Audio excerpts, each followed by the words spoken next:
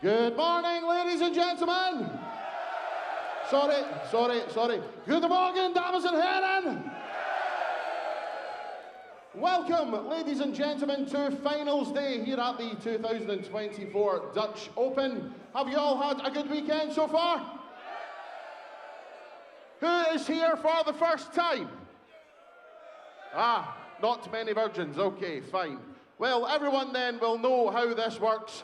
We have 11 matches on stage for you today, and we are going to begin with our girls' final, played over the best of 5 legs. And we welcome to the stage, first of all, the WDF Girls World #1 from England, Paige Pauling!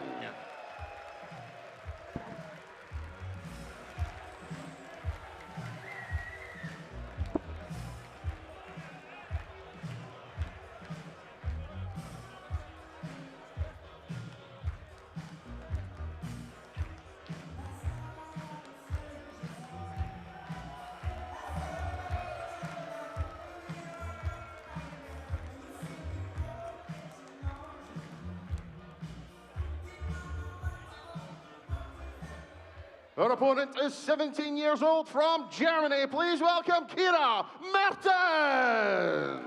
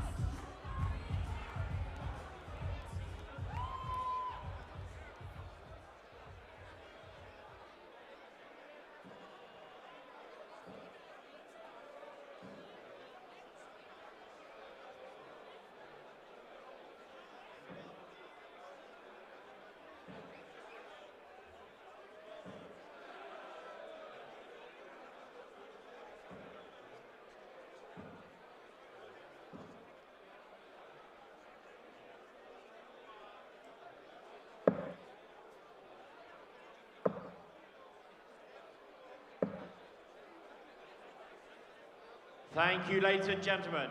First leg, it's Paige to throw first. Game on.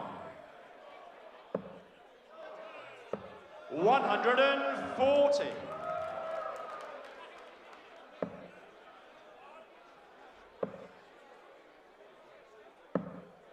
41.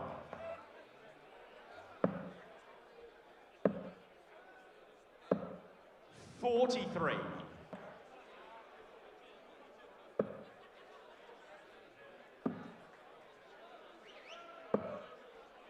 20.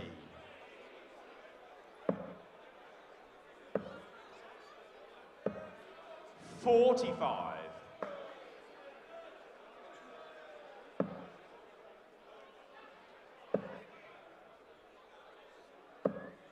43.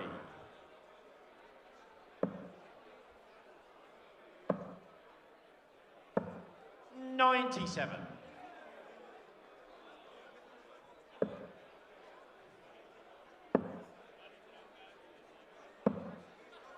84.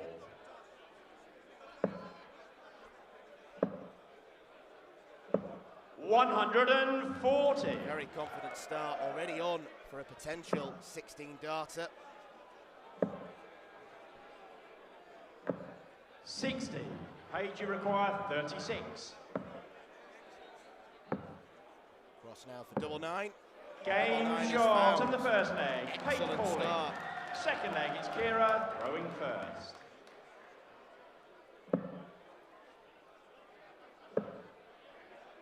They have played each other once before. 43. It was in the WDF World Cup where Paige was a 3-1 winner. 100. It is a good omen for the 15-year-old, originating from Bromley. 26.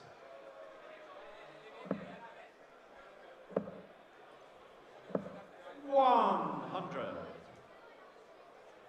And it is a terrific action that she's got She has been under the tutelage of her pairs partner Lorraine Winstanley, who's done loads of great work with youth darts. Just need to ask Luke Littler. 59.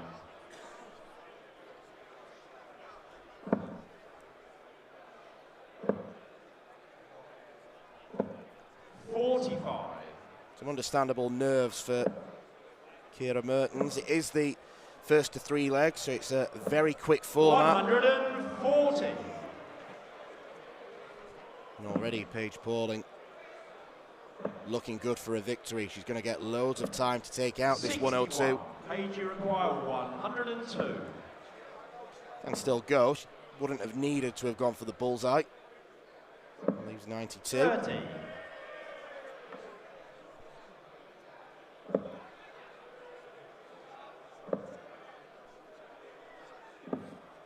29. Paige, you require 72. Tops now. 32. Still has plenty of time on her side. It's been a very one-sided final so far. The fact that Ciara Mertens is about to have her throw broken if Paige takes out 35. Finish of 40, but she doesn't.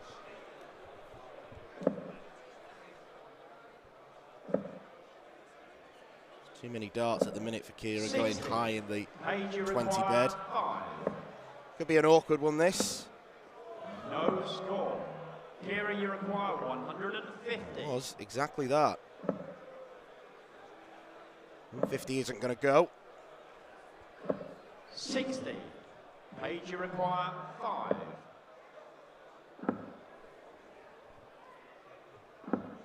1. Tricky for Paige to negotiate that double 2, and all of a sudden Ciara's got an opportunity. It'll have to be treble 19. 40. Had to keep straight really on the 90. I think she may have been going for treble 18, to be honest. Game shot. 10th time of asking. Paige Pauling takes out the double. Third leg, it's Paige to throw. Break a first. throw. Game on. Even though we've only been playing 5 or 6 minutes, she's 1 leg away from the title. First of 13 games will bring you on stage today. Got the girls' final, 2 boys' finals, one of them for under 14s, the other one for under 18s, as Paige goes for a maximum and she gets it. 180. Must be a class feeling at that young age, hitting a maximum on the stage, but she just looks so unfazed by it all. 63. Nicely rescued with the last start.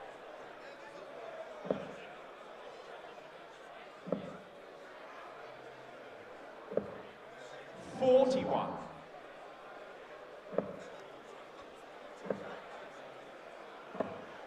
59.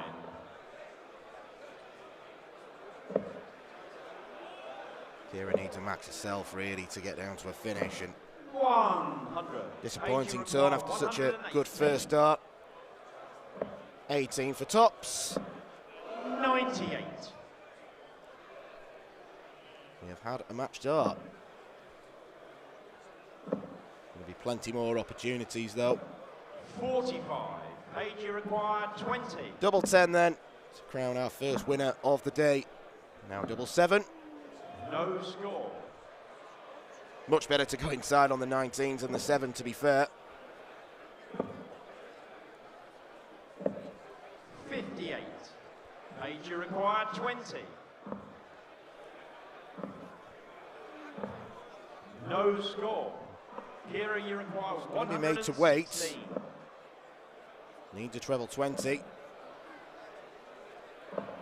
100. Paige, you require Another 20. chance now for Paige Pauling. Game, shot. And she gets it And the on double 5. 2024 We have our Girls first winner champion, of the day, Paige and it is the Pauling. 15-year-old English woman. An example of her talent was on display there. Sometimes a little bit erratic with the doubles, but Paige Pauling is the girls' champion of the Dutch Open. Wasn't put under any pressure by Kira Mertens. Paige Pauling, the Dutch Open girls winner.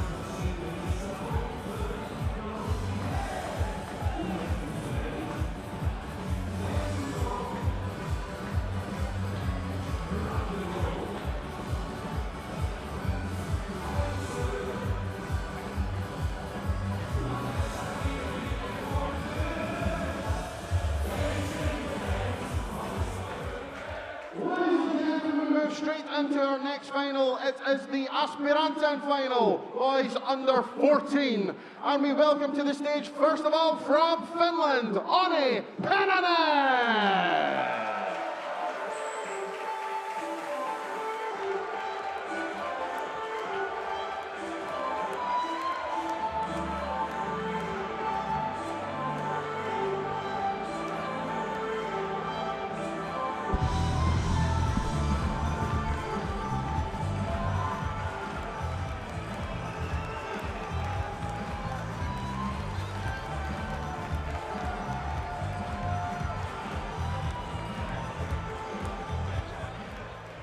We welcome his opponent to the stage from Hungary. Please welcome Balázs Saták.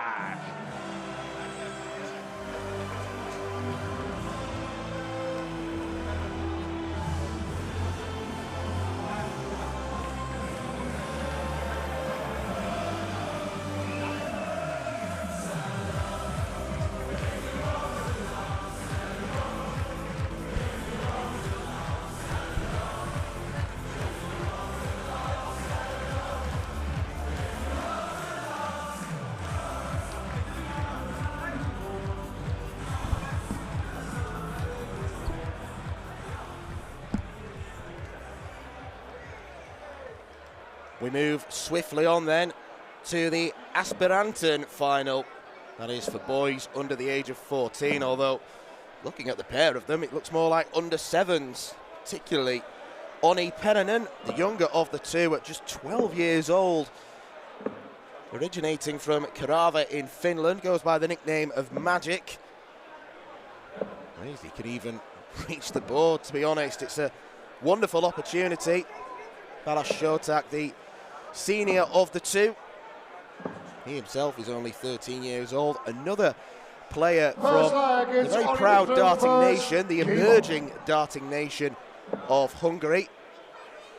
Will be Pennanen to kick things off. 100.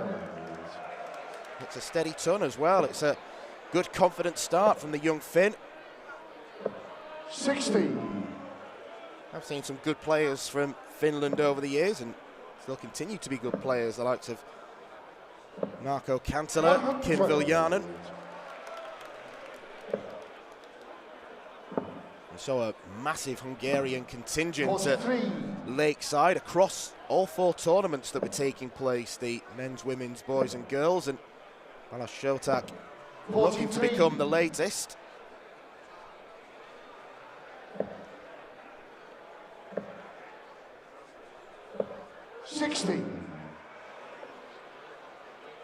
If you've been watching the stream over the weekend, we've been talking about our commentary position overlooking 85. basically 100 dartboards where the tournament has been going on, but over the night all the staff that have been heroically working here have taken down the boards and turned it into an arena.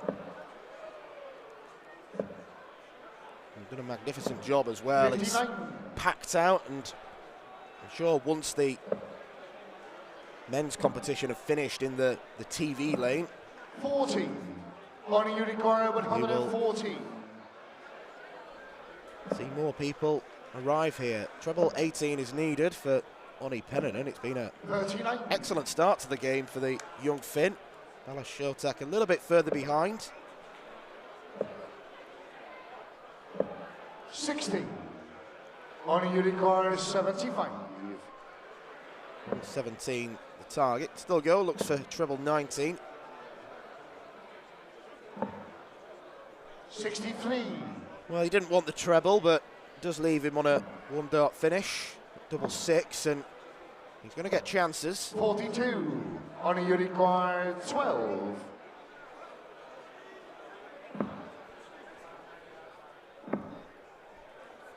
Just needs to nudge in a little bit. Not that far though. Balázs you require 136.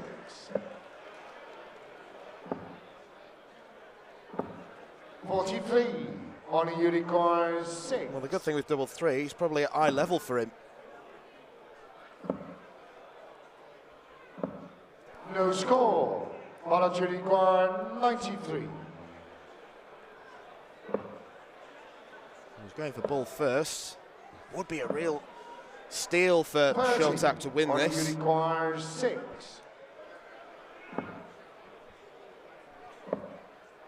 No score. Balázs you require 60. Such an awkward double is double 3. Ask any dart player on the planet, they'll say that they don't like it. They'd rather have anything else. Double 16 then for Balázs Let's Šoták. keep shoulder the first leg. With his Balázs first dart at double. second leg, it's Balázs to through first. And takes out a 63 finish.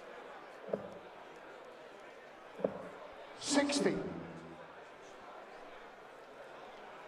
Same as the girls' final. This is first to 3 legs. 122.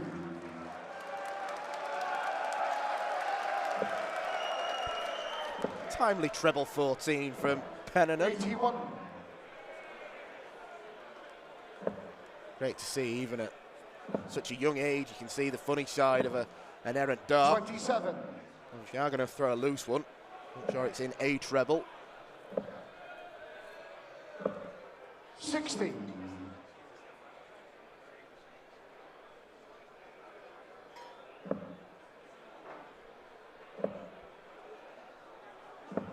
40.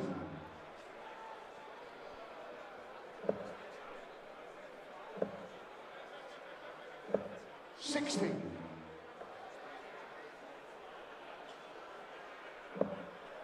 Whichever of these two win, they know they're going to be the youngest crowned 42. winners in this tournament.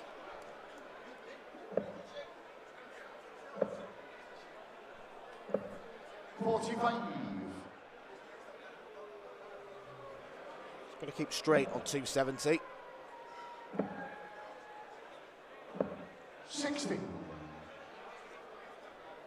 There's Marco Meyer returning to the day job after he and our MC Anthony Dundas 60. played in the pairs on Friday afternoon. They did win a game. We'll keep reminding everybody. 48. Balázs you require 135. Double 20 needed. 65. Ronnie Pennon on a bogey number. I think that was a 51. another loose one. Requires 70. Double 8 then. And 2 let's from get 2 on the shot of doubles. second leg. Clinical Balash so Shotak. far from Balash Shotak. Third leg, it's only the throw first. Game on.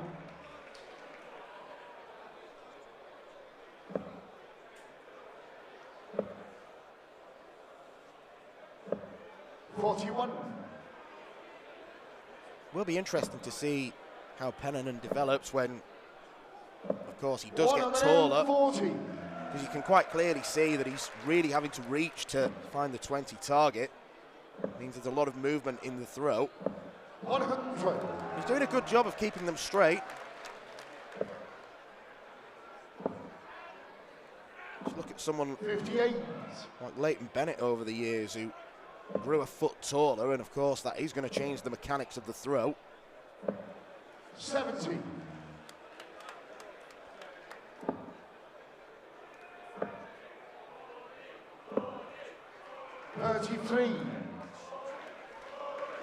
That's a good darting nickname that Shotak has got, the Terminator.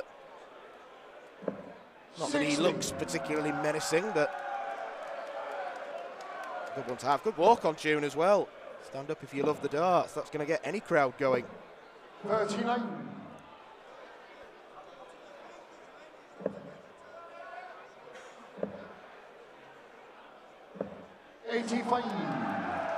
First to a finish, and I think a large contingent of the crowd here look to be on his side.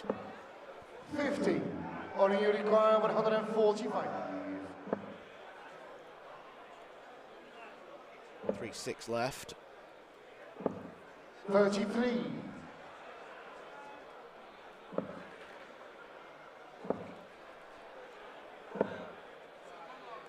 45. Only you require 112.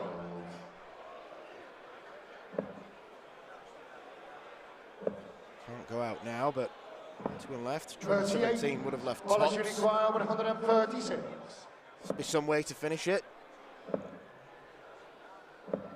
45.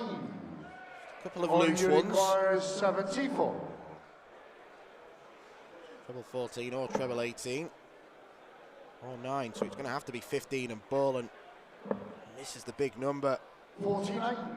All you require 91. Playing it safe on the bullseye. 43. Only you require 25. Well, if Ronnie Pennon goes on to lose this final, he's going to be ruining the 6 missed darts at double in the first leg. 17 for double 4. Takes a step back. And there he finds it. He's back in this final. Forward leg, it's Balash to throw first. Game on. It's merely a hold of throw, but just gives Balash something to think about.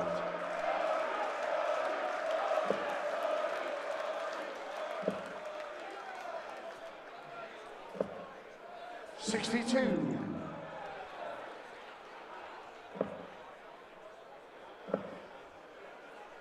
Mid to high 50s averages from both players. Well, with that 140, Balash has just taken his to 61 now.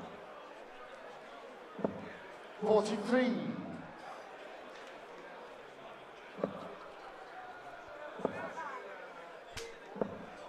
45.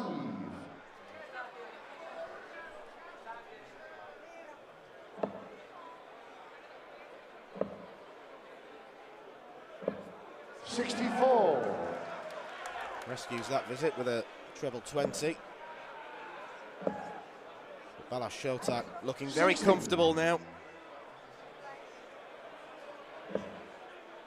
Of the two, he made the slower start, but he was allowed to win leg 1, really. 60.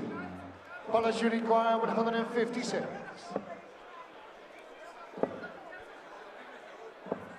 43.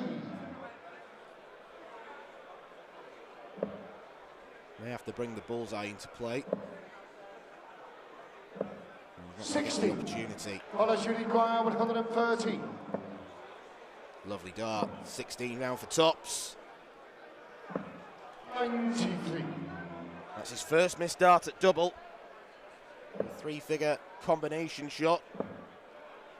Man for the title. 58. And he is going to come back. 20.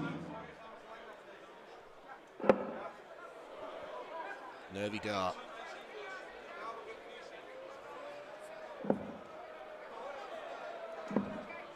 Just inside. Only you require 154. He's going to be messing about on those low doubles, a little bit like Oni did in leg one.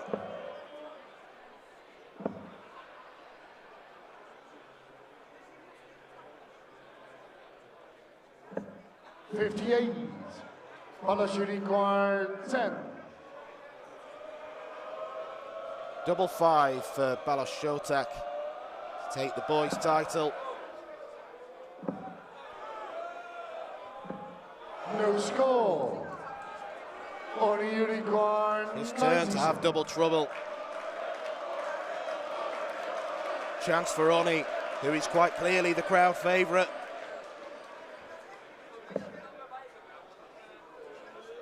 Does he go 2 double 19s? I think he is. Oh, there's one.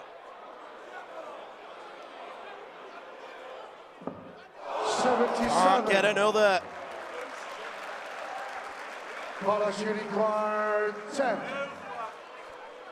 Back up for double 5. Now has to split. No score. Well, it's a carbon copy of leg one, Only but it's required Balas having the 19. problems on the outer ring. Make sure this is in the right side of the 3-bed. It's plumb in the middle, he likes it.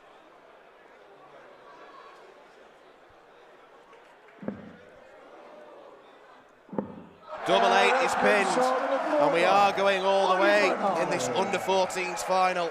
Fifth and final leg, it's Oni to throw It's first. back on Oni Penninen's throw.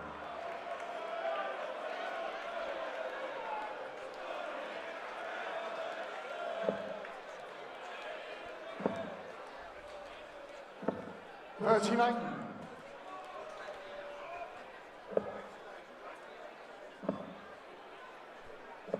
$100.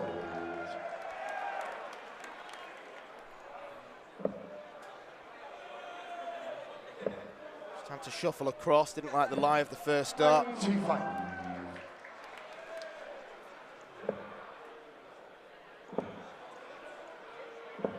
$81.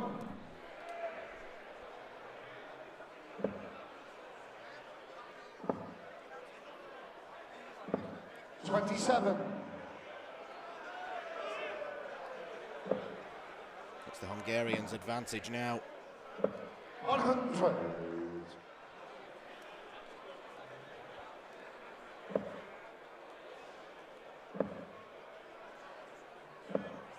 $43. Well, 3 of the 4 visits for Oni have been low scoring. 140. Balas Shotak firmly in control. No other way about it. Oni Penninen needs a maximum to put the pressure on, and he's not going to get to a finish now. 47. Polish require 80. Couldn't take advantage of having the throw. Didn't need to go 25 and bull, and doesn't entertain the prospect. 26.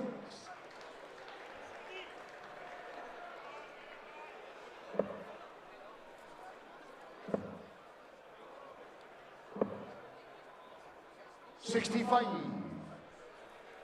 Polish require 54.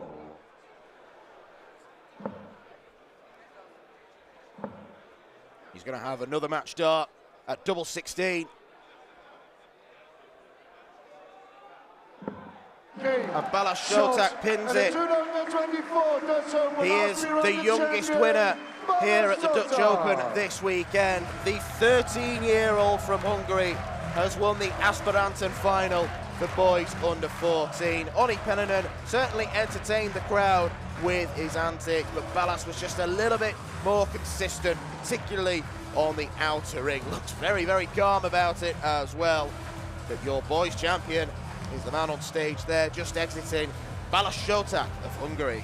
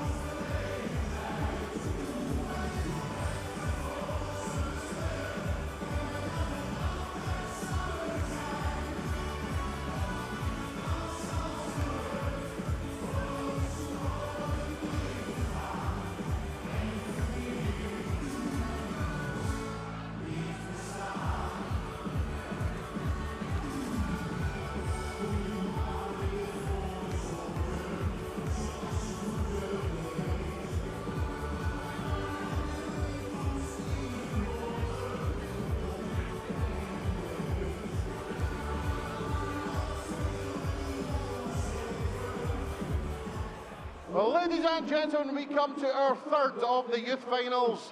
The junior end boys under 18 final, played over the best of 7 legs. We welcome to the stage 2 boys from the Netherlands. Please welcome, first of all, Cor Bukema!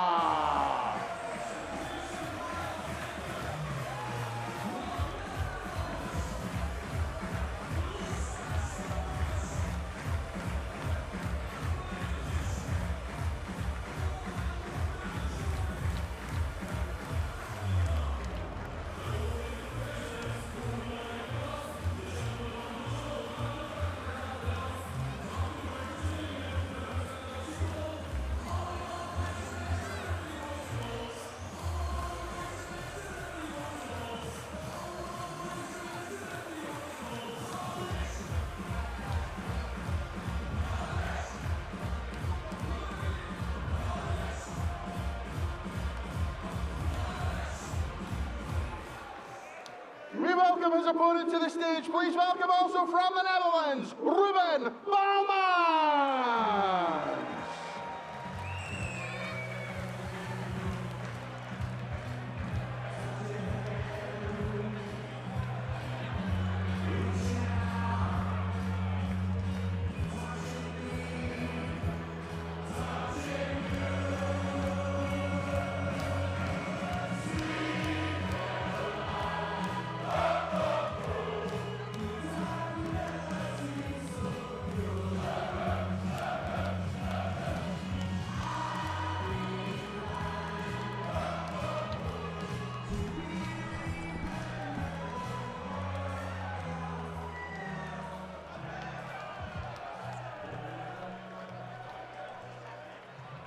Well, a note to all aspiring darts players, one way to get the crowd on side is to hand out free gifts to them. That's exactly what Ruben Bouwmans has just done, taking inspiration from quite a few big names with that walk-on. Daryl Gurney's tune, Ricardo Petresco's Love of Pikachu. It is a combination of 2 Dutchmen, the first young Dutchman that we are seeing on stage. Bouwmans just 14 years old and he takes on Cor Bukema. He stands at just 15 years old. Both of them Dutch natives. Thank you, ladies and gentlemen. More of a standard Dutch techno walk-on for Cor, who is going to get the game off and underway. 29. Just 14 and 15, so both of them not far off qualification for the previous final that we've just seen, taken by Balas Shotak. 46.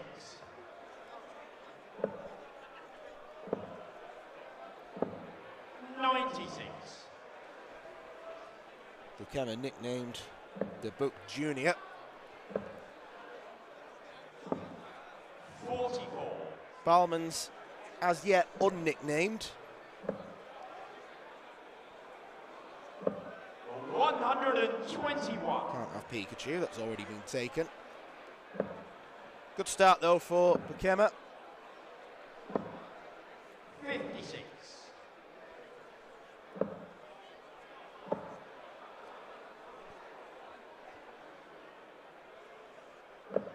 140. I'll revise what I just said. It's a great start for Bukema. Down to a finish after 12 and a very makeable finish too. 18 for tops.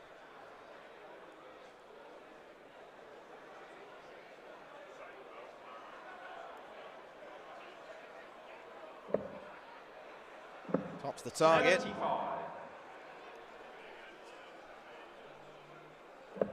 Most of the Dutch players these days do throw very quickly, and Cor Bukema, no exception.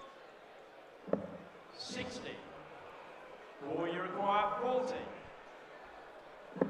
Game shot in the first leg. Tops taken, a very confident start.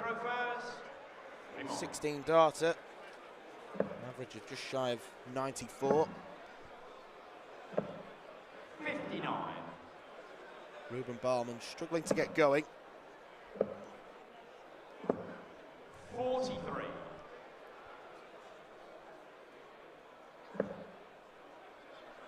1 45. Wonder who he's supporting. 100.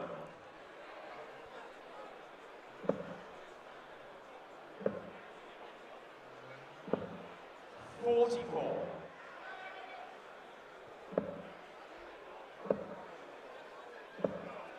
41.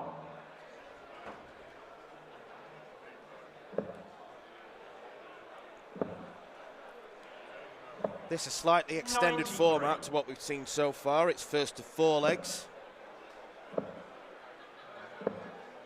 59. Don't think that's going to phase either of them.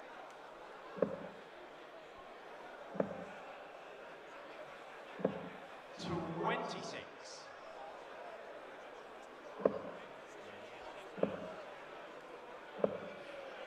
24.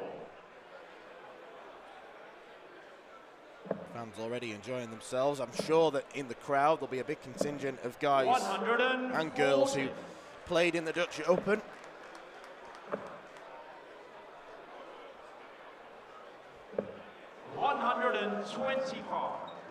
Three occasions now where Bukema has teased the 180 but missed the third dart. This is more business-like for Ruben Baalmans. 2 missed darts at double though. And for treble 19, I should say.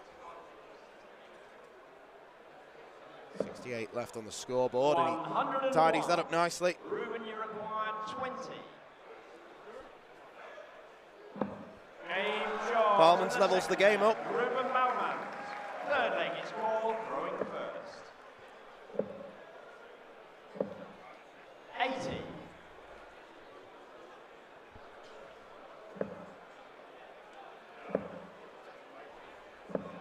60.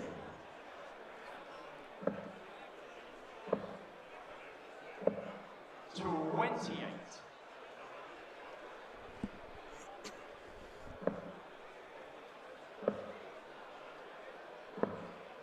91.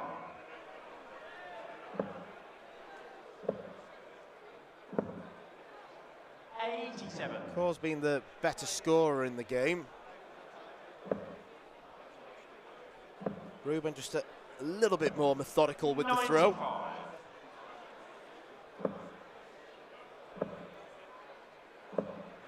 60. Really extended follow through with the arm for Bukema. 59. And with Baalmans, to be fair. What you want to teach young dart players to do, to get into the habit of. 23.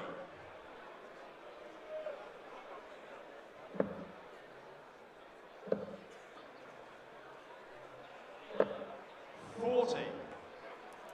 Violent bounce out, but Baalmans does get to a finish first. 66. Ruben, you require 156. Another one there. Could have been a Raymond van Barneveld special. 100. Or you require 157. 29. Ruben, you require 56. Tops for a 2-1 lead for Ruben Baalmans. 36. Or you require 128. May only get one at the bull. He's not even going to get that.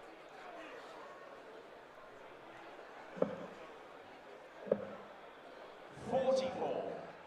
Ruben, you require 20.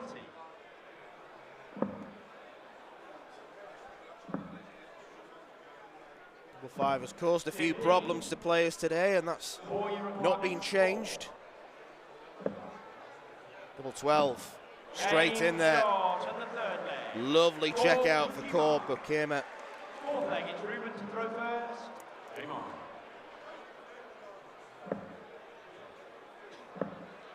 Smile on his face. 45. The older of the two players. And he does give a 180 now. 180.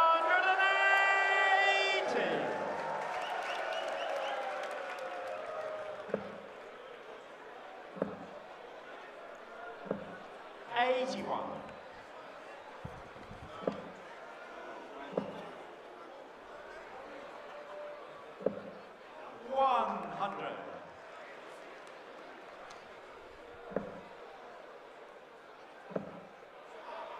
after the conclusion of this game as Ruben Barmans gets a 180 of his own.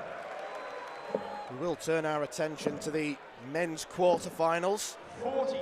I'll tell you the lineup. Wesley Pleisier, who's been the best player this weekend. I think that's the general consensus. He's playing Bram van Dijk. Christian Kist against Sasha Sturlemmer. Jarno Bottenberg against Ian Konterman. And Sybren Guyballs against Jeremy Dirksen. 84. Ruben, you require 136. 87. Paul, you require 94. Bit like what we saw in previous game. 44. Scores of 94 left. That Ruben, you require young players 49. are tending to try and play it safer. Game short and the ball play. Ruben Baumann. Hasn't necessarily worked, and Ruben Barmans takes out tops. Nicely done. 45.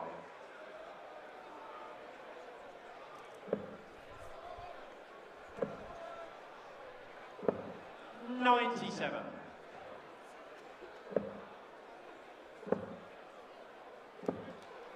42.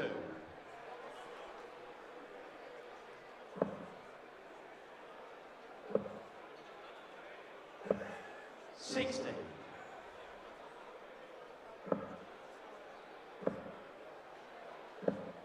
45.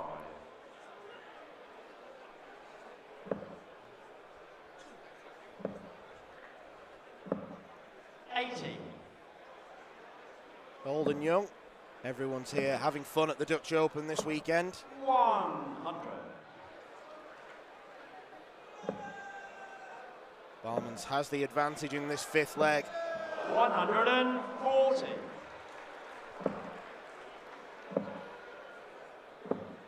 25. Ruben, you require 124. Didn't need to go treble 18 for the ball. He wanted the treble 18 46. to probably get a single 18 and lay up for double 16. 100. All about planning Ruben, and you require preparation. 78. Board management, as we call it. Now he's going to have to get 16 and ball, Game and he does. short in the fifth leg. Ruben Baumann. Great shot from Ruben Sixth leg is Barmans. Ruben to throw first. Game on.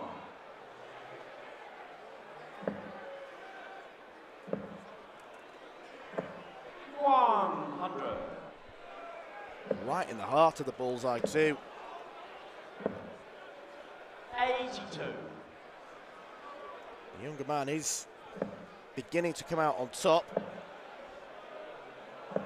No, I'm not ruling out the Kemmer just yet. Does appear like a match where 81. we're going to go all the way.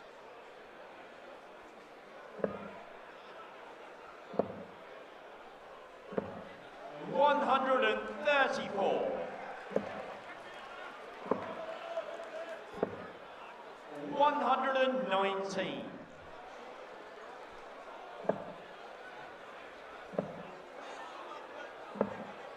I thought he was going to go for the 180 then. That'd have been bold. 135. Well, this has Ruben, been a you brilliant require leg. 52. To win the title in style with a 14 darter, Barmans wants tops. 42. Or you require 84. He's taken this out already, but he's going to have to go a different route. 59. Bukema Ruben, you can't require repeat the 10. Barmans trick on the bull.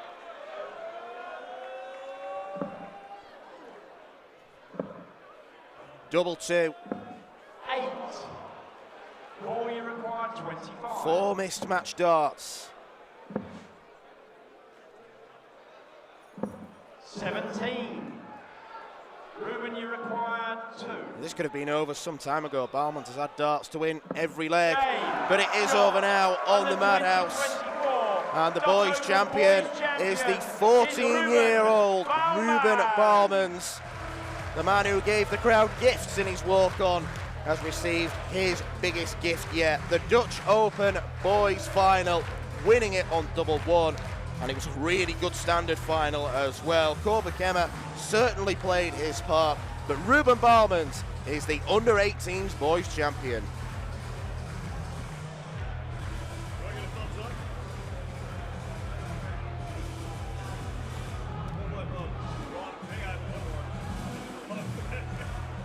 Well, ladies and gentlemen, we are going to move straight into our presentation for all three youth events.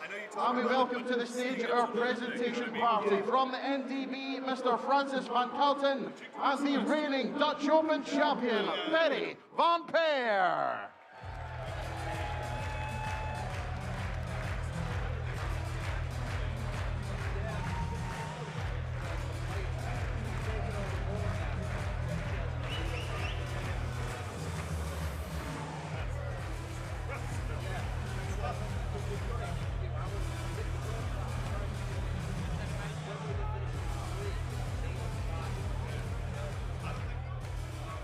We begin with the semi-finalists from the girls' competition, and we welcome to the stage Kienta Eiswijn and Sophie McKinley.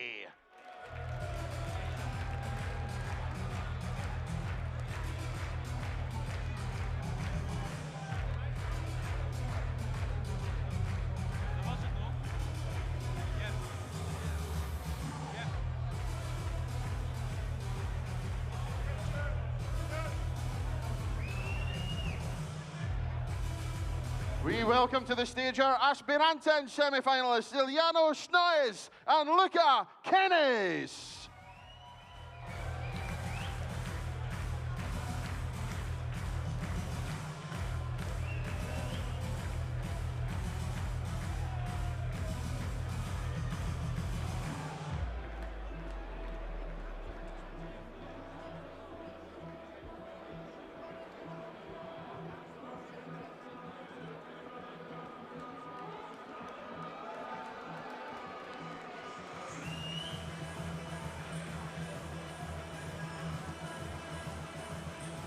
We now welcome to the stage our under-18s semi-finalists, Leopold Everbeck and Jake Yesserin.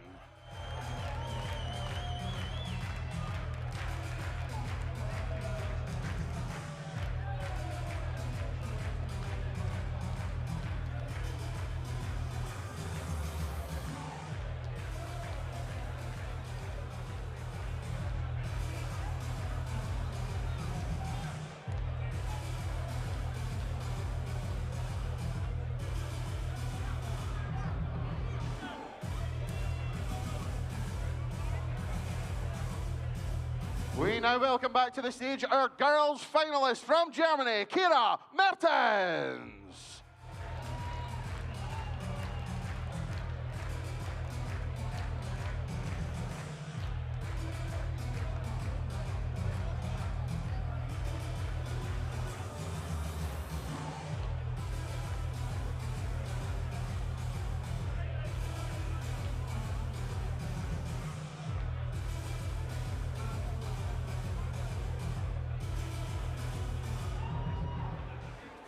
We now welcome our Aspiranten finalist, Oni Pennanen.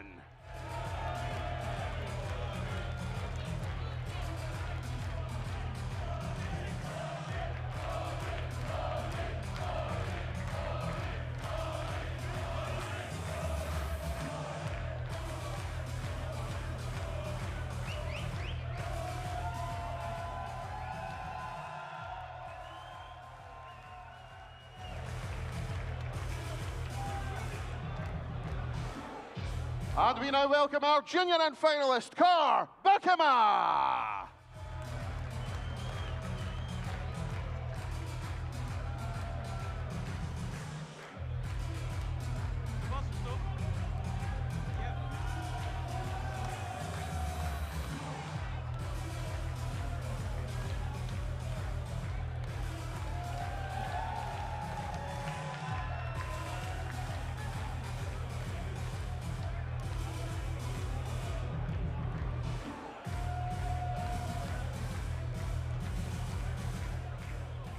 It is now time, ladies and gentlemen, to welcome our champions back to the stage. And first of all, our girls champion, Paige Pauling!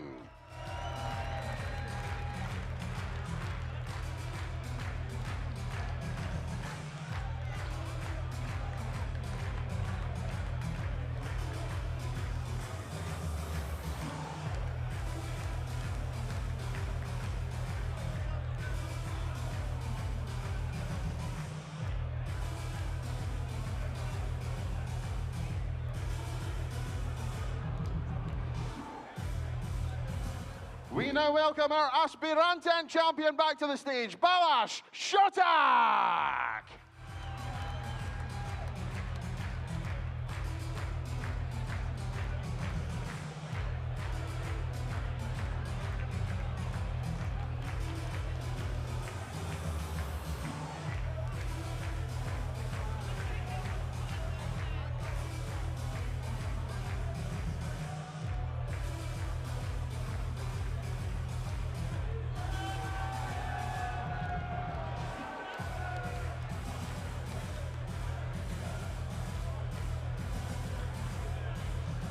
And now, ladies and gentlemen, our junior end champion from the Netherlands, Ruben Bouwmans.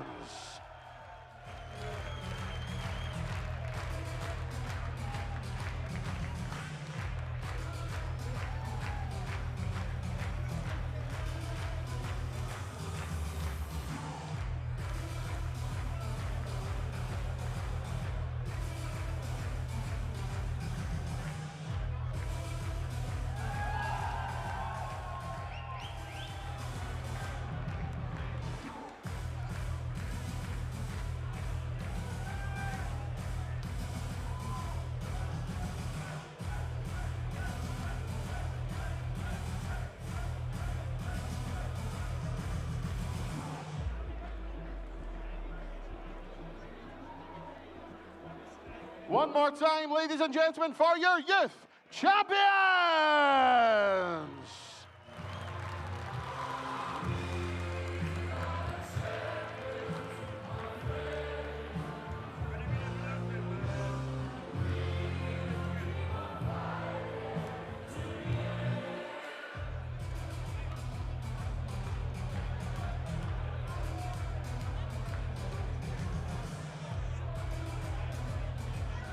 Well, ladies and gentlemen, that concludes our youth events here at the 2024 Dutch Open.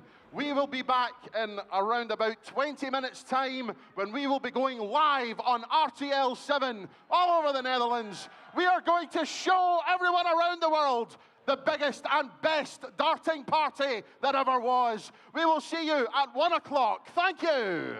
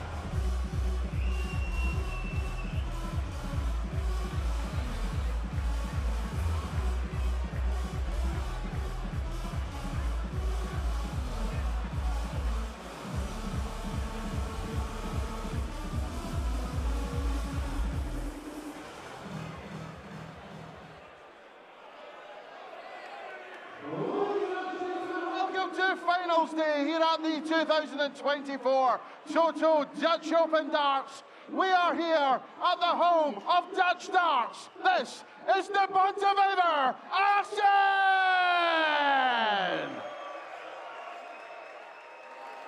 We begin with our men's quarter-finals, and we welcome to the stage, first of all, a former Belgium Open champion, the reigning Antwerp Open champion, the reigning Windmill World Masters champion from the Netherlands, Wesley Plezier!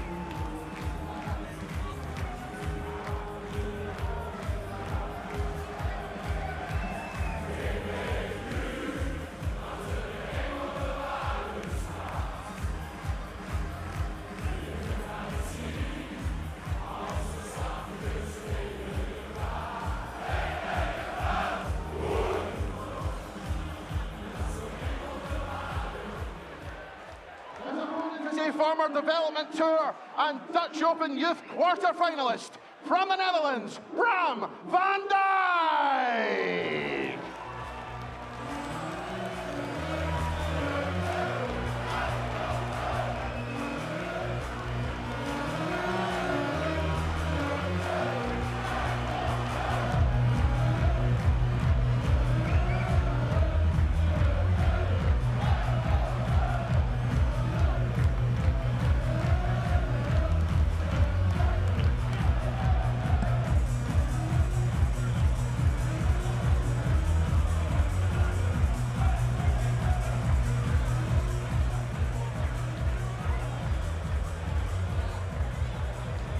This is it, the business end of the Dutch Open right here, right now. Wesley Plezier against Bram van Dijk in the very first quarter-final here at the Bonte Wever in Assen. Over 5,000 entrants were in the men's singles, and we have whittled them down to 8. Wesley Plezier, the man in your picture now, he's just gone out of picture. That's Bram van Dijk, the 19-year-old who's hoping to cause something of an upset. Looking at the performances over the course of the weekend, Bram is 108th on the average list. Wesley is second. He has been the best player. He has been the most consistent player in the men's draw. He landed a stunning average of 121 en route to the quarterfinals. That was in his last 1,024 game against Richard Verlooy. But Bram van Dijk is someone who's got very good potential and a little bit of pedigree as well. Competitor in things like the JDC World Championship. And still at 19 years old, he's got an awful lot of potential. However, Wesley Plezier is a different beast altogether, and he is a player who does relish the big stage. We have seen him cause big upsets in things like the European Tour in the past, and this venue will hold dear memories to him. The defending Windmill World Master, taking the title back in 2022.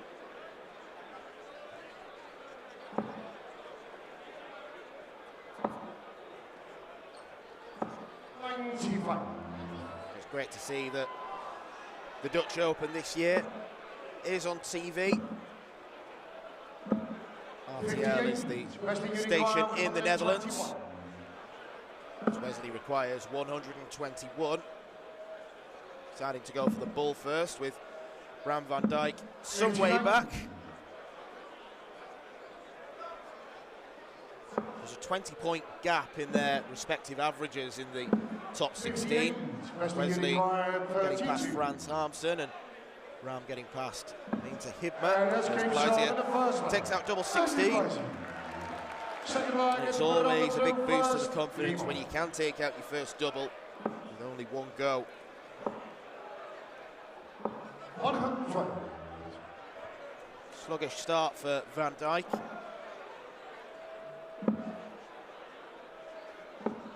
There's no question he's going to have to raise his game in order to beat Wesley. All the quarterfinals in the men's draw are first to 5 legs, and then from the semis onwards we go to a set format. Also got the pairs finals coming up and the women's final, repeat of last year between Bo Greaves and Eileen de Graaf. 119. Better leg from Bram van Dijk.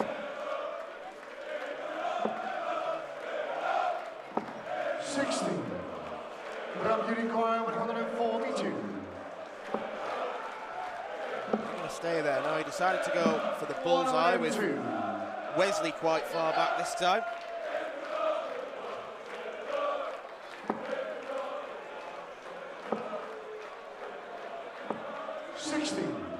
Bram Unicorn 40.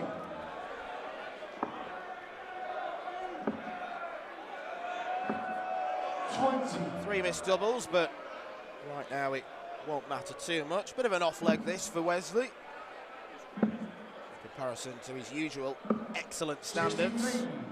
Bram Unicorn 20. Needs to shuffle across, and the way that dart stuck up Looked looked like it was going to make it awkward, but it seemed anything but.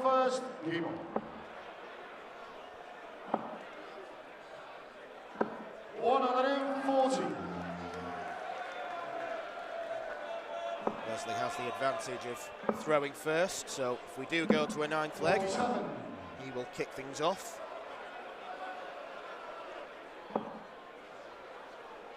It's been such a fantastically run tournament. 60. All those supporters in the crowd. Where yesterday it was just a room full of dartboards and hockeys and iPads and markers. Been run like clockwork. 60.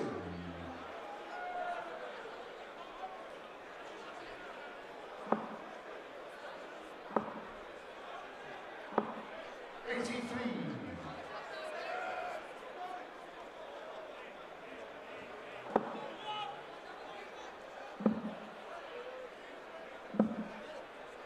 51.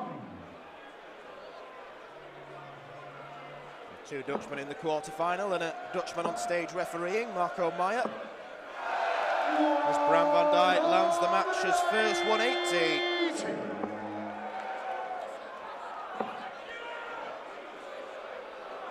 Wesley won't want the same, he'll want to go to the treble 18. 138. Well, this would be a darting rarity, a 180 followed by a 170 finish. It's not going to go. 39. Wesley Unicorn 52. Just in the 20.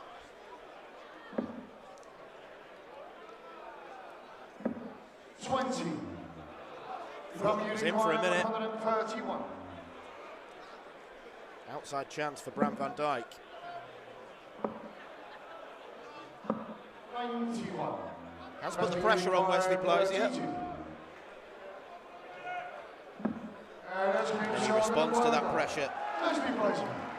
2 legs, 2 double 16s. Never played each other, these two.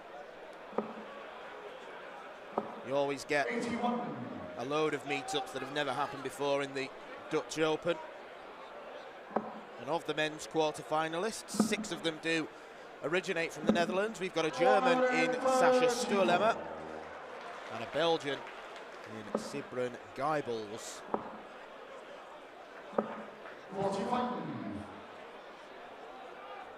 There's Anna Votavova, who we saw in the TV lane yesterday. Quite a funny moment in her last 32 match, I think it was, with Lorena Rietbergen, where Lorena took out the dart to make it 3-1. Both of them thought they were still playing first to 3. They had a hug, and then they were told, oh, you're not quite there yet. 140.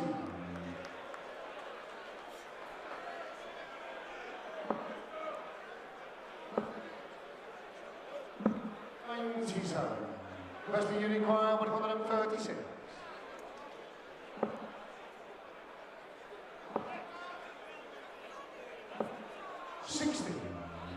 Wrong side of the treble 20 wire.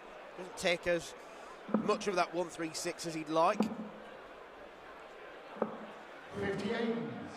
Wesley Unicorn 76. Well, this is for a break of throw and potentially 1 in 14 darts.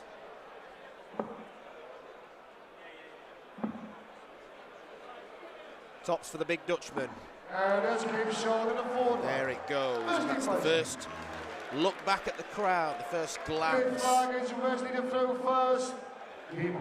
First sign perhaps that he feels he's got control of this game.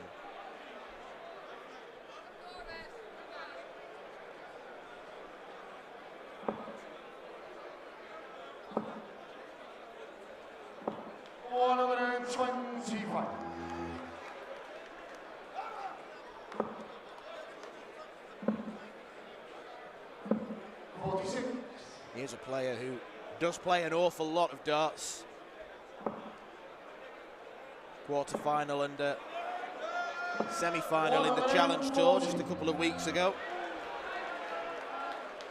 Agonisingly missed out on a tour card at Q School, getting to the PDC, but PDC's loss is certainly the WDF's game because Wesley Plysier is a big scorer, big character, someone who's popular with the crowds. He's looking to win this tournament for the very first time. 140. Wesley Unicorn 152.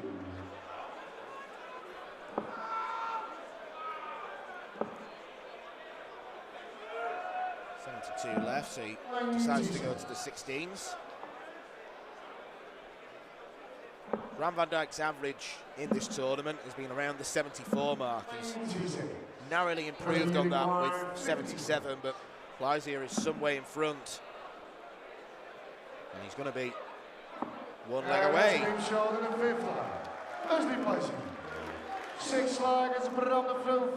In a routine performance.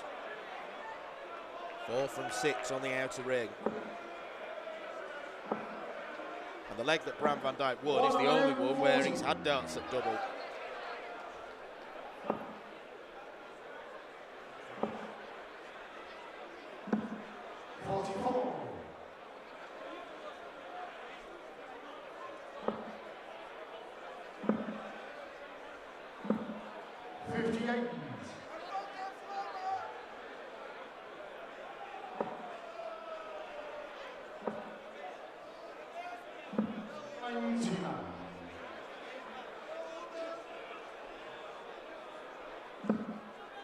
In the 19s, will try and leave the big fish, but 57. Can't do it if he doesn't find at least 2 trebles.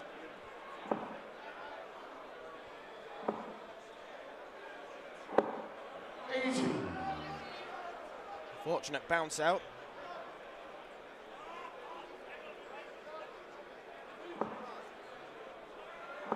As this match might be extended into a 7th leg. 40. More of a chance now.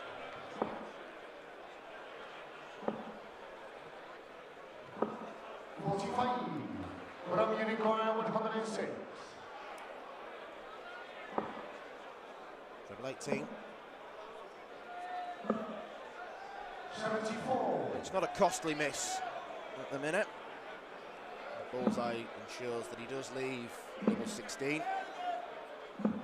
133. Plysier looking to jump all over it.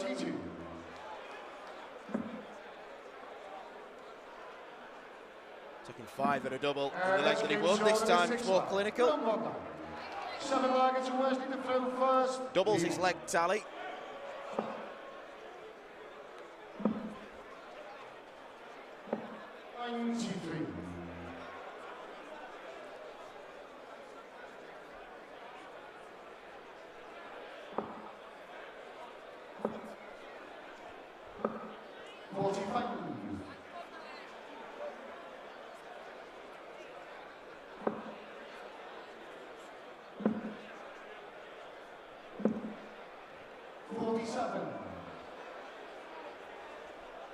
lateral drift with all 3 of those darts. 100.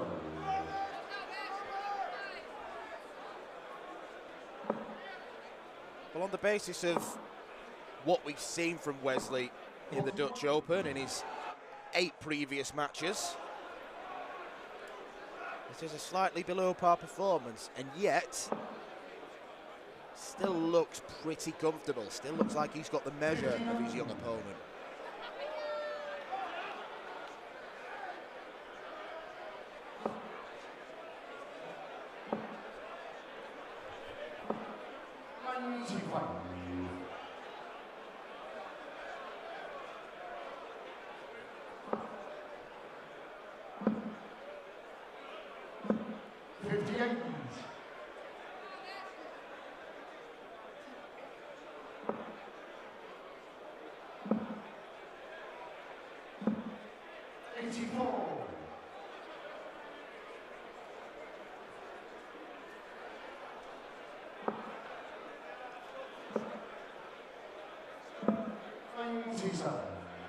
Where's the unicorn with 141? Chance to wrap this up in style.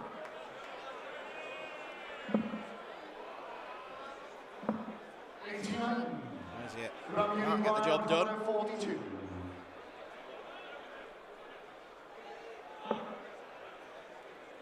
He's going to come back to the board. 50. Well, he's been good on both double 16 and top, so choices are plenty. Well, you could just miss the big number. Double 16 for the match. 20. Brown unicorn 92. A 92 checkout would make this very, very interesting. Opts for the bullseye. Now double 16 for Bram. 60. That could be the last chance. It's the first leg where both players have had darts at the outer ring. Wesley Plaisier to book his spot in the semi-finals, and he does. Double 16 to the rescue once again. Not at his brilliant best by any means, but Wesley Plaisier more than good enough to defeat Bram van Dijk, who's had a very, very good tournament in his own right, getting to the quarter-final stage, getting to play on the big stage. But it is the big Dutchman who is through to the semi-finals.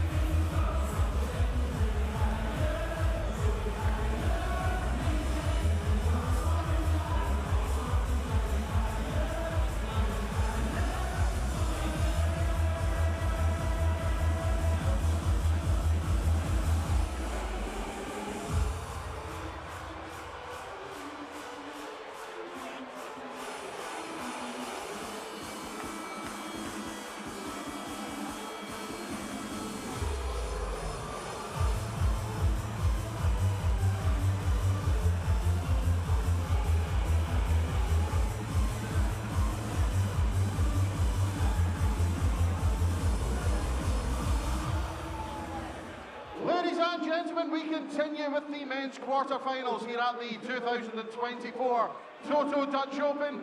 And we welcome to the stage, first of all, a man who was twice a winner on the Challenge Tour. The 2012 Lakeside World Champion from the Netherlands, Christian Kist.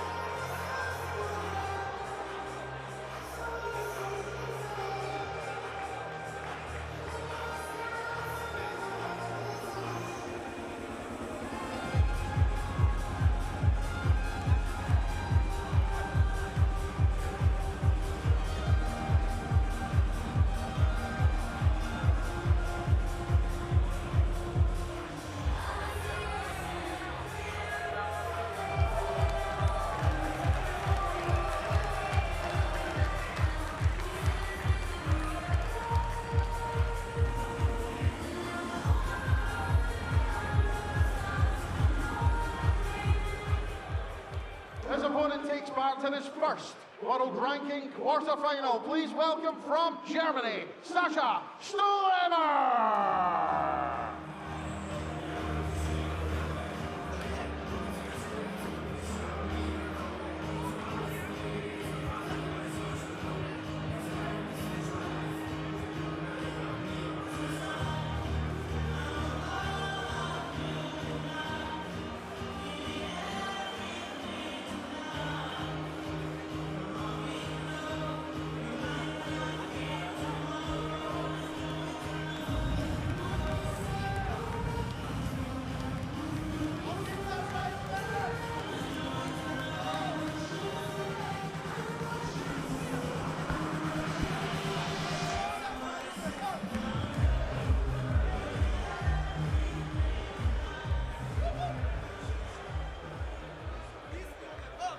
Quarterfinal number 2 here at the Dutch Open between a former Lakeside World Champion, Christian Kist, who's packed quite a lot into his darting career already. He's still only 37 years old. There are a lot of years left in Kist, a career of two halves, you could say. He had the enormous success that led him to Lakeside glory back in 2012, but unfortunately since, he's suffered really badly with injury problems. Seems to have got over those, which is great to see because he is a huge talent.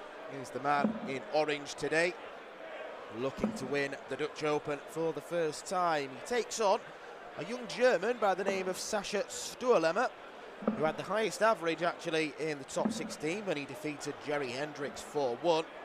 Previously defeated Carlo Van Peer in the round of 32, the younger brother of last year's champion, Barry Van Peer. Another game, perhaps, where you would imagine Christian Kist will go off as quite a heavy favourite, but Stuhlemer has certainly shown in this match, shown in this tournament, I should say, that he is very capable. A little bit like Bram van Dijk, someone who's played plenty of youth darts, development tour and world youth championships. Kist is the man with the big experience and does have the throw as well, so a little bit like Plaisier in the last game. If we do go to a 9th leg, then Christian will kick things off. 134.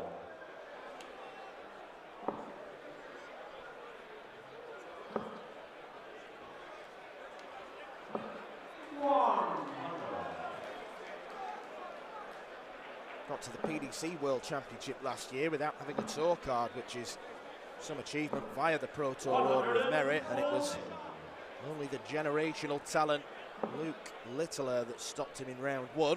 He played pretty well himself. It was just unfortunate that that was the draw he was given. Good start though from Sasha. Double 8 for a 1-2-7 and game. 119. Impressive stuff so far.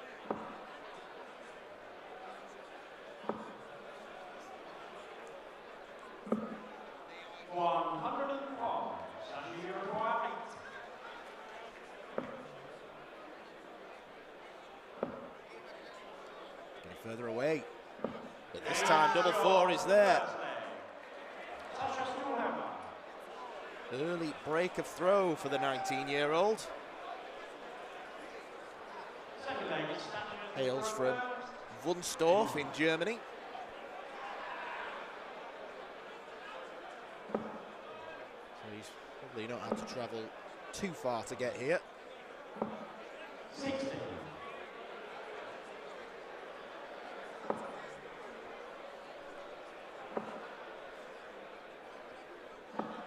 140.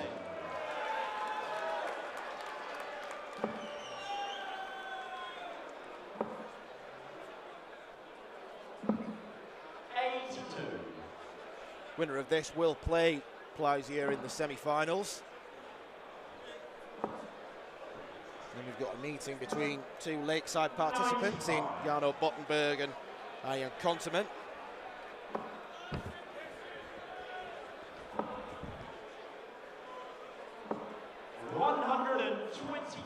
And then Sidran Geibels and Jeremy Dirksen round things off as far as the quarterfinals go.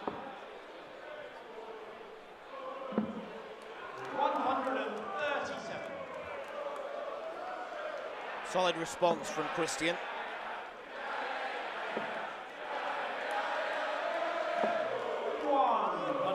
Christian, you require 129. Treble 20 to leave the bullseye. That's what he gets. 85. Some way wide of the target. 36. Oh, this would worry Christian, but it's not going to go. 96. Christian, you require 44. 4 tops.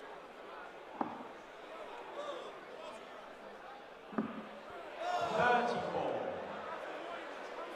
But Christian's going to worry himself if he doesn't take out these doubles. Big opportunity to break back, and he spurned it.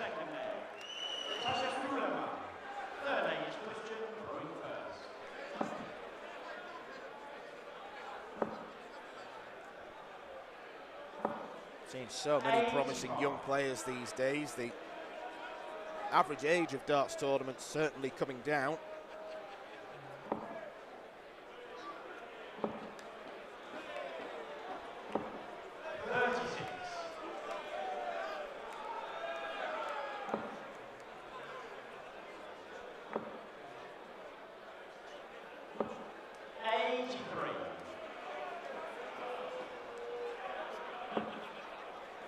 Refereeing duties split this weekend between Marco Meyer and the WDF Secretary General Nick Rolls, who put in a really good commentary shift with me yesterday, so thank you very much, Nick.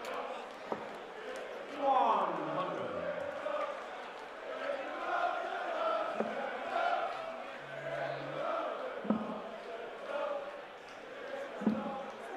134.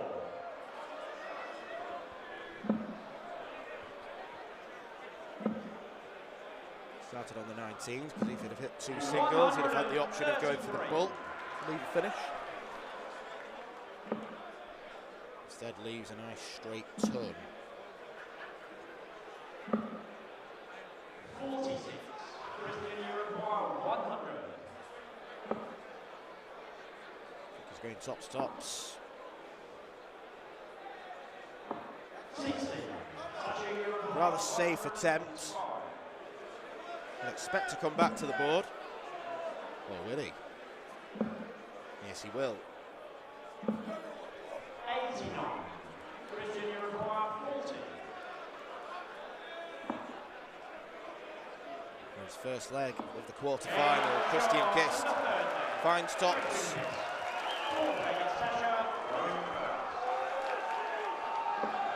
That'll get him going. 60.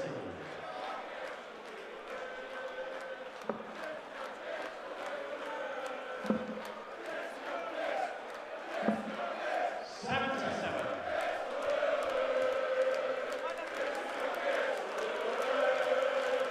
He's getting the appreciation from the crowd. Salutes them in return. You'd expect them to be behind one of their own. 41.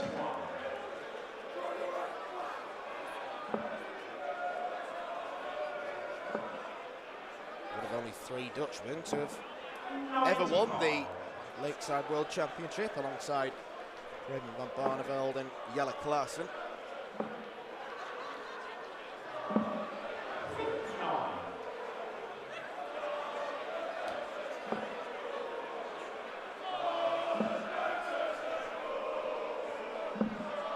96.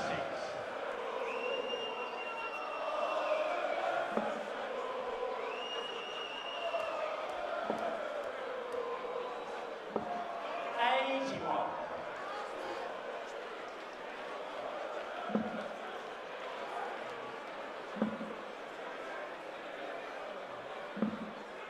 67. After a lovely first start, the following 2 were very unhelpful. Left him on a bogey number. 60. Doesn't matter too much, because after a very quick start, Sasha Stilema's level has just dropped slightly.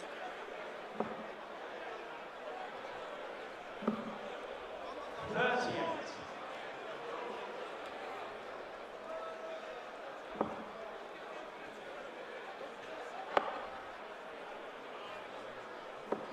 60. Christian, you require 128.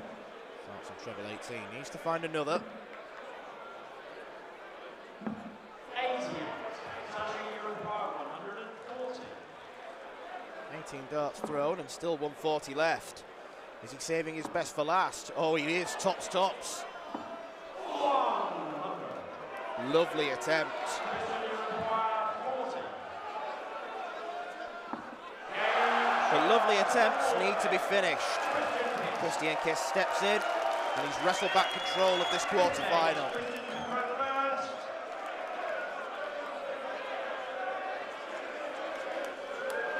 Game on.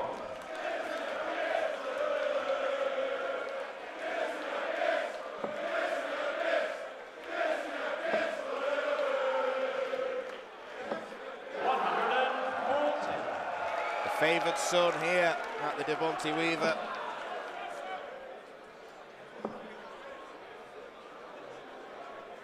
And it's the kind of match where Sasha Stilema has many opponents. There's a smiling Danny Jansen. Good to see him smiling after being defeated earlier on today. 85. Taking the Challenge Tour by storm this year already. 1 win and 2 finals under his belt.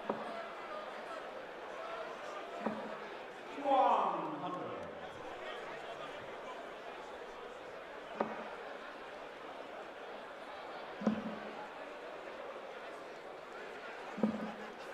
79.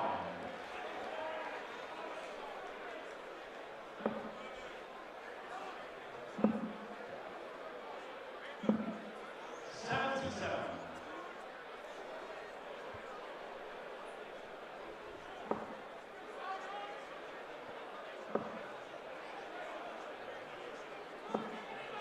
100.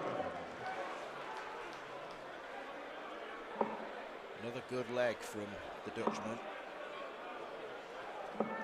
60. Stilema is beginning to just cling on now. Treble 18 leaves double 12. Christian Kist is 3-2 up. To the 5th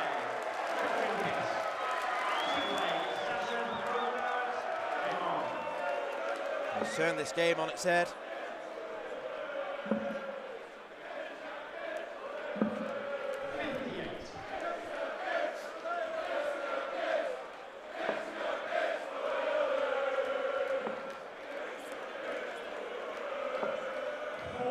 Winner of this tournament gets an automatic spot at Lakeside, with this being one of the platinum rated events. So it's a real carrot dangled in front of the pair of them, in front of everyone really. Perhaps less so Wesley Clysier, because there's no question he'd get there via his ranking. 270 ranking points available for winning this as well.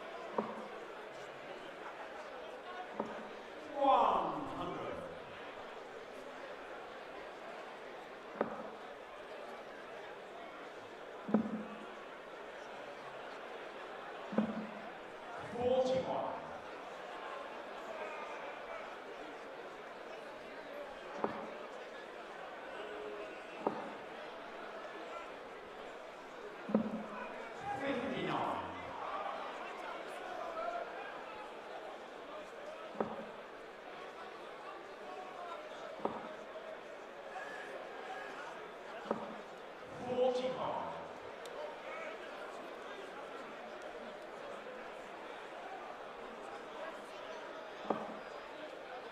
It's a leg that Stuhlema needs to win to stop the rot, but also to stop Christian Kist then throwing for the match.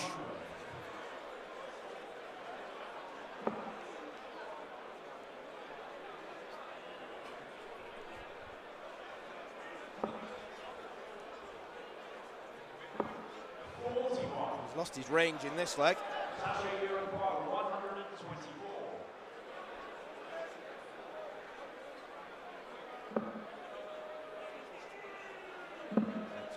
Target. That's a lovely recovery. 72. That'll do. Kissed way back on 208. But he trims a lot of it off.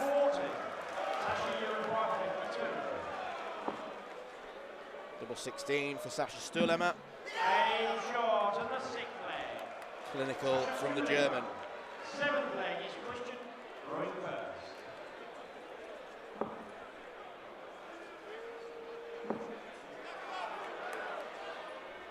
3 from 7 on the doubles for both players. Hence why we've got a level game. 96.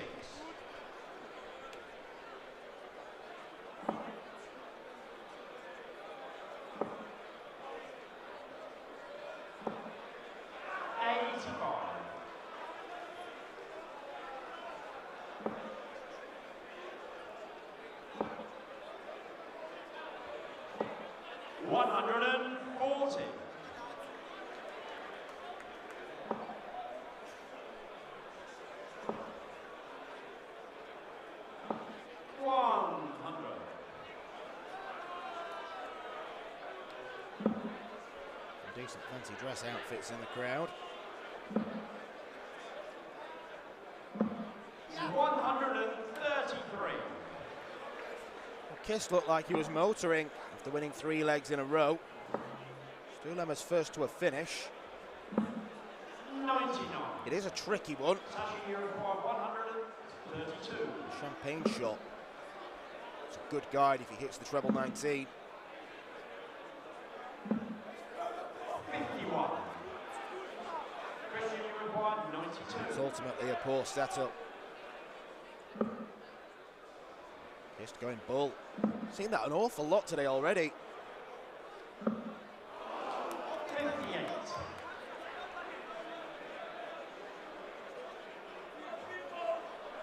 With a scoreline of 81, Sascha Stuhlema might be limited to 1 at the bull.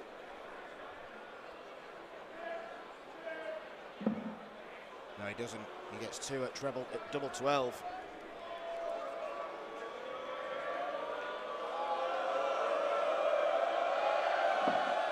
Stuhlema takes it. To the 7th leg.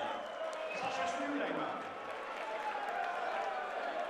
He has broken the throw, and now he has the darts to go and win the match. 8th leg, it's Sasha to throw first. Game on.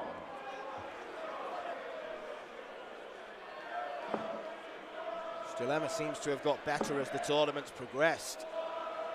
Rolling average of 78 coming into this match, but he averaged 95 in his last 16 tie. It's mid-80s here. Same as for Kist. 96.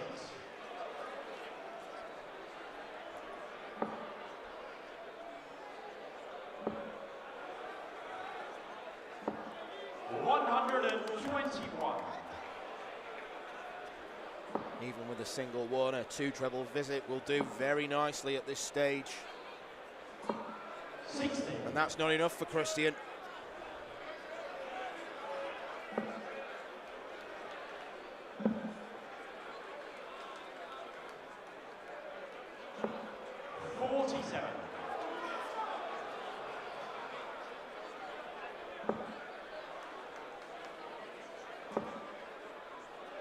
Can he get another? 85. Depending on what Stulema scores, Christian Kist could find himself in very, very big trouble.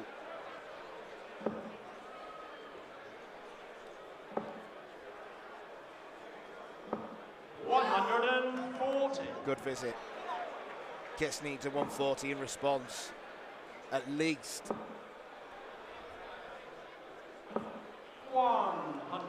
Sasha, you require 110. Shake of the head. Treble 17. Wrong side of the wire.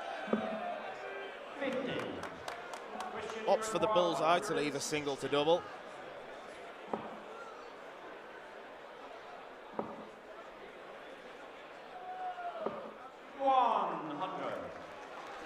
Both players neck and neck after 15 darts. Stulema's going to get the first go. For a place in the semi-finals.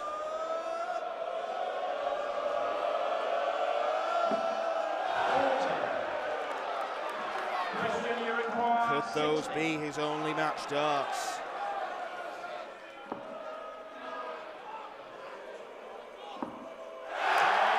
Christian Kist back in the game. We are going all the way.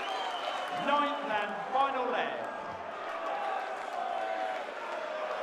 That was some proper bottle. It's Christian to throw first. Game on.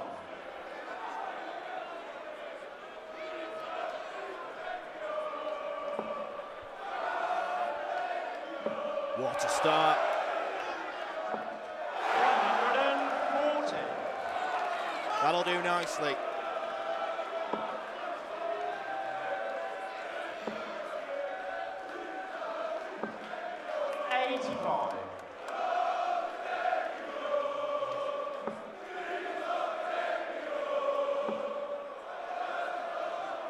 Grimace from Christian. 28. Only 28. Sasha's darts do stand up quite tall in the board, so he often has to switch.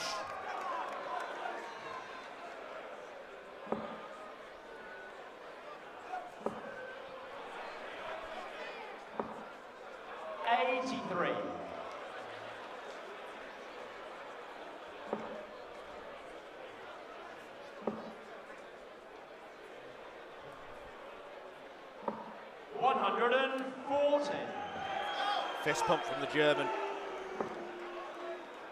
He's a dart ahead. 100. Christian Kist down to a finish, but it is a big one.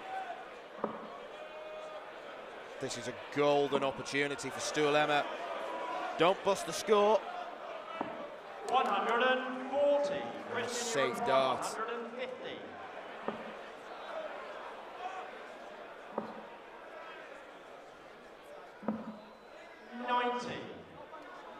Sasha, you require 40.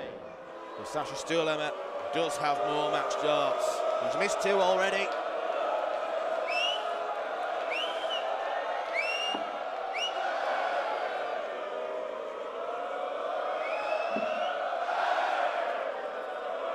4 have gone, but it's 5th time lucky, and the dream run at the Dutch Open continues for Sasha Stoelema.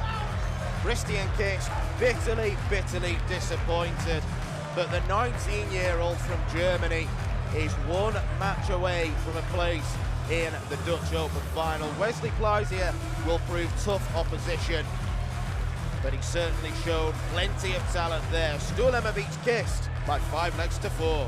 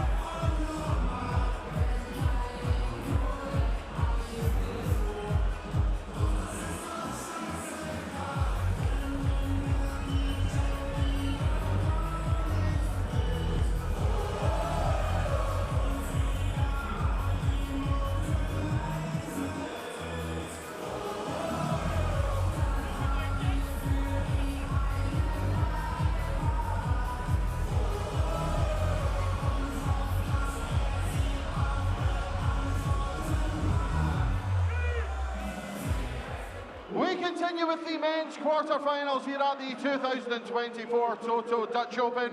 And we welcome to the stage, first of all, a former Challenge Tour quarter-finalist and Development Tour semi-finalist. A Lakeside World Championship qualifier from the Netherlands, Bonte.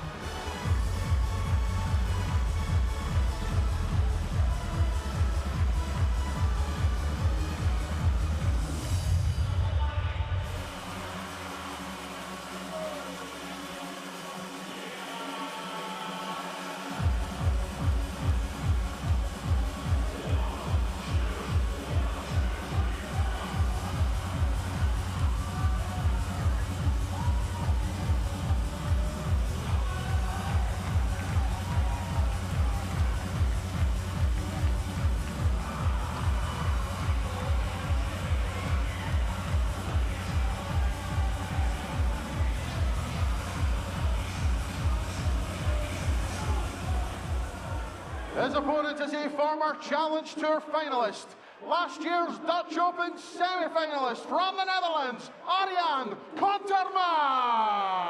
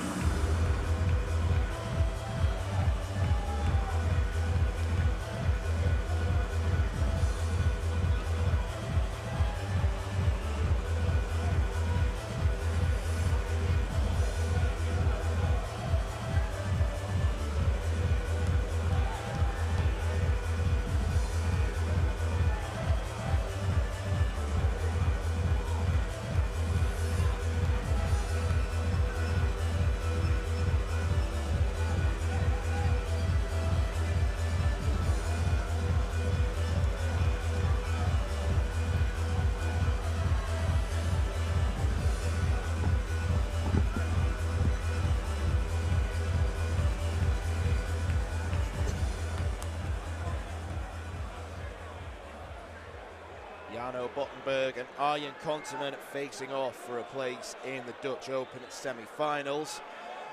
And I will probably say that when I did see the quarter-final lineup, this one was the toughest to call. 11 years between them, but not too much otherwise in terms of general statistics. Konterman has been the better player marginally in this competition. Number 12 in the overall rankings for averages we've seen here in Assen this weekend. Bottenberg a little bit further behind. Konterman does have a very good record in this competition. In the last 2 years he's reached the final 16, and then as our MC Anthony Dundas mentioned, he was a semi-finalist last year, looking to go not just one but two better. What this game will be is very, very fast and full of power scoring. These are two really talented guys. Both took part in the recent block of challenge tours after Q School. Both looking to get themselves back to Lakeside. 82. Bottenberg beaten there by Danny Lorby, and Konterman going down to his compatriot Alexander Merckx. 180. It's Bottenberg who lands the game's first maximum. Not been a max fest so far in the men's quarters. The only one we've seen came from Bram van Dijk, but I think that is going to change. 81. You were watching along Lakeside, you will have noticed all the 47. Bottenberg fans that were wearing his replica shirt over in the UK. Brought a real squadron of them over.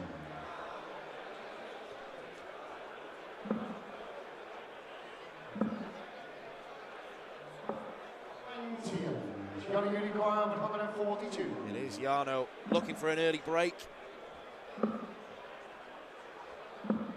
38, Audio Unicorn 75. Gentleman wants tops.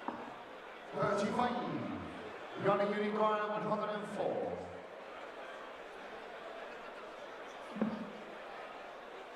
He's going to stay there. I think it was a bit of a blocker, so he had to move upstairs. Audio Unicorn 40.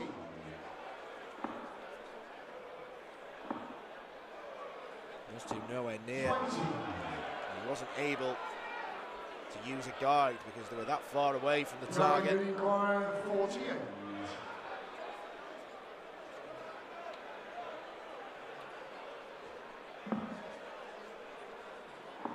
Berg does get tops, and it is an early break of throw. Second leg, it's Jan the throw first. Game on. Missed chances already for Arjen Consument. 180. Well, if he hits a 180 in every leg, he's going to be a very hard man to stop. 96.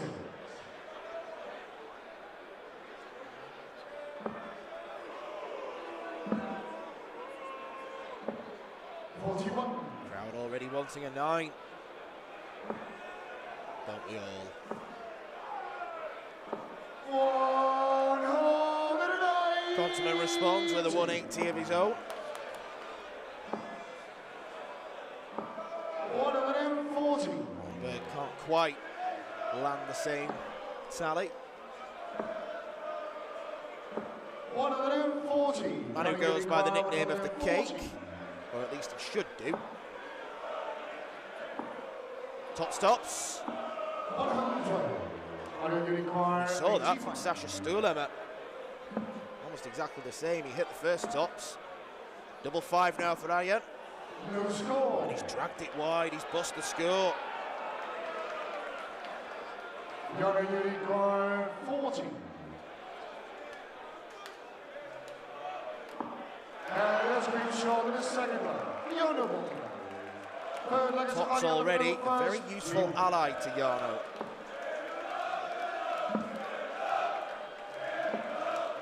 81.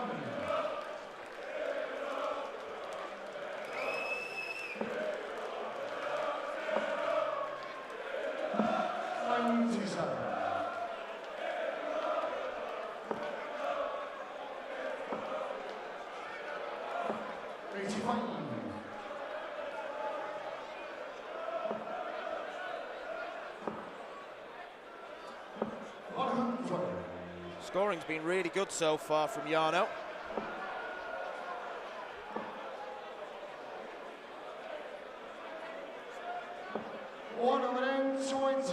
Not been too bad from Arjen. It's those missed starts at double that have cost him so far. 42. Was Arjen that had the higher average in the last 16. 91 in a 4-3 win against Mike van Dijvenbode. Bottenberg was a 4-2 success against Patrick Schopp.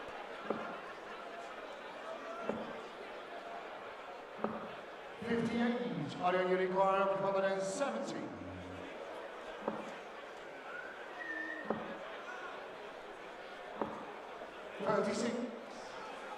Loses the line twice.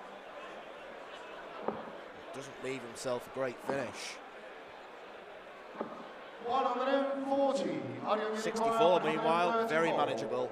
Arjen Consument might need to take this out. He's going 2 treble 17s for double 16. 78. Audio Unicorn 64. 8s or 16s. He goes for 16s. And now tops, 3 from 3. Yes, green short in the third leg. Jarno Bottenberg lethal on that segment. That's a double break of throw as well. It is a long route back to victory potentially for Arjen Consument.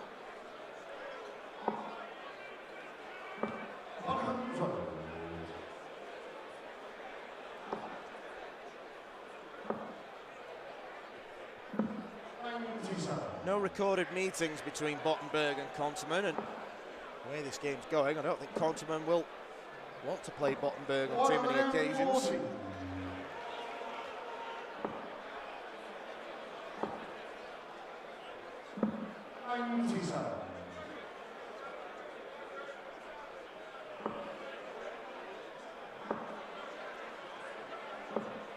40. Winner of this will face the winner of our final quarter between the lesser known pair of Sibren Geibels and Jeremy Dirksen.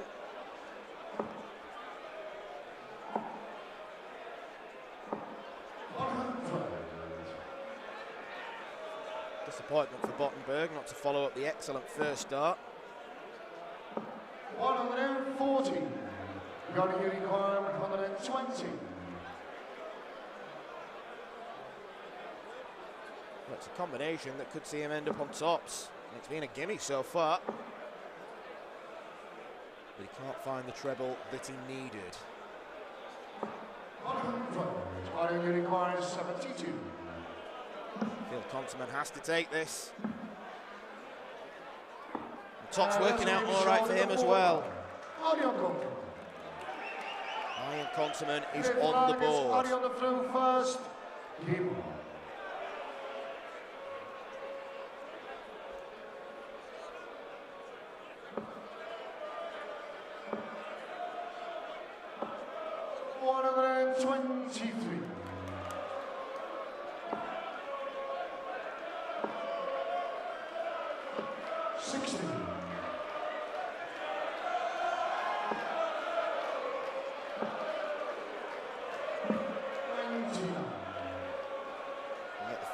Every big visit from Konterman is going to be greeted with a big reaction.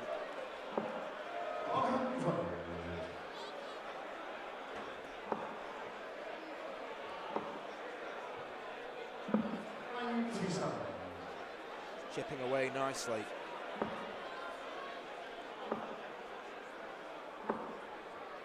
It's a few times now where Bottenberg's great first start has not been followed up.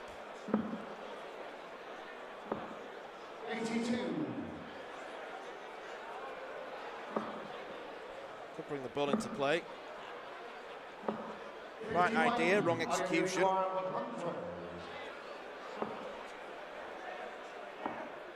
Double 10. 80. It's got time.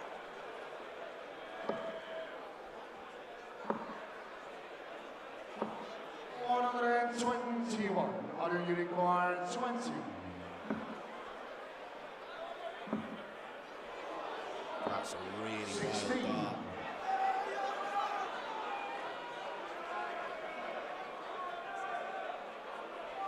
Auto unicorn 99.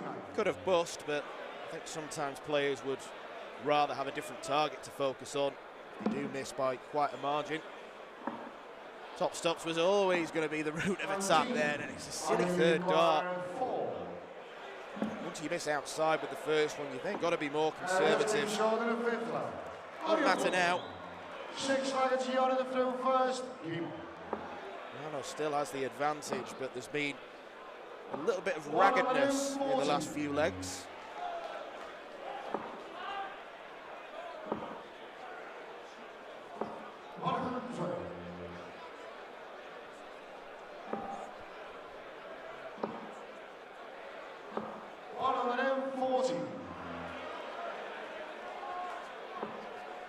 Excellent visits from Jarno.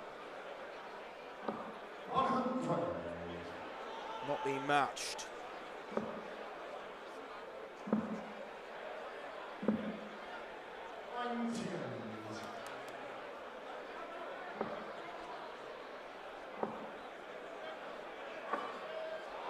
It's unfortunate. Grandfather clock dart. Need to go 16 and bullseye and chooses not to. On to treble 14 for double 12.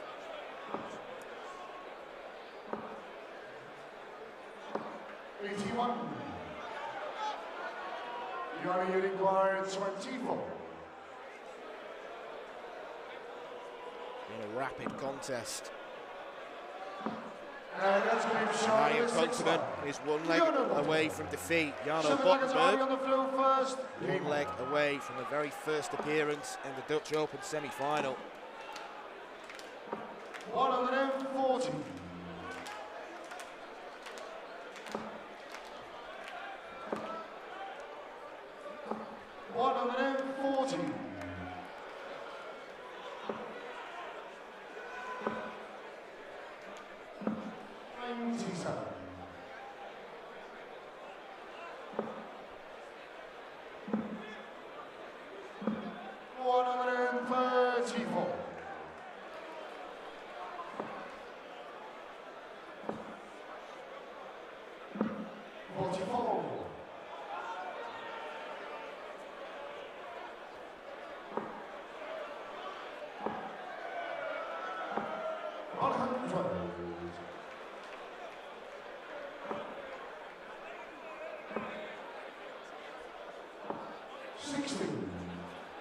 You're getting going on 127.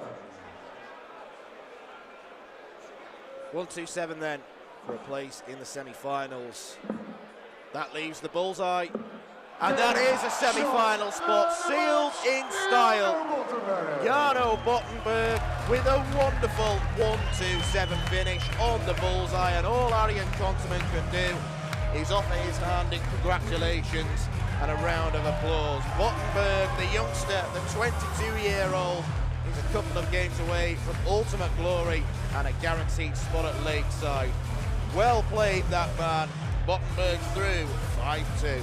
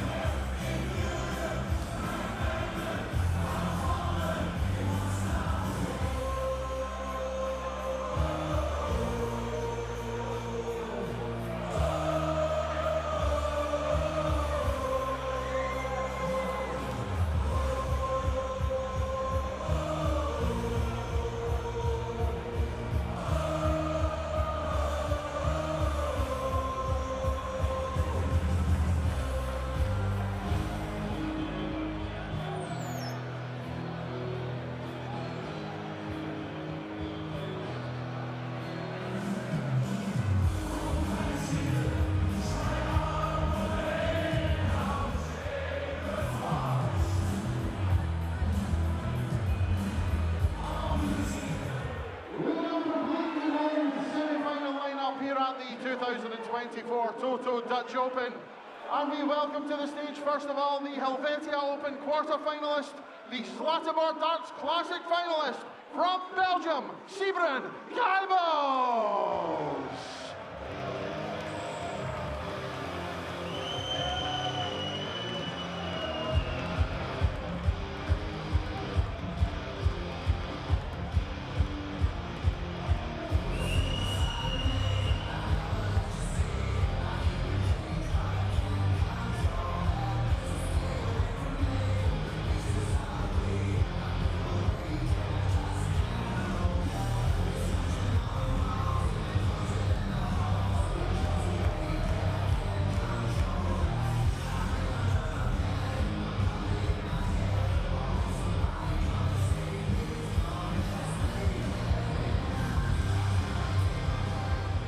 His opponent takes part in his first world ranking quarter-final from the Netherlands, Jeremy Derksen.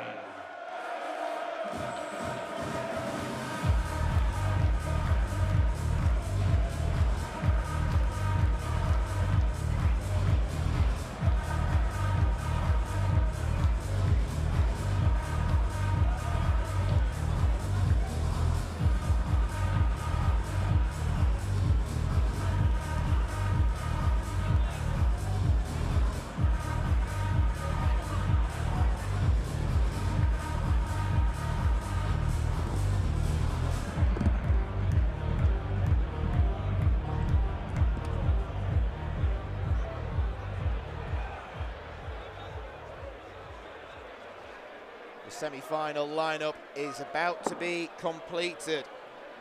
We're either going to see another Dutchman alongside Wesley Plaisier and Jarno Bottenberg, or we're going to see Belgian representation. Sybren Gaibels is someone who has played a fair amount in the WDF circuit. Zlatibor Darts Classic finalist. That was only back in November, so he arrives here with a few decent results to his name, and he's up against probably the lessest known man in the quarter-finals, Jeremy Derksen, a man who clearly didn't expect to get to this stage because he's rocked up wearing trainers. I don't think he's brought a pair of stage shoes. We'll let him off for that. But this is a dream scenario really for Derksen to be able to play on the big stage. A player who did used to play development tour darts, but that was back in 2016 now.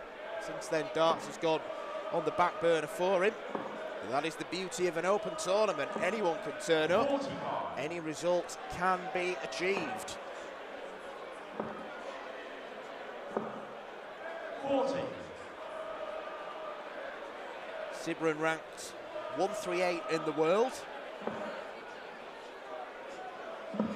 Quarter-finalist in the Helvetia Open last year as well. These are the biggest games for them.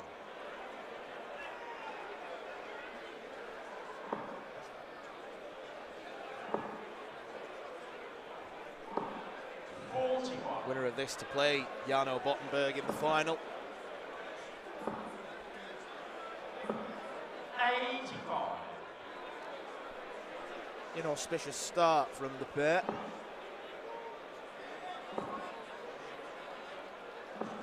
$140. That's better.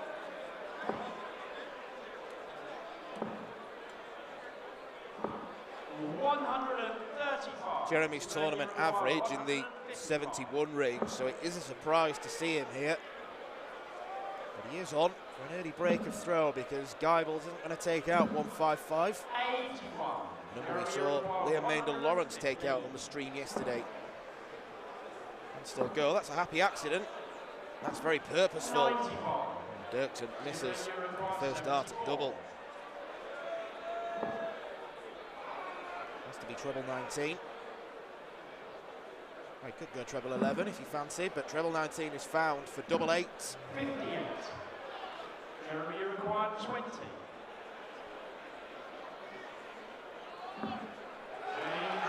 Double 10 is there for Jeremy Derksen. Second leg is Jeremy to throw first. 19 dart, break of throw. 140.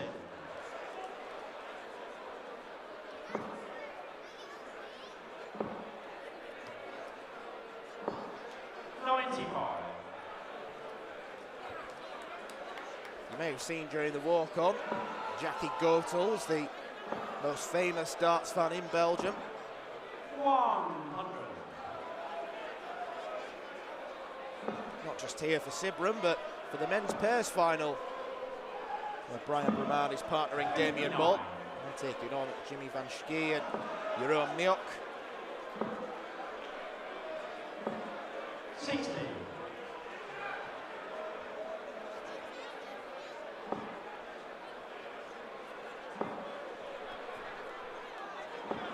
60.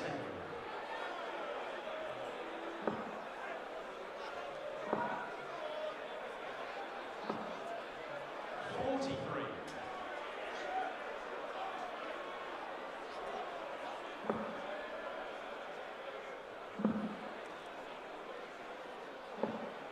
57. Jeremy, you require 158. It's an unlikely outshot, but he's still got plenty of time on his side. 81.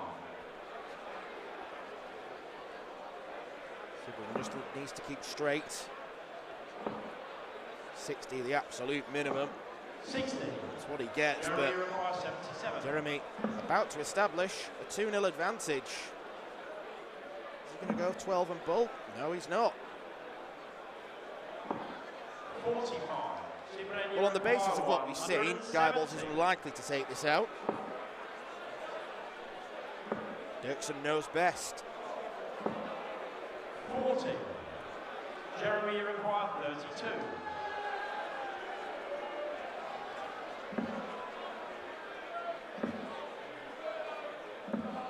No score. Ball 16 doesn't work out for You Dirksen. require 130.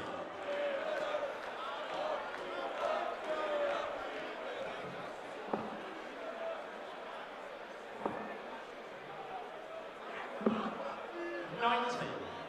Chooses ball and pins it very nicely. Aim shot. And the 6 dart and a double in the leg, and Jeremy Dirksen finally takes it out. Going first.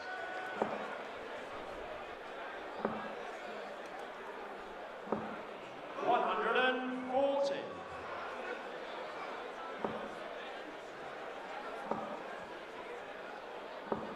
100.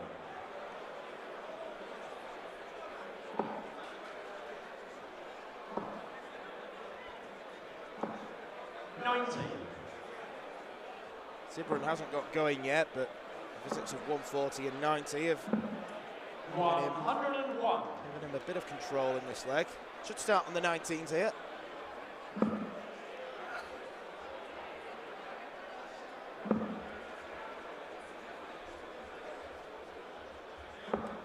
58. Treble 19, single 19 and 25 would have left a big fish. That's why players tend to start there these days. 125. There's Eileen de Graaf, who's going to be taken to the stage soon. Repeat of last year's final against Bo Greaves. 20-year-old looking for revenge. 44.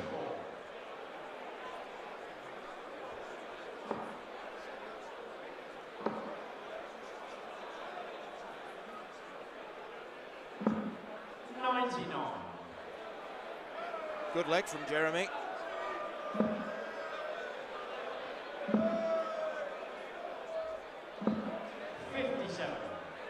Sibram is struggling. 76.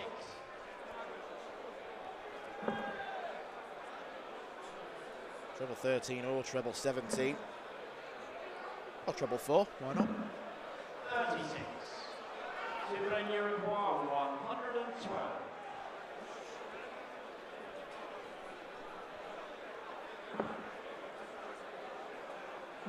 This will wake him up, but he hits the treble 9 when going for single 12. It's left him 25.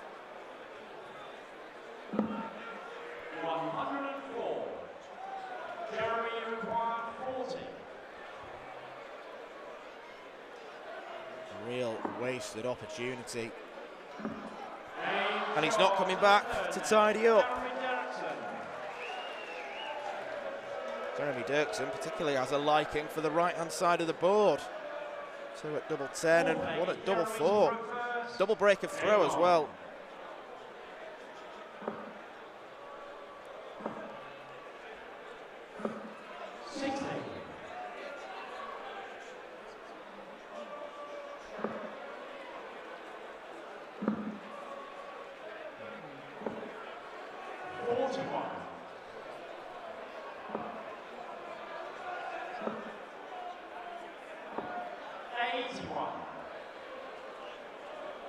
There he is, Brian Roman. We'll be seeing before very long. 41.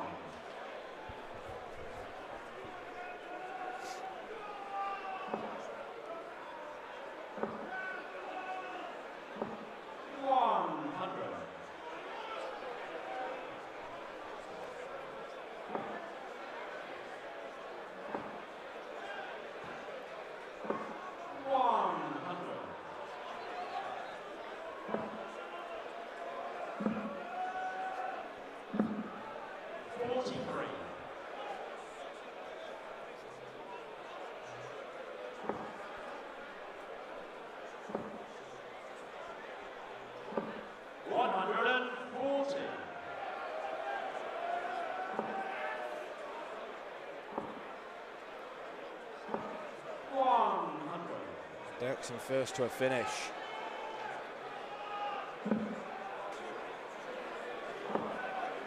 Geibels needs to find something big. 59. Jeremy required 117. Dirksen not going to finish now. 81. Shivlenia required 120. Shanghai can't find the all-important treble. 60. Jeremy required 36. Needs to try and sneak that inside, and he can't. Not for the want of trying. He's only had 1 dart at double. He's going to get 2 more. 20. Neither of them can be taken. 36. Double 9 is there. Jeremy Dirksen. Fifth leg is meant to go first. He is 1 leg away from a whitewash victory. And Sibren Geibels will be bitterly disappointed with how this has gone.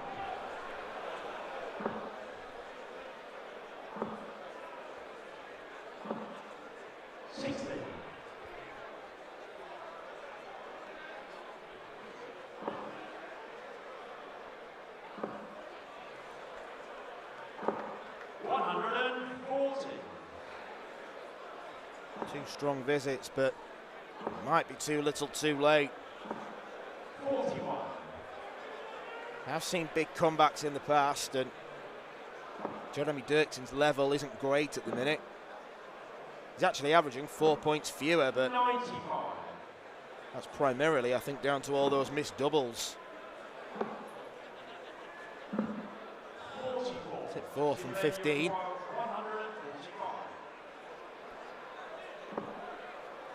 Geibels a long way in front here. 25.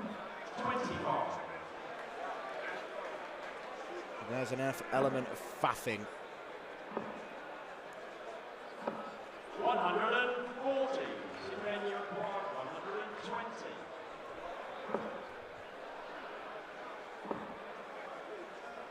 This time he does get a dart for Shanghai. 100.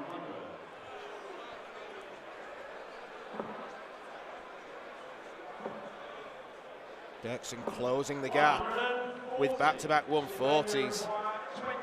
And now Geibels under a lot of pressure.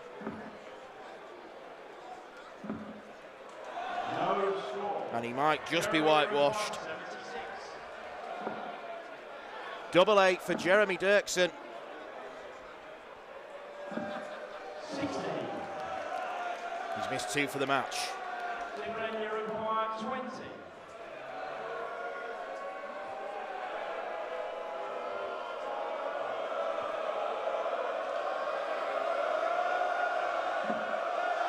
Bends the wire, but double 5 is there.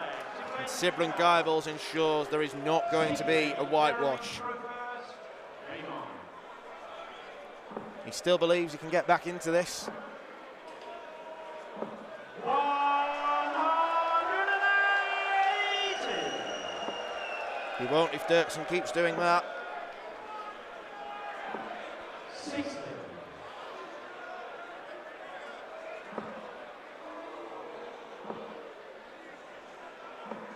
100.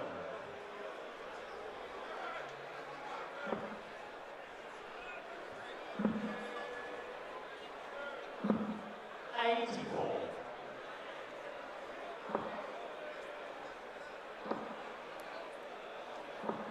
140.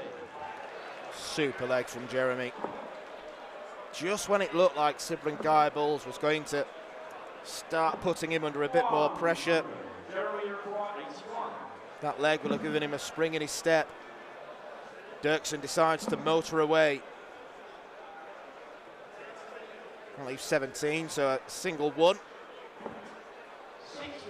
Leaves double 8.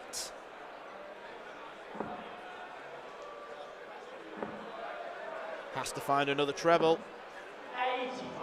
Jeremy requires 16. Double 8 causes him no problems this time. And Jeremy Dirksen's dream Dutch Open run continues. The lesser-known man is into the semi-finals, and Sibren Geibels walks away. He did not perform to his best. Dirksen probably didn't either, but he's got the job done. Dirksen is into the semi-finals, where he'll face Jarno Bottenberg.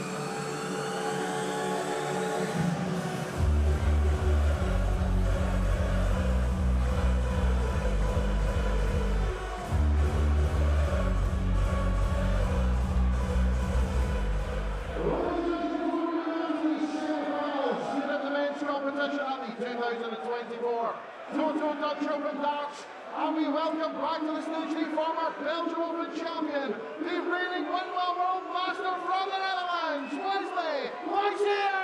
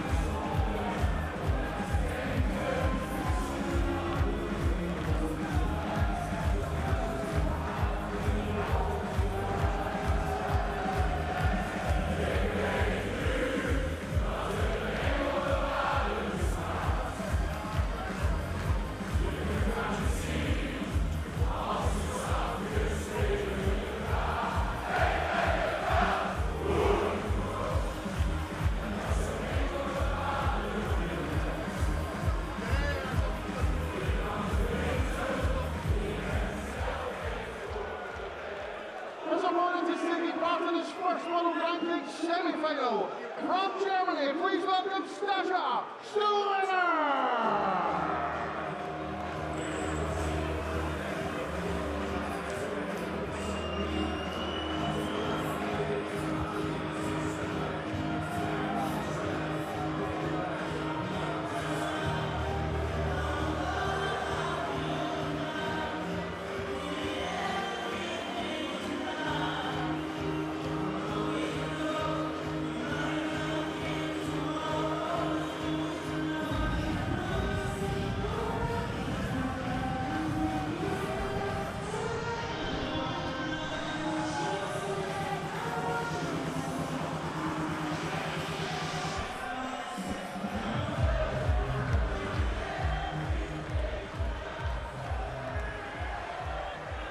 The first men's semi-final at this year's Dutch Open between one of the hot favourites for the tournament and a young outsider. Wesley Plezier was put under little pressure really by Bram van Dijk in his quarter-final that we saw on the stream earlier this afternoon. A solid display of doubling, decent scoring. We know that he's got more in his locker. But Sasha Stulema, you fear, will have to have a really, really good game in order to cause the upset. Although, beating a player of Christian Kist's stature would certainly boost his confidence. The young German, just 19 years old, one game away from a place in the final. But he's going to have to, for the second game in a row, play against the crowd, you feel, who are supporting one of their own. Wesley, a really popular figure. Someone who's showcased his ability so often on the big stage.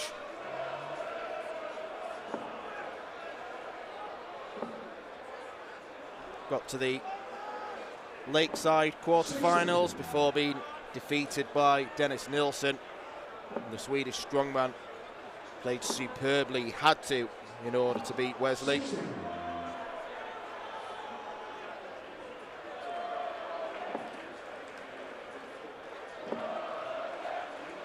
We've seen him throw averages of 107 and perhaps most notably an average of 121 in one of his earlier matches. 13 darter, 10 darter and 14 darter. We're not sure for certain, but we think in that 10 darter he could have missed double 18 for a 9. If I do bump into him again, I might have to ask. Spoken a little bit to Wesley over the weekend, and he is a really nice fella. And winning this tournament would certainly shut some of the doubters up. Can still do it. Treble 20 leaves double 18. Right point in the corner. Couldn't quite put it in the bed.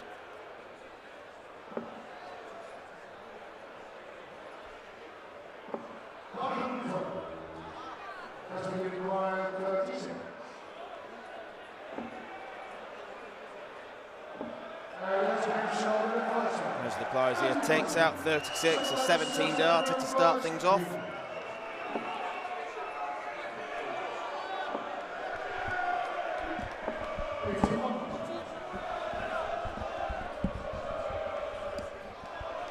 This is a slightly elongated format rather than leg play. We're going to sets.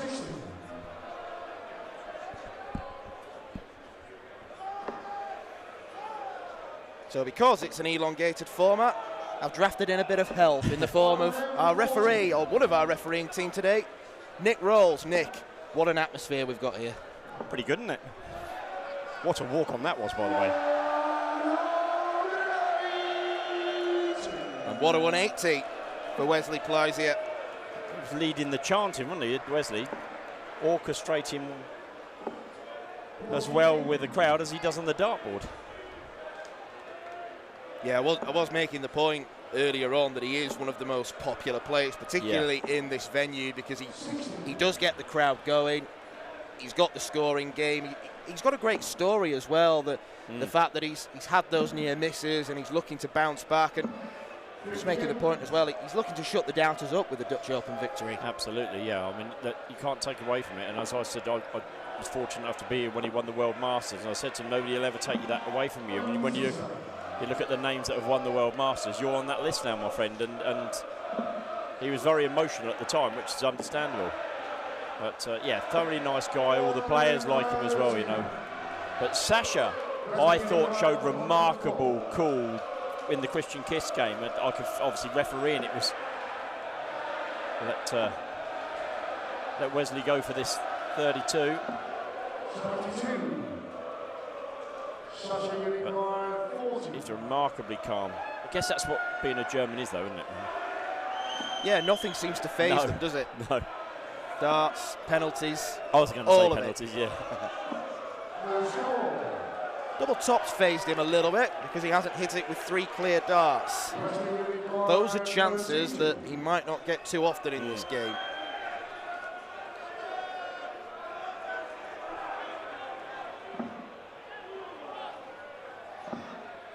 Cross to double 4. Not to be. Another chance for the German.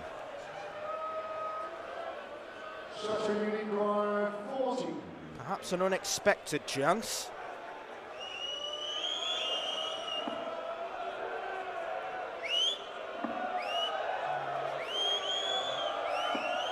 And the same fate befalls him.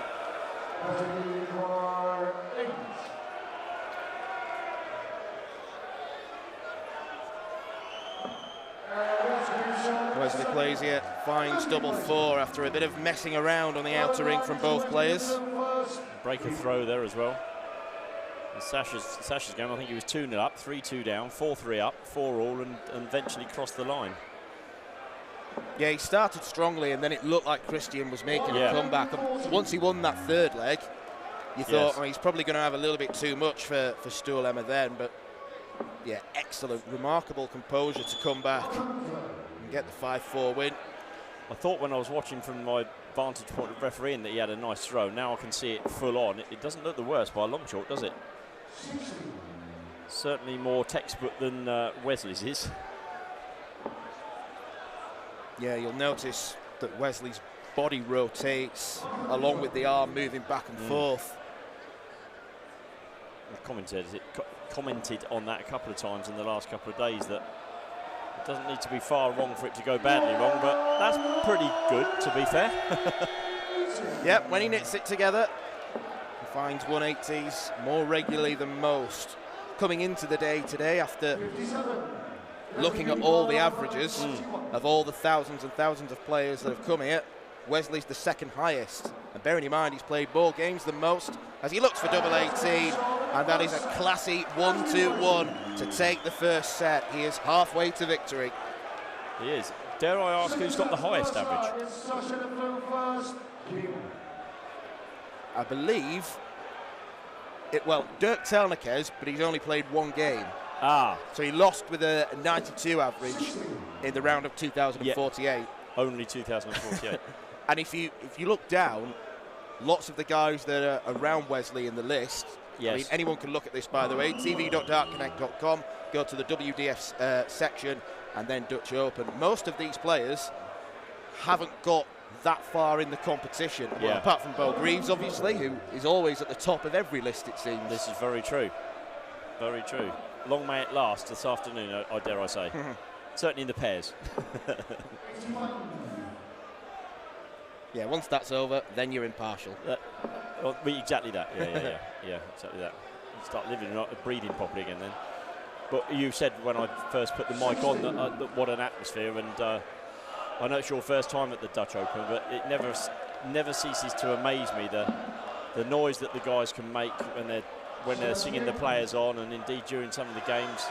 To be fair, the majority of it to date has been pretty good. They've been cheering and singing their songs, but not really putting anybody off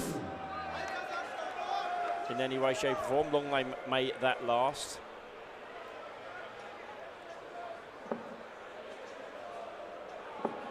Plays here with a chance to, good 85, puts him 70 odd points in front. Just maybe Sasha's come to the end of his road. It's looking like that, but again, I've been here many times when a person's been set down and found something from somewhere to come back and win 2-1 and then go on and claim the title. So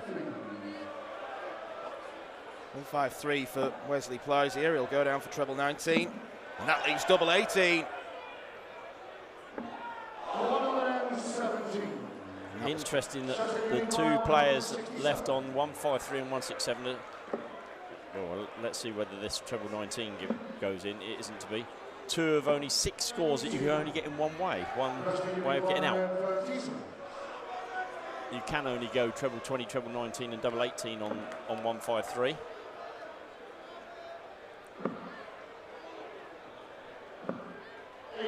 I'm now racking my brain trying to think which of the other ones. Well, 167 was one of them, which sort of gives away a third one as well. The 170, of course. Yeah. 156. Yep. And then the other two, a little bit naughty.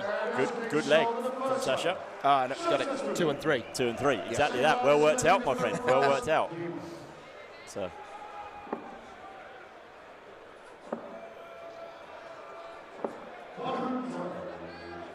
Sasha Stulema gets his first leg on the board then. A hold of throw, but we'll just give him something to work on. As well at 180. And there he lands it.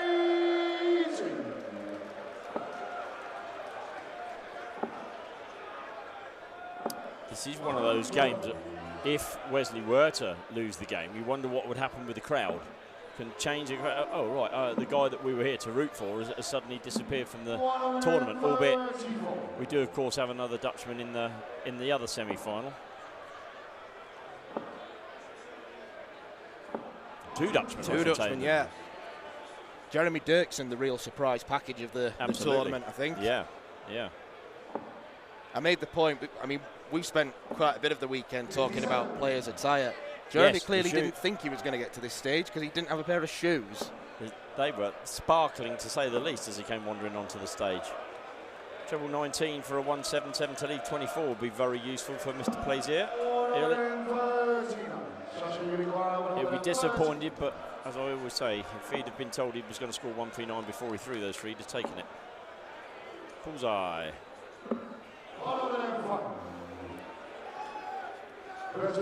requires 62. 62 for Wesley to hold his throw. 20 for double 16. Great shot for Wesley Plaisir, who's been very, very good on that section of the board. Lovely this look as if to say, of course I'm going to hit that. What did you expect? 2 legs away then, Wesley, from a place in the Dutch Open final. With Wesley, you don't think it's going to phase him either, getting to Dutch Open final. Yes, it's a big game for him, and it's his home country, and it's the biggest Open in the world, but having won the World Masters, you think, well, you know, it's another game.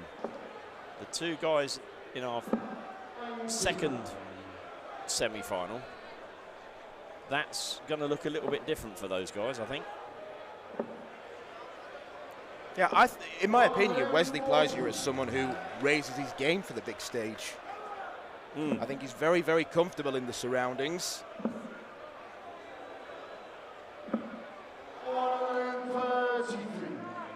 Interesting on 262s, 19s. Yeah, doing a very good impersonation of Eileen de Graaf.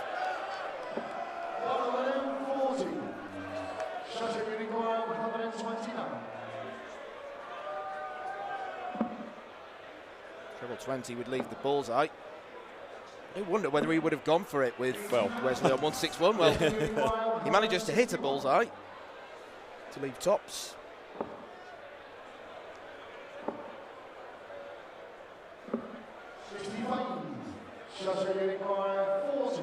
And smart use of the ball from Wesley to leave a two-darter. Stuhlema makes it 2-1 in this second set. The average is telling us, is it? I can't quite see your laptop. It's 93 for Wesley and 85 for Stuhlema. Yeah. So Wesley's just a slightly better player, but theoretically in one leg or two legs time we could be absolutely dead level with it being set play. So Wesley's 4-2 up in legs, I think. Sasha lost the first set 3-0, didn't he? So it's 4-2 in legs, but theoretically it could be even Stevens on the scoreboard. Although Wesley's looking favourite to draw level in this second set, and then he's one leg away from victory. The joys of set play. Yeah, it's a much more psychological than leg play, set play.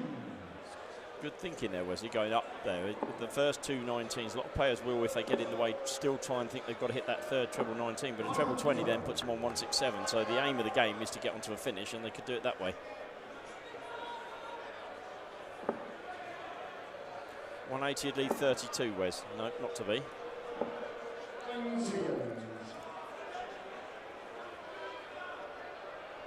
Sasha will back himself to get to a better finish than 114. Will he ever?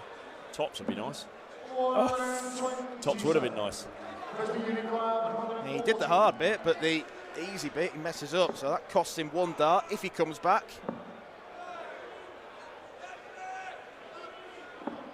And he will come back. Slight case there for wondering whether he could have gone 18 and double 18, but I guess the 18 could have stood up and blocked double 18 in the same way as the 60 could have been blocking the top, so went with the way he always favours. Double 16 then. Now it's double 8. Sasha not quite as clinical in this match as he was in his quarter-final game. Well, he only gave himself 2 chances at double there by missing the big number. And it's cost him. And now Sasha is in a position where he has to defend the throw, otherwise his tournament's over.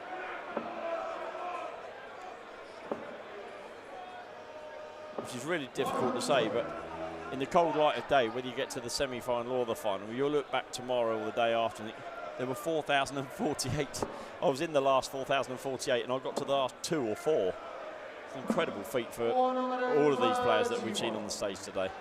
Yeah, I think particularly from Sasha's point of view, even if he does exit at this stage, it's still a huge platform to build on, because getting to the semis will give him a load of ranking points to play with. He'll start to vault up the WDF rankings. I think Wesley's obviously got designs of winning the tournament, so a semi-final would be a disappointment for him, given his experience and the ability he's shown. Yes, he's taken a grip in this 5th and final leg of the second set. 54. And it is looking as though it's going to be the Dutchman that's going to get to the Dutch Open final. Turning it on at just the right time. Saying in the last 16 there were 13 Dutchmen, a Belgian, a German and a Swiss were the 16. Sasha putting up a final resistance, and what a final resistance it is. Could be a great way to bow out. Wesley's got choices. He goes the aggressive route. Double. No, I like it. 8. 79. Well, that 180 has just given Stuhlema a great opportunity here. It has. And so is that. 18 for double 16. Oh my goodness me.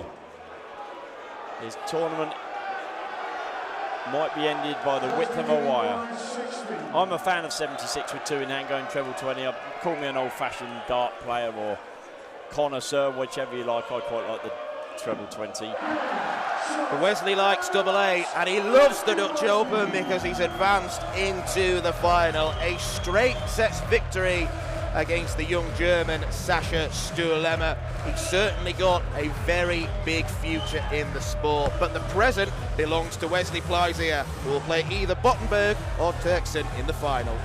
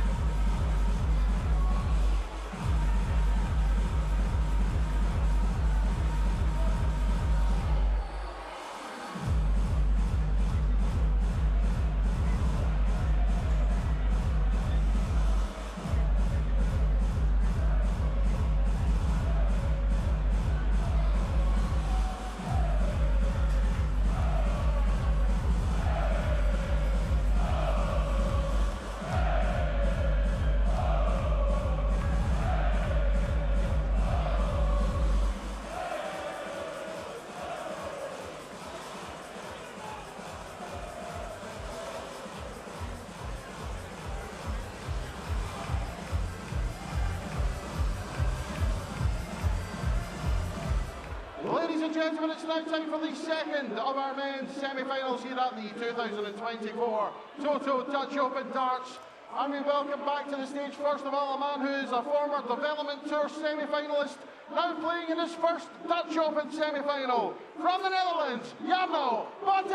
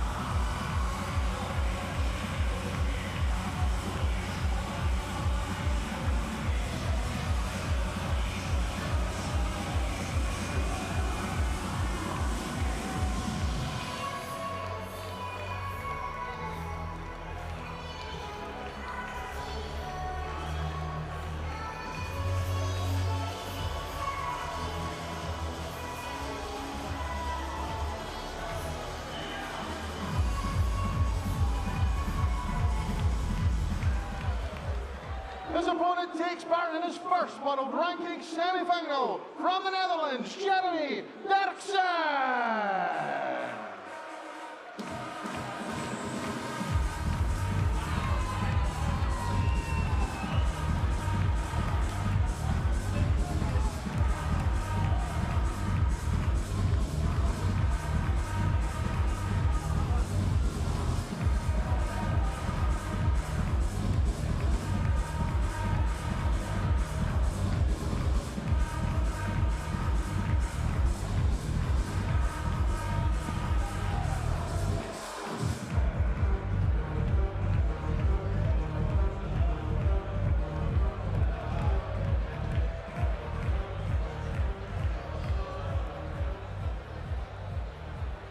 Well, we know for certain that the final of the men's Dutch Open will be an old Dutch affair.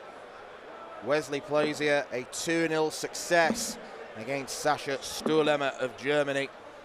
We've gone double Dutch for the second semi-final between Jarno Bottenberg and Jeremy Derksen. Bottenberg impressively performing in his semi-final victory, in his quarter-final victory, I should say, against Arjen Konteman, winning by 5 legs to 2. And sealing the success story with a fabulous 1-2-7 checkout on the bullseye. He comes up against Jeremy Derksen, who wasn't at his necessary best against Sybren Geibels, but he didn't need to be. The Belgian was way off it, unfortunately. Derksen swooped in to pounce and win that one by 5 legs to 1. But generally, Derksen's level has been around low to mid 70s in the tournament, so if Bottenberg is on his game, then he is surely going to be too strong. But nevertheless, it has been a great success story in the Dutch Open this year for Jeremy, former Development Tour player who's not prioritised darts lately.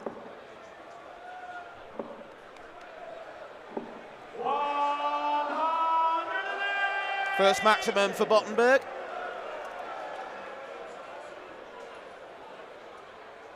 Leaves him on 1-4-1. Sadly, he's already thrown 9 darts, so he's not on for a 9. But he is on for a very good start, and Derksen nowhere near it just yet. Treble 10 would tee up double 16. Just goes south a little bit, but loads of time on his side. 60. You require 17. 1 for double 8. Oh. No score. Jarno's just as surprised as everyone. 87. You won't see a leg like this too often. That's much better.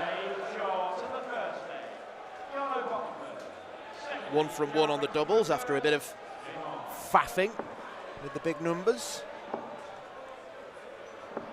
140.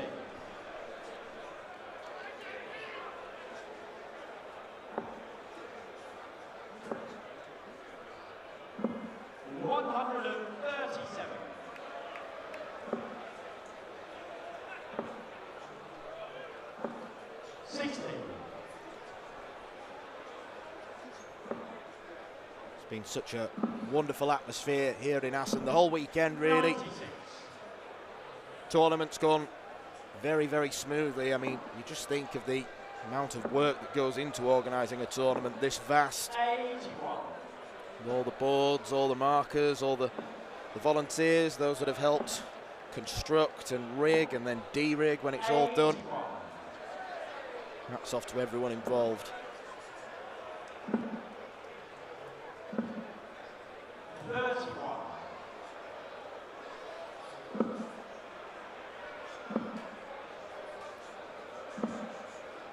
41.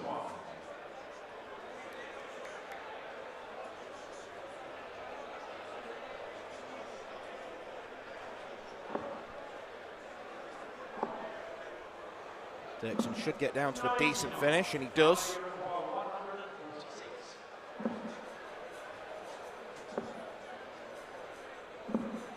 58. Jarno can only trim 58 off the 146. Just keep straight, he does. Bullseye now for Dirksen. 65. Jarno, you require 88. 18 for the bullseye for himself. 48. Well, it's not a bad leave. Jeremy, you require 25.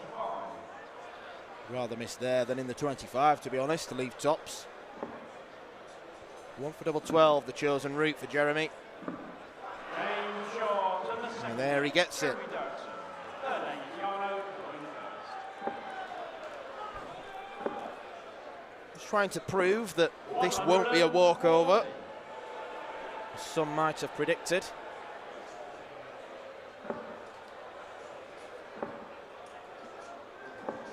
134. Little smile there from Jarno, because he knows what he's left.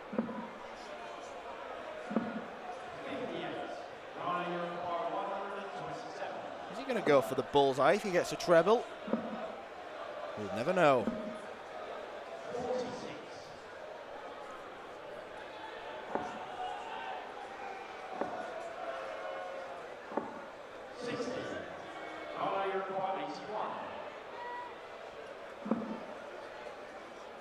18. Well, a little bit like in the first leg, he's getting plenty of time to make mistakes and hopefully rectify them at some point. 4th consecutive treble-less visit from Jeremy.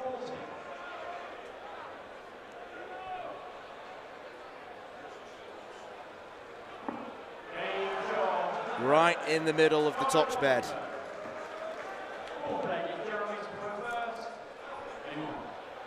Thrown with real authority. That's just what he's got to show in this semi-final, authority. Just give signs to Jeremy that, Jarno, I am the better player.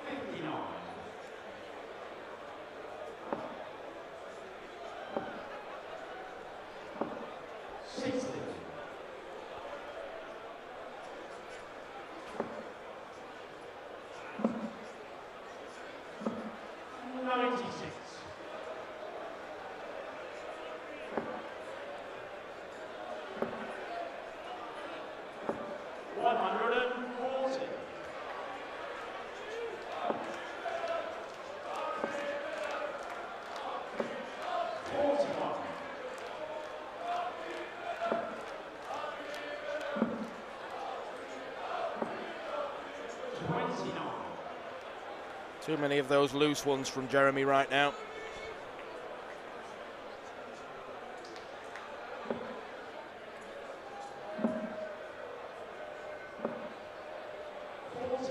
Bottenberg not exactly making hay.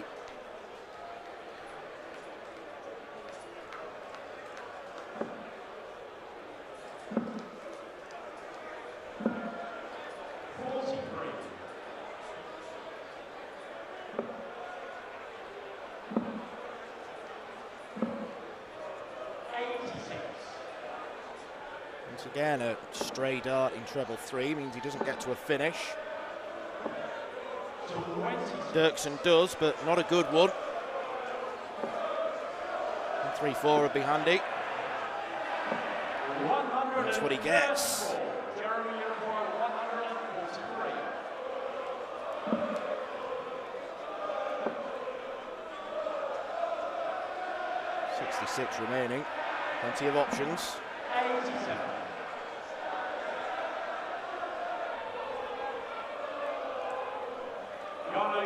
Well, Bottenberg was excellent on tops against Konterman. He won the last leg on tops. Double 10 now. 30. Jeremy, you require 56. Is this leg slipping away from him? Jeremy Dirksen finally gets darts at the outer ring after 22 darts. 16. Yano, you require Can't pin either of them.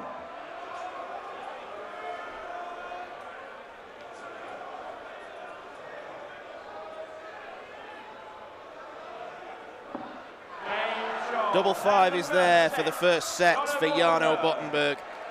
Second set, first leg, it's Jeremy to throw first. Game on. That's the first half of the task completed. 65. Unfortunate bounce out, but I think that was landing in the treble 5.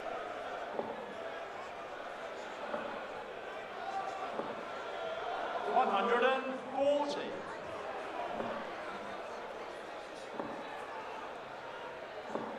85.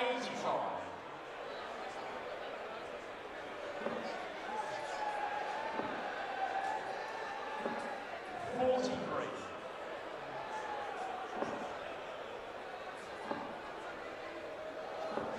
100.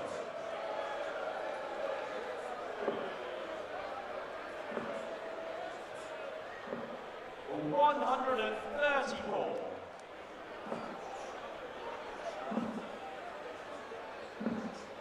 15. Those were wildly sprayed.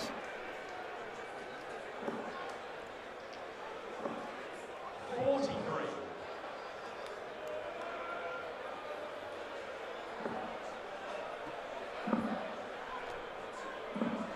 58.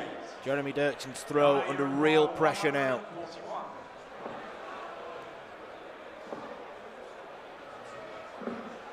65. More sensible usage of the bull. Something that the Dutch really introduced to darts was creative use of the board and counting and playing the percentages rather than just going for treble 20 all the time.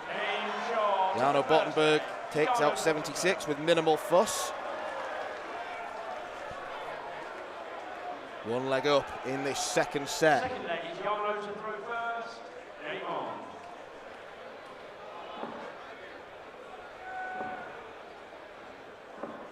100.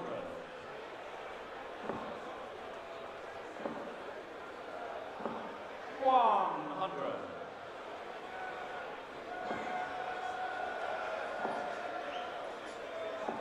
140.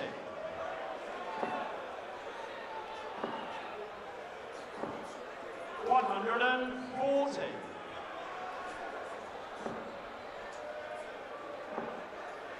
Nice symmetry in this second leg. That's broken because Dirksen's roaring back. 180. Found some form. 60. Jeremy, you require 81. Oh, that's just in the single 15. Yano, you require 142. Does he stay there? Yes, he does. Double 11. 142 is found. And that is a dagger through Dirksen's heart. What a super checkout. Jeremy to throw first. Game on. He's been the king of the big combination finishes so far today. 140.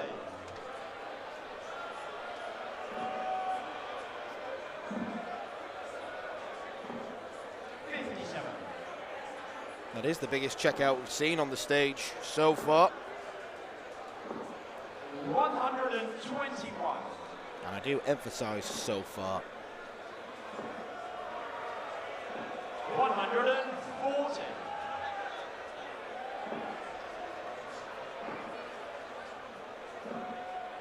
40.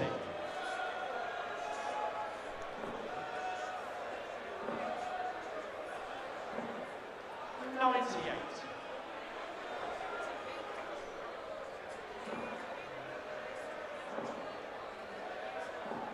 100. Jeremy's scoring in the last few legs has been good. 58. Jeremy, you require 100.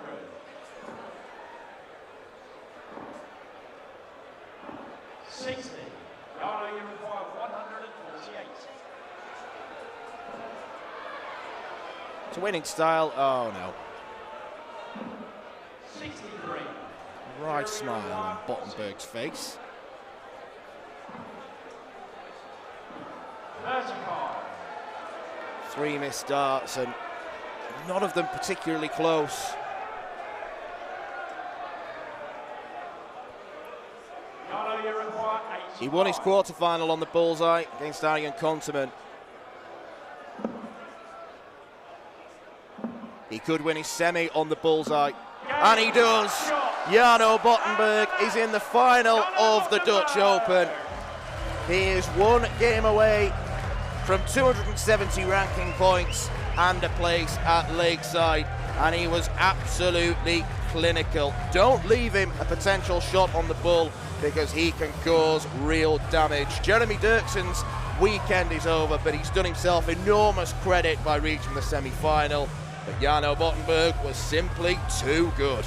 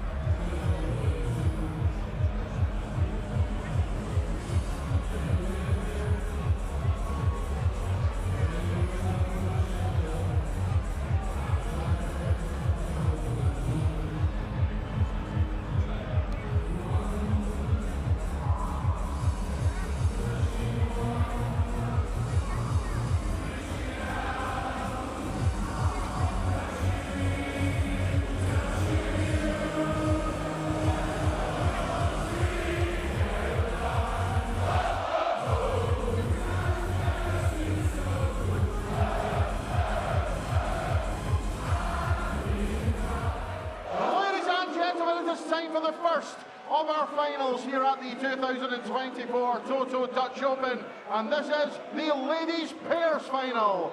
4 ladies of England will contest the final on stage, and we welcome first of all the team of Jo Rolls and Bo Greaves.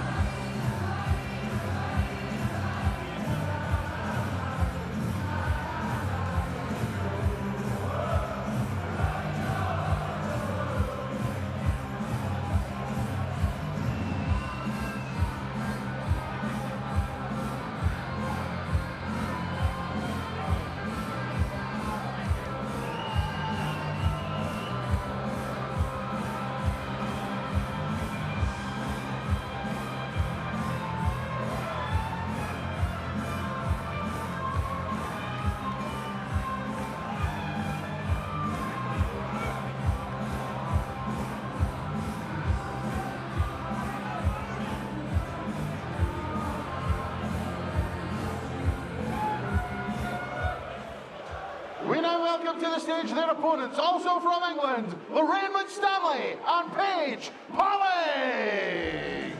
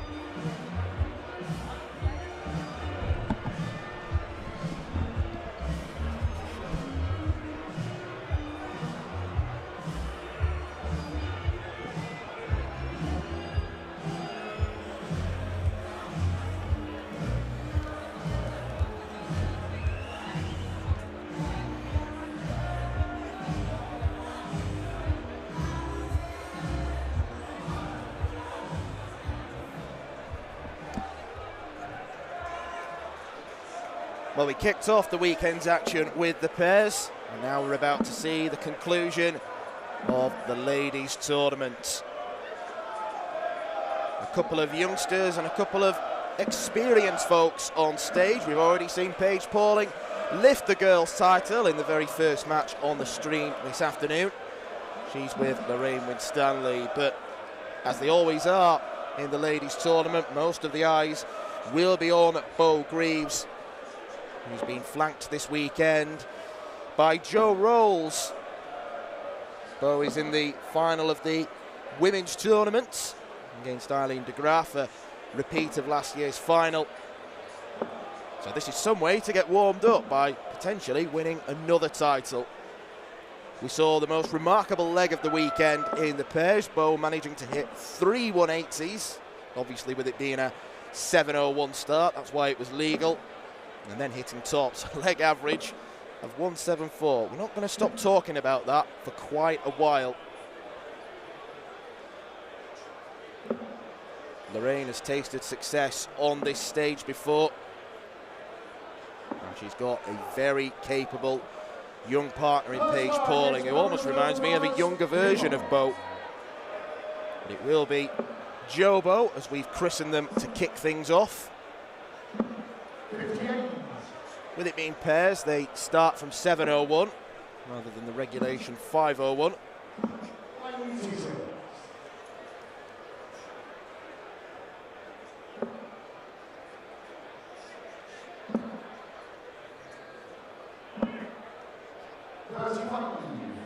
Jo, a very good player in her own right. She's only a couple of places away from qualifying for Lakeside a couple of years ago.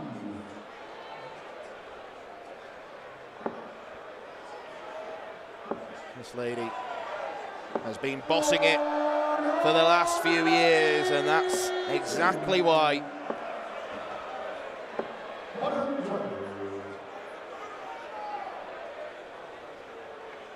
Her ability to just smash opponents out of the park with the big power scoring. 57.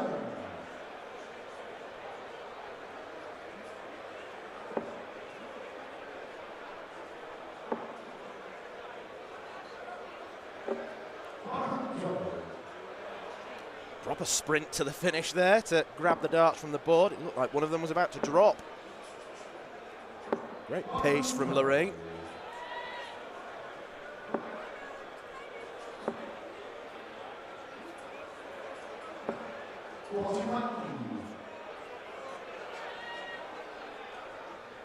.271 left, so Jo looking to start on the 19s. Off we go for 25. I thought that was what she was going to plan. And interesting to note that players have to decide who kicks off the pairing, so who throws first, who throws for the bullseye, and Lorraine put Paige into bat, which is a really good show of confidence.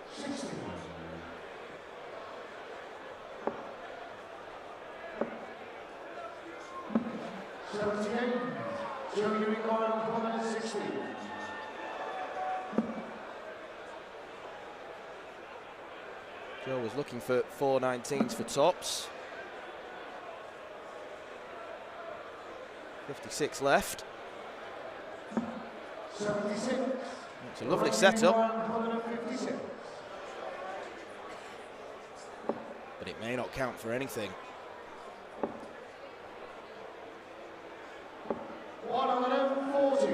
Lovely first start from Lorraine. She couldn't quite follow it up. Bo nails tops first time of asking.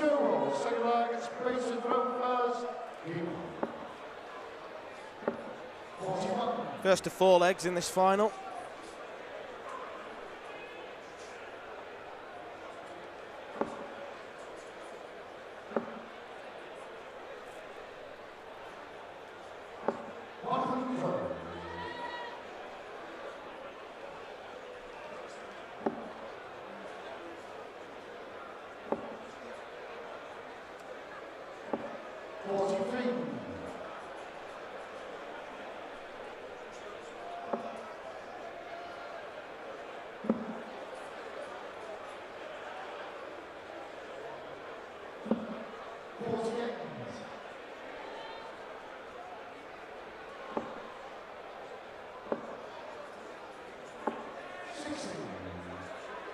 Very businesslike is Paige Pauling. She doesn't show a huge amount of emotion. I don't think there are parallels that can be drawn between her and Bo Greaves. Emerging at a very young age, precocious talent. Wondering now if she can make the next step as Lorraine Winstanley lands that particular team's first maximum.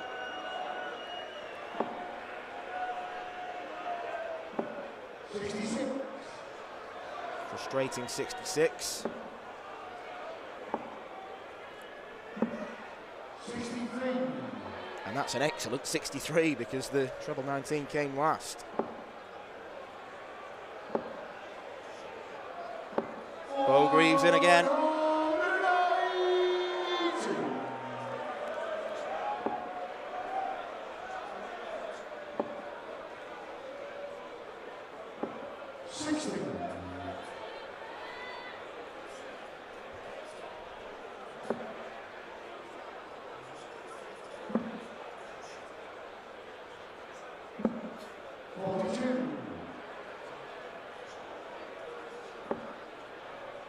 Third dart going awry means that Team Jobo aren't on a finish.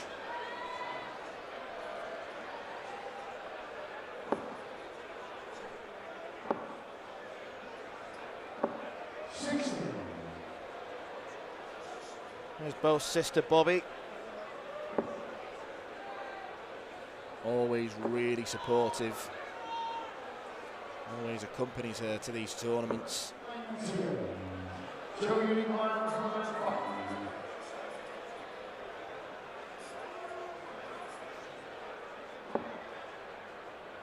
15 or treble 19. Just the wrong side of the wire. 79.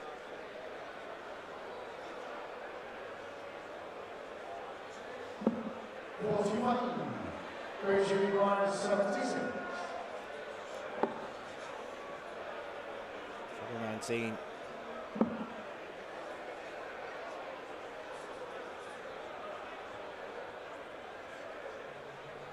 Again, it's just that wrong side of the wire.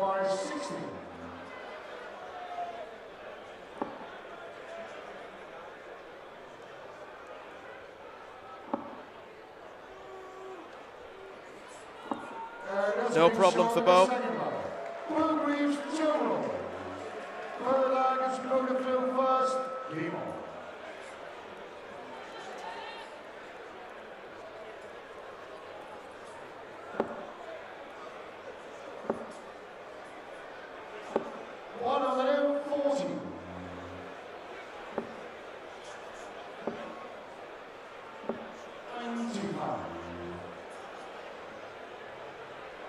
Perfect leg in a pairs match would be a 12 darter. 180, 180, 180 and 161.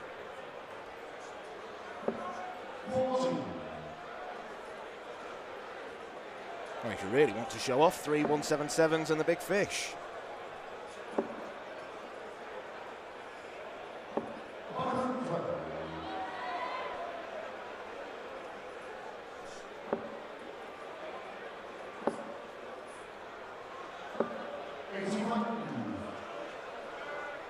Can be a difficult format, pairs, because you're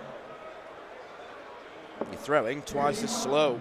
So you're having to wait for your partner and 3 players before you're up at the hockey. Can sometimes be tricky to get into a proper rhythm.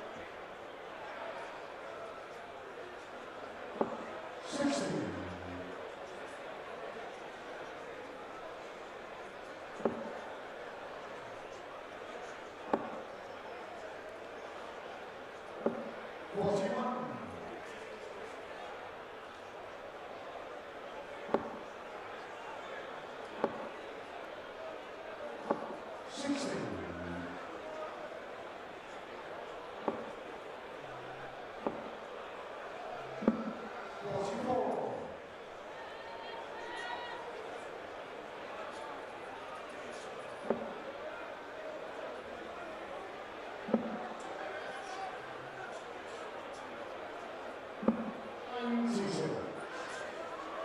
Chips away nicely, leaves 220 for Bo to play with.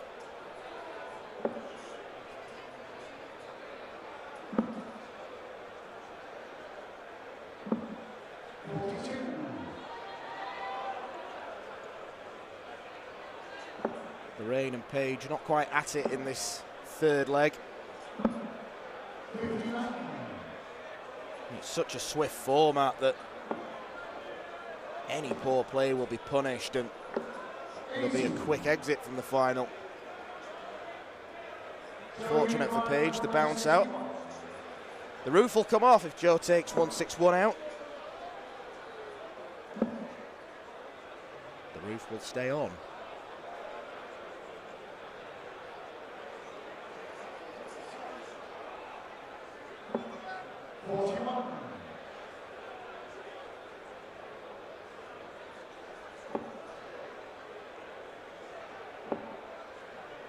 No finish possible now. 26. Going 120. These are the types of finishes that Bo usually mops up. One dart at tops. And she gets it. Joe and Bo, one leg away. 60.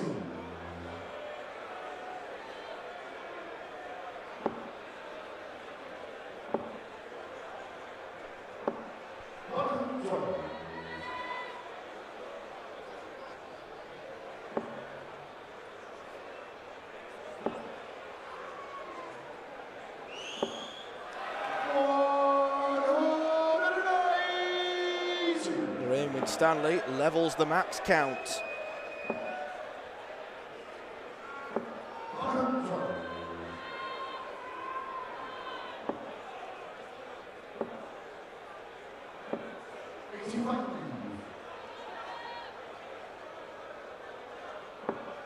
As I mentioned earlier on, in Paige Pauling's final, Lorraine does some brilliant work with young players. Acts as a real mentor. She's still a terrific player in her own right. 140. Always up there in the ranking. She's always in the latter stages of tournaments. Quite a surprise defeat yesterday to Chris Savary.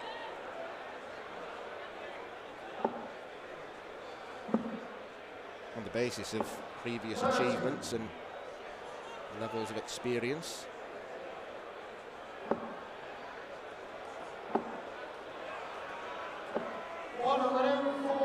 They look to be dangling very precariously in the board.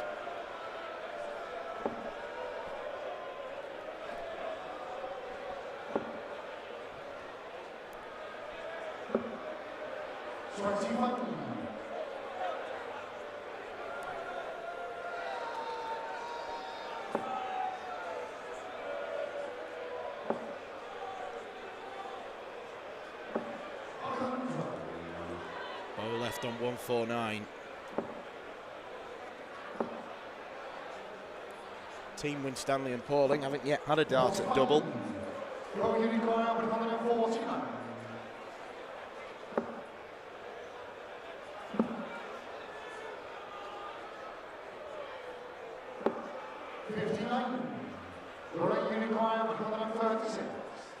And if they want to get one, Lorraine's got to find two trebles.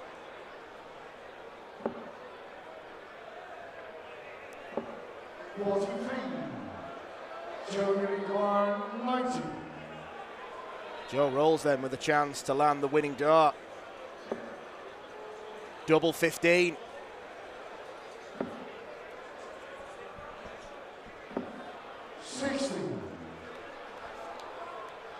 Two chances gone. Are they going to come back?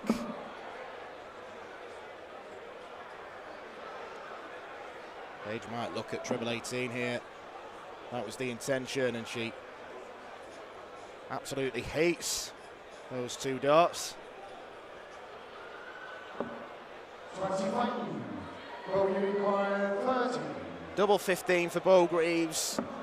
And her and Joe Rolls are a pair of winners. A 4-0 whitewash against Lorraine Winstanley and Paige Pauling. Both so used to winning, there's almost no reaction from her.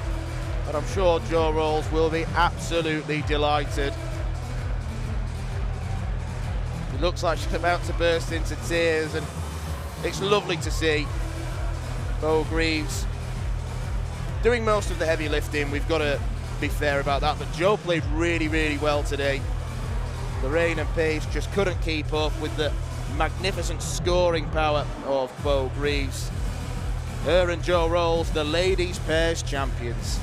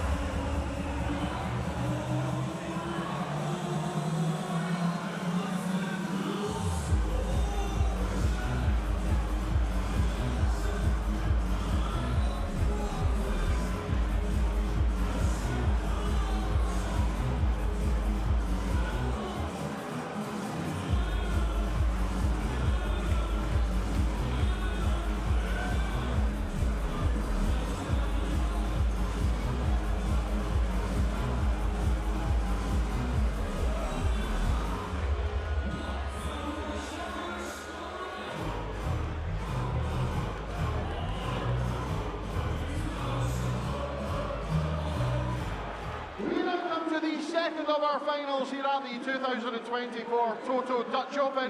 This is the men's pairs final. We welcome to the stage, first of all, representing the Netherlands and Belgium respectively, Damian Mol and Brian Raman.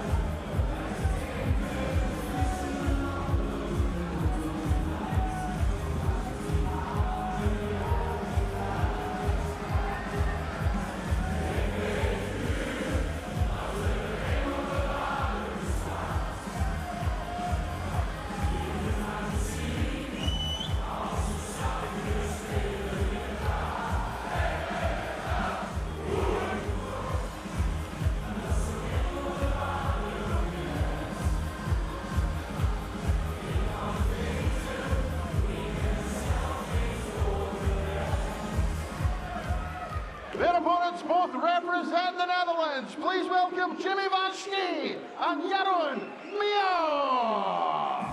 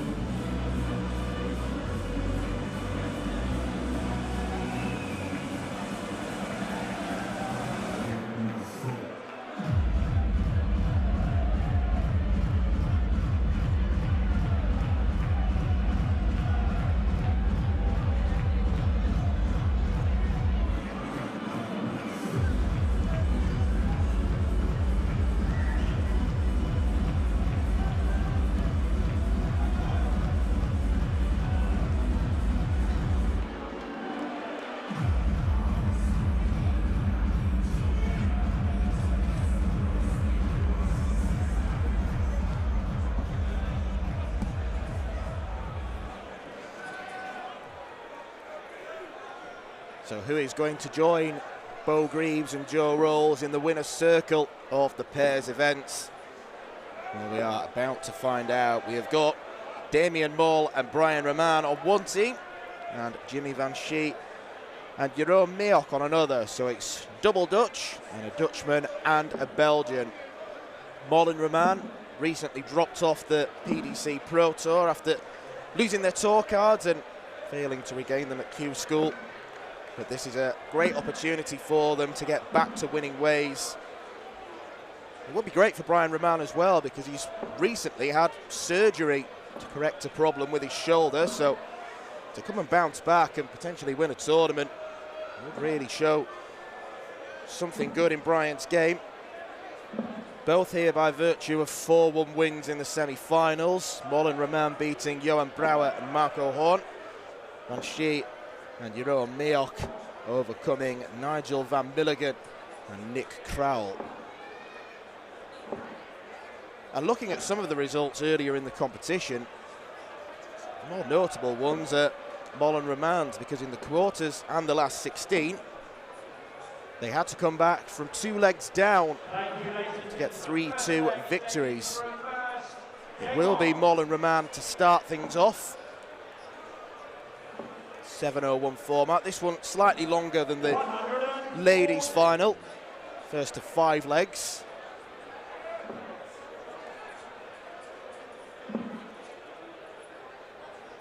Jimmy van Schie, recent winner on the WDF circuit, winning a title in Romania last week.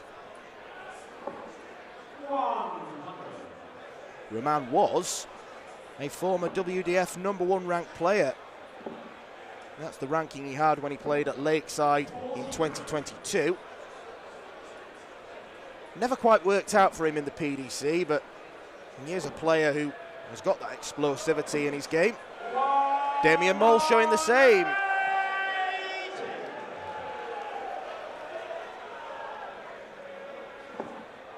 all 4 players very capable operators.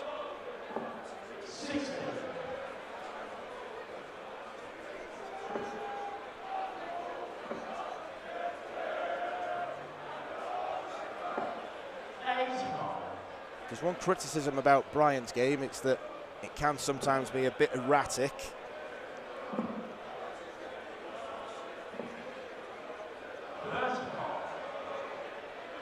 But Team Moll and Rahman have started the quicker. 96. There he's won, very happy husband.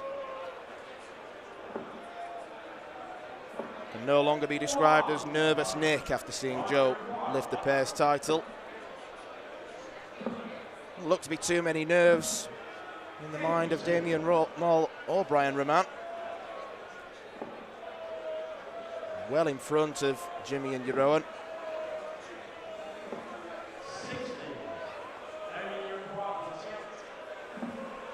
It's a great marker. Expertly used.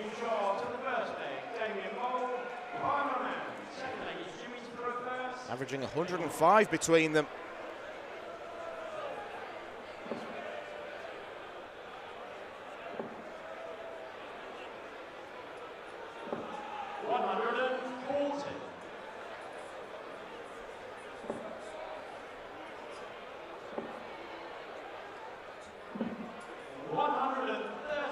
Decided to switch. I think the second dart may have just loosened them in the board a bit. Didn't want to risk any bounce outs.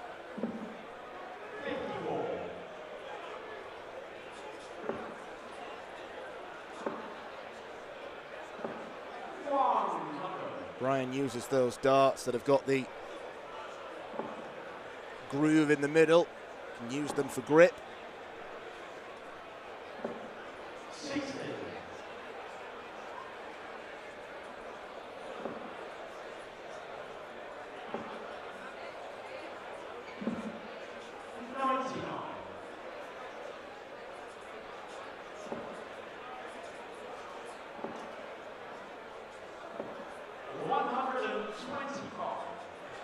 Just going astray with the third dart. Nearly that team's first maximum. Fascinating to watch darts played from 701 because mathematics almost goes out of the window for the first few visits because you think you're so far away from where you need to be for a finish.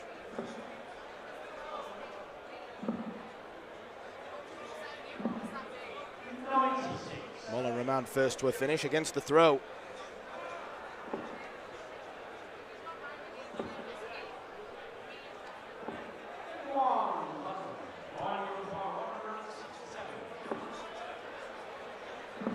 Level 19. Probably would have gone for it with Manchi and Neok on 164. But it's a good leave. 164 is not going to go.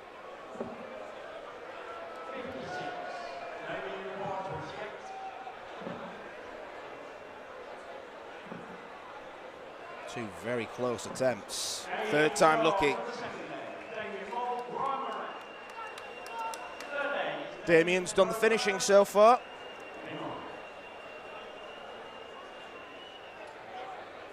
We have commented when they've been on the stream that they are a pair that seem to complement each other well.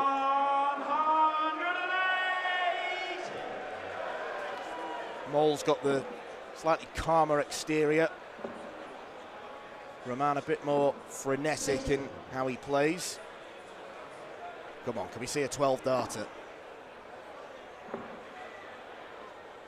Not this time. Nice pick off of treble 18. Well, that was dangling. Uses very long points, does Jeroen. Must remind me of Jan van Veen's darts.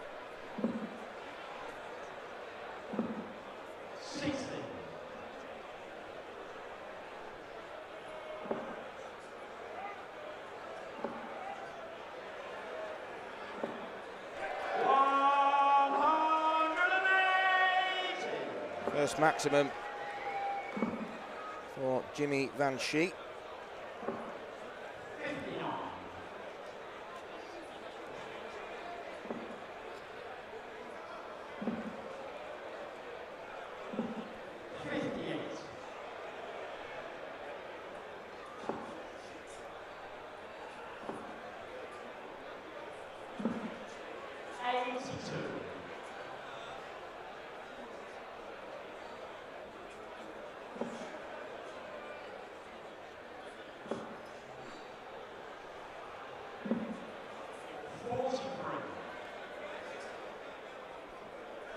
Eileen on the placard. Eileen's going to have a lot of support in the ladies' final.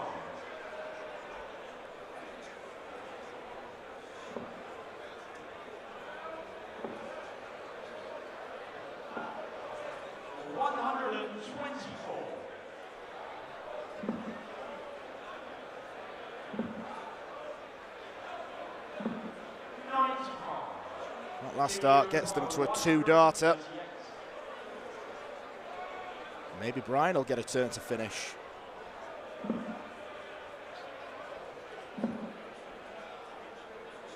He should get at least one. Unless his radar really is off. But it isn't, it's 8-8. And it's Brian Rahman who takes out 70.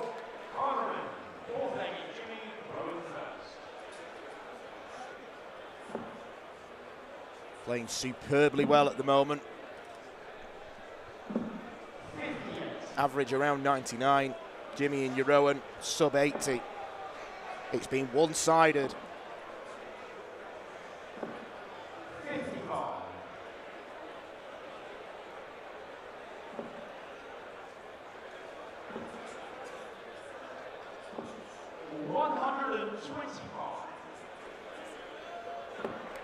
There's Jeremy Dirksen, enjoying a bit of downtime after his terrific run to the semi-final.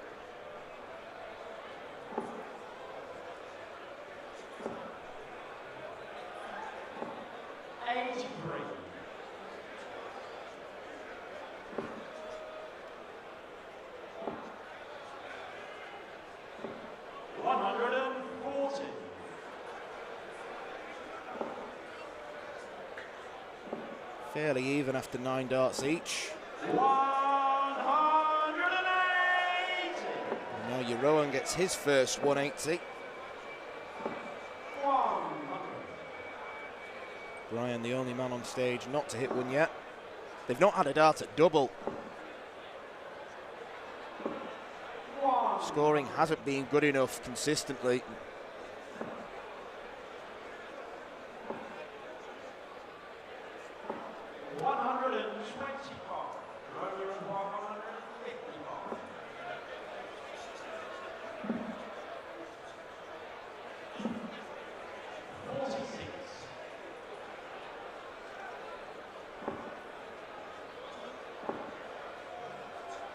Look at the ball, he does. Leaves the Shanghai.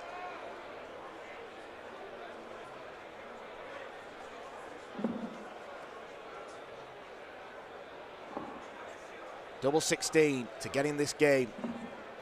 93. Missed by Jimmy Van Schie. Has to find the treble.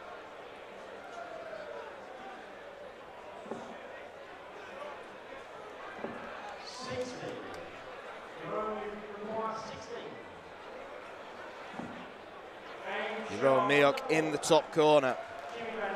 Something to build upon for the old Dutchman.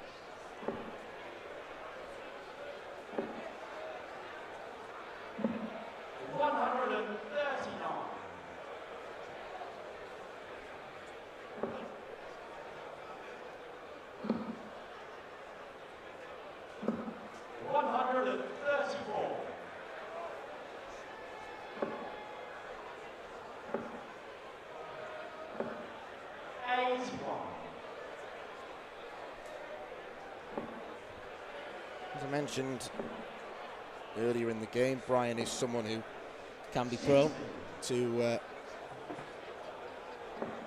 showing his emotions.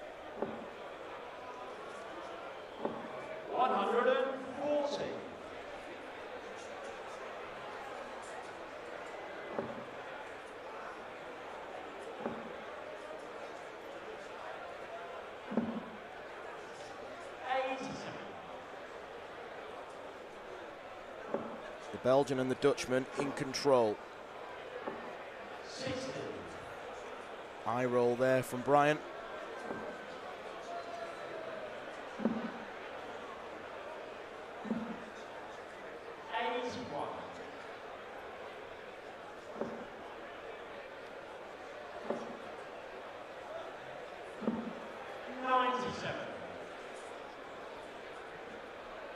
Been a really up and down few weeks for Damien Moll because he was one place away on the order of merit ranking to regaining his tour card at the first time of asking. And he was in a super position with 1 day left. He just lost early. And every combination of result that he didn't want actually happened.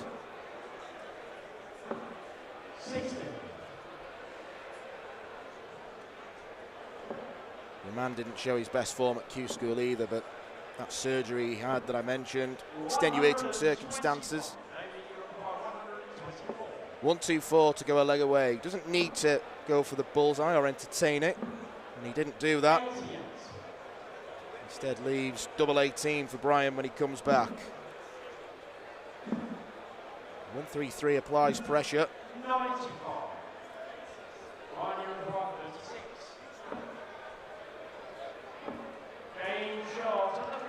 Brian Roman takes out double 18 at the second time of asking. And they are 1 away.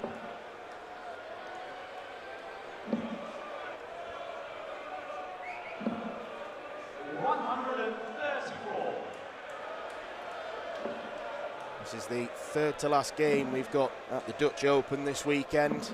134. In a superbly run tournament. Got Bo Greaves against Eileen de Graaf in the ladies' final. And then Wesley Pleisier and Jarno Bottenberg will contest the men's final to end the weekend's action.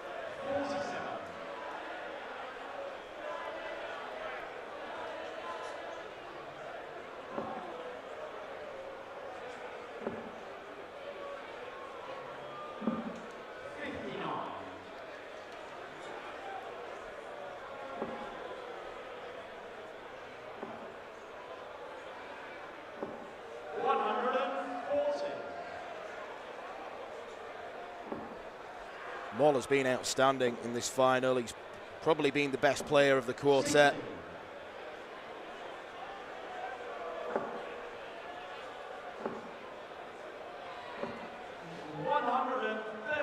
Brian Roman is backing him up well. It was a sluggish start to the game for Jimmy Van Schie and Jeroen Meok, and ultimately it looks like it could cost them.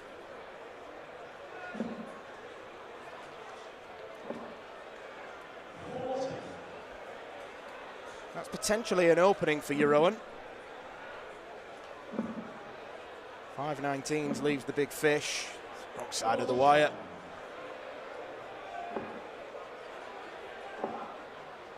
Should go to treble 18. 138. Very speedy mathematician is Brian Roman. One of those players that can be very creative with his use of the board. Damien Moll has the chance to seal the win. It is double 4 for the title.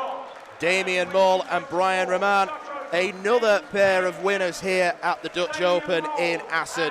A 5-1 success for Moll and Roman, putting the disappointment of losing their tour cards behind them. Jimmy Van Schie and Jeroen Meok didn't give themselves enough opportunities. Just the 2 darts at double in the entire match. It is Dutch and Belgian delight here in the pairs final. Damien Moll and Brian Roman win by 5 legs to 1.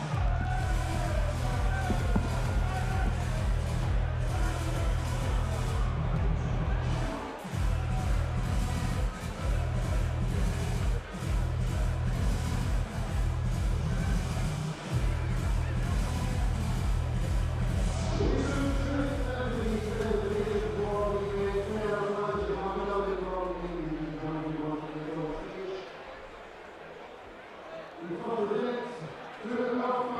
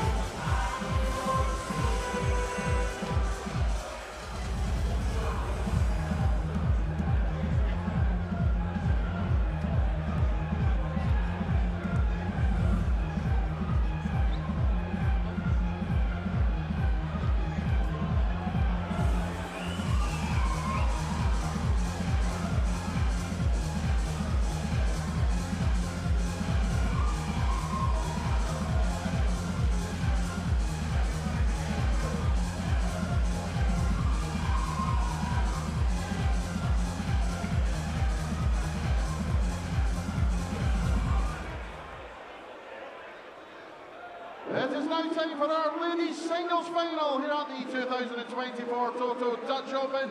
And we welcome to the stage, first of all, the WDF World #1. The former Dutch Open champion, the reigning women's world match play, and two-time Lakeside World Champion from England, Bo Green!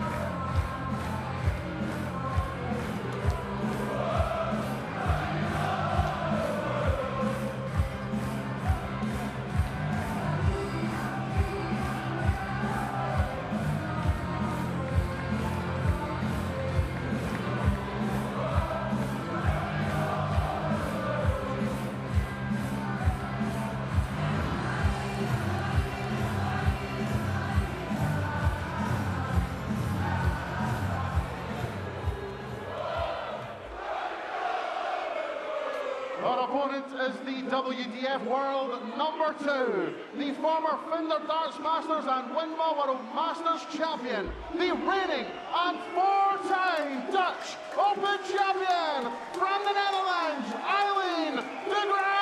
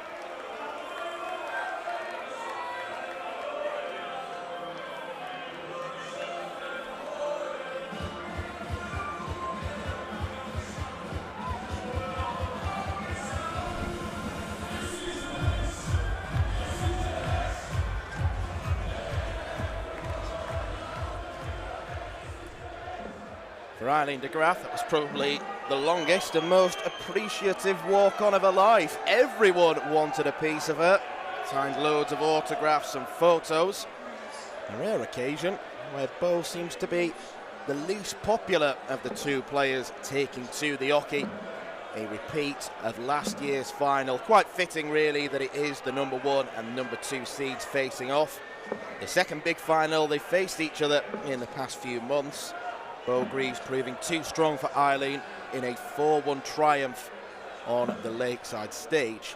But on this stage, Eileen has got very fond memories of last year, a 5-2 victory against Bo Greaves. No doubt the 20-year-old will be seeking a bit of retribution. She's not used to losing, and she doesn't want that feeling to return again. Already a winner today in a pairs match with Jo Rolls. In her own right, she averaged 97. So once again, very, very high level from Eileen, who doing a usual thing of starting legs on treble 19, or at least that was the aim and ambition. Not quite switched on with the first 3 darts.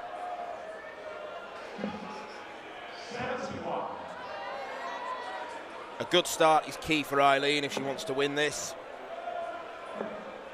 Bo's such an excellent front runner.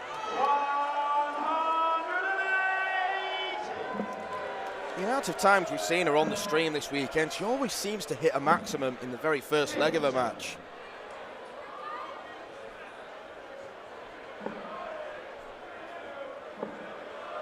She's a rare and special talent. Bobby there with her, as well as Kirsty Hutchinson, who was defeated in the quarters to Noelyn van Leuven, who subsequently lost to Bo.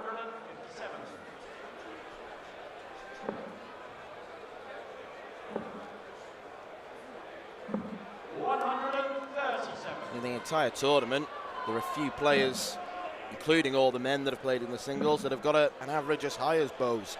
She was in the top 10.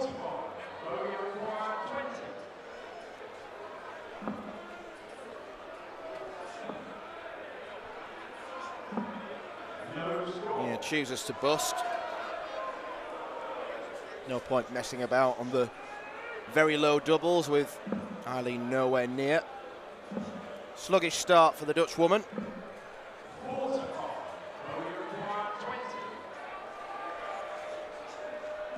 Comfortable hold of throw for Bo Greaves.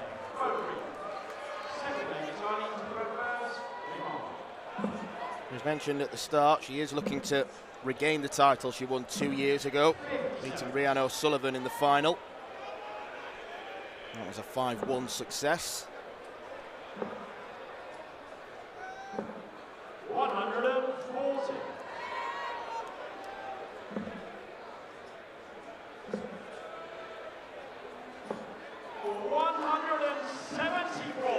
That's the big scoring power we're used to seeing with Eileen. 140. She's going to have to bring that to the party as often as she possibly can.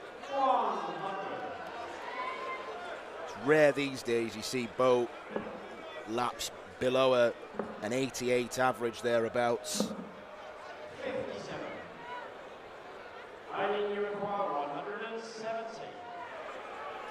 Big Fish would certainly wake Eileen up, and she will let everyone know about it if she hits it. Second dart drifts to the left. 164.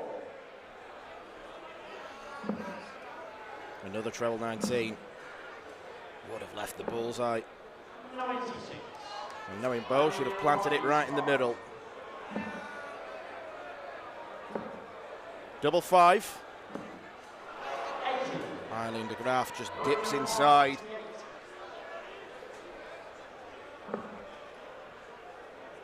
Eight or 16. Close to busting. That didn't put her off. Nothing does. Third leg is Bonte to throw first.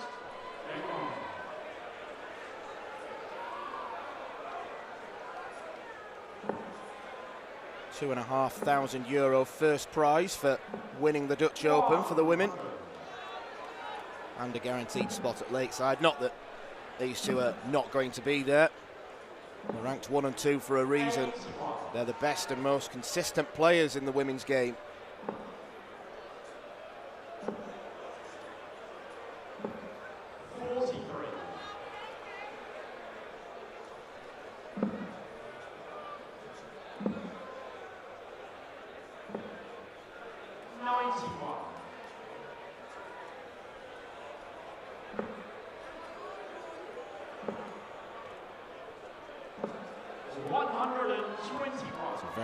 Adjustment.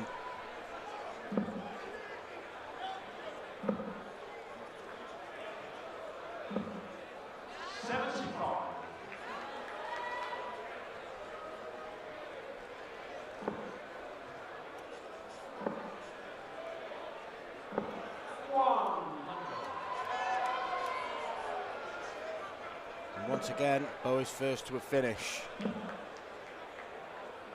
And once again, just like the first leg, He's got a very comfortable advantage. 97.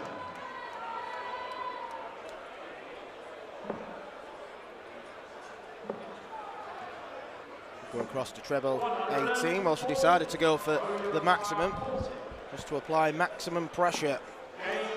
Bo doesn't deal in pressure, she deals in business, and she's 3-0 up. Just looking at the archive, the last time there was a whitewash in the women's final of the Dutch Open was back in 2001.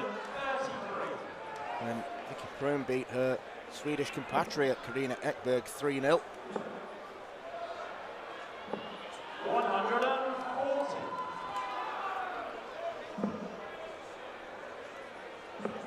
The 16th meeting between Bo and Eileen. 46. That one slipped out of Eileen's hand. And Eileen's only managed to win 2 of the previous 15. And she is the number 2 seed. That just goes to prove, if we need any more proof of how good Bo has been. 57.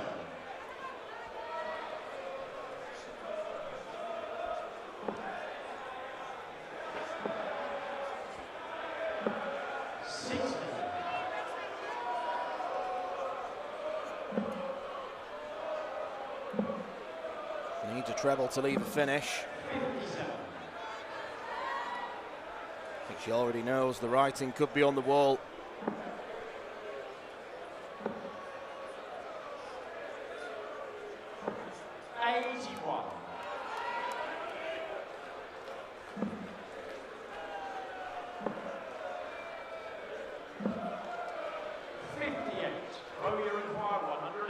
Well, she took out 120 in the pairs final.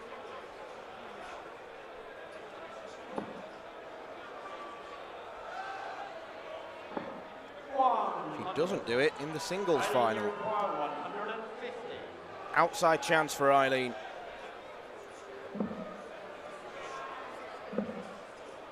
Oh, she'll have fancied it after that first start. 87. Oh, you require 20.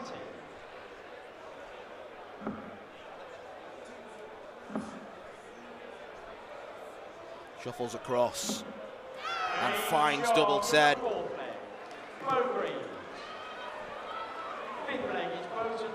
It's a double breaker throw, and as quick as that, Bo Greaves is 1 leg away from the title. 21. 1 leg away from adding to a very heavy trophy collection.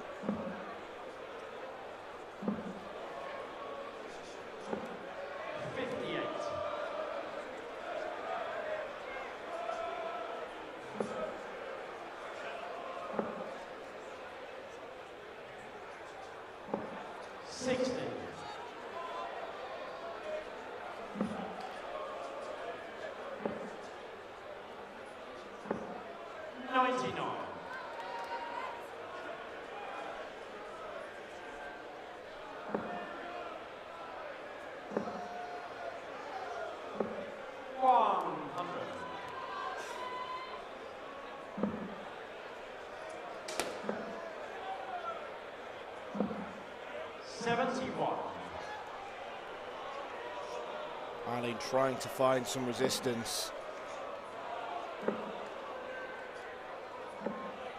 45. Doing okay in this leg. 58. But has she left it too late?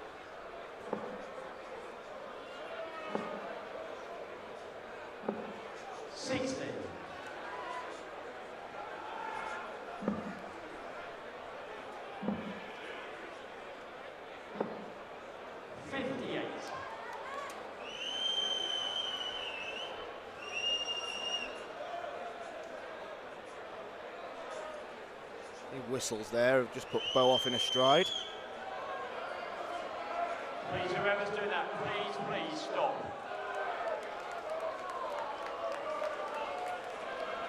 Get them told, Nick.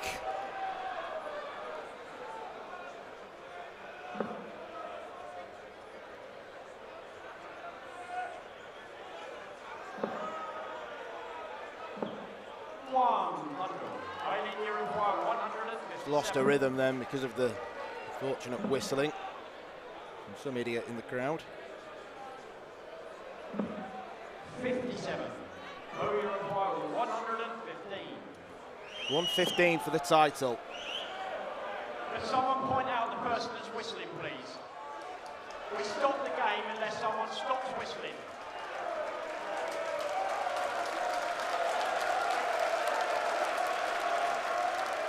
Well done, Nick. Completely unnecessary. Sour way for the weekend to end. 43. Eileen, you require 100. Tops. And Eileen's back in this. Well, there's almost an apologetic celebration from Eileen. Game on.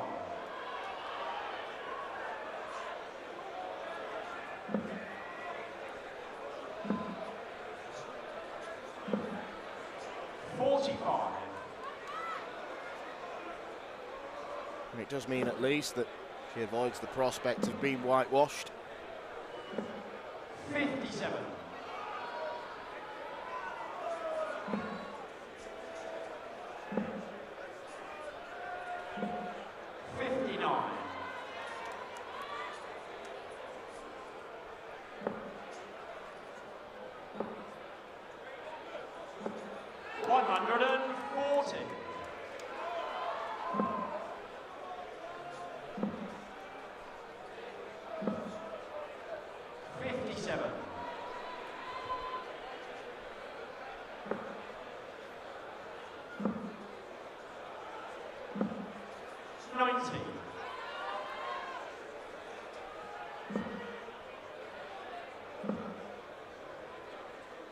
Even on a number like 340, she opts to stick for the 19s. It's always great to have up your sleeve as Bo for treble 18. 138.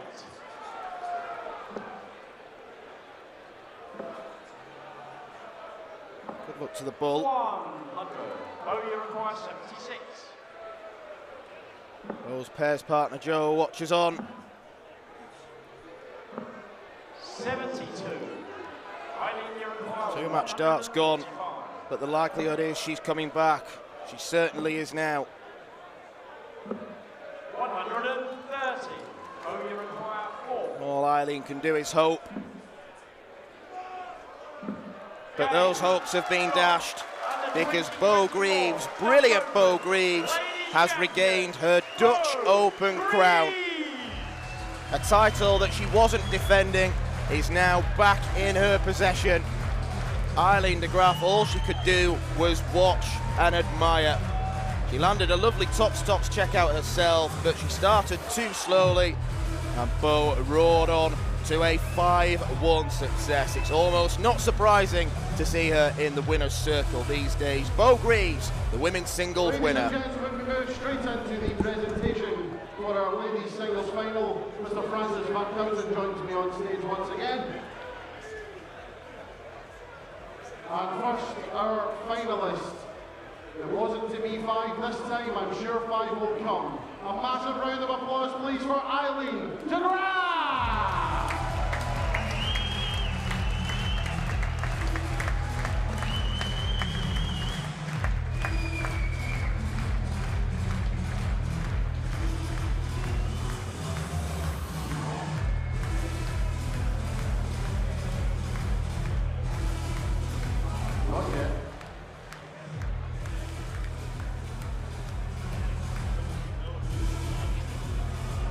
One more time for Eileen de Graaf. And now, ladies and gentlemen, Earth Champion, proving once again why she is the WDF World #1, the best in the world at the moment, and your new Toto Dutch Open Darts Ladies Singles Champion, Bo Greaves.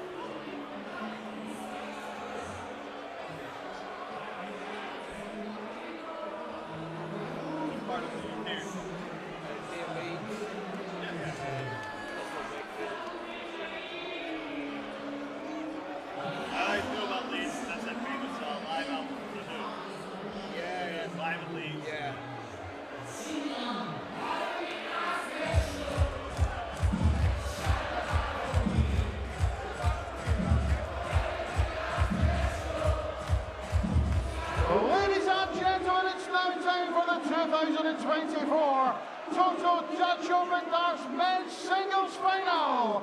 Ladies and gentlemen, please welcome to the stage, first of all, the former Belgian Open champion, the reigning Antwerp Open champion, the reigning Windmill World Masters champion from the Netherlands, Wesley Plaisier!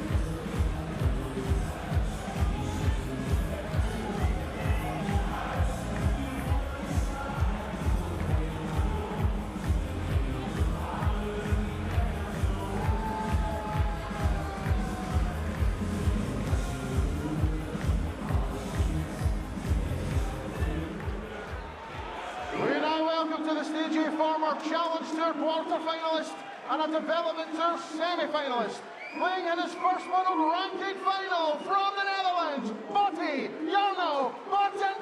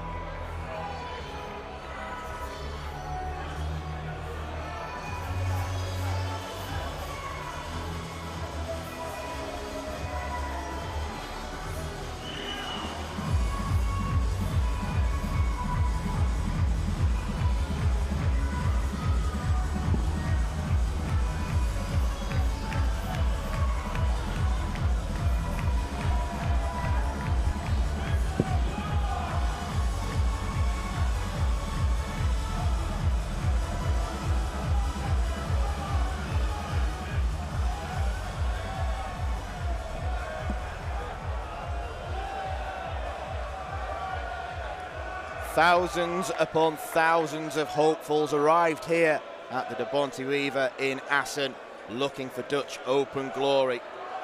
We've crowned several winners already today, and we have got one more prize, one more big trophy to give away. Wesley Plaisier taking on Jarno Bottenberg in the men's singles. Plaisier, it's fair to say, looking at the stats, has been the best player here this weekend, second on the average list, only topped by Dirk Telnikes, who averaged 92 in defeat in the round of 2048. These players have had to win several games, more than double figures, to get to this stage. Jarno Bottenberg is looking to cause something of an upset, looking to book his place at Lakeside in December by winning this platinum-rated event. Plaisir will set off as favourite, there's no question about that. He's a man who's had more experience on the big stage, but it's interesting looking at how these two fared in the semi-finals. Plaisir wasn't particularly clinical against Sascha Stuhlemmer, but he had enough scoring power to get the job done. For Bottenberg, it was 60% on the outer ring against Jeremy Dirksen. It will be a really fast game with lots of high scoring. You can be sure of that. Bottenberg, a real natural talent, just 22 years old. He's got a lot of scope for improvement. Plaisir closer to the more finished article, you could say. Never played each other before, no recorded meetings.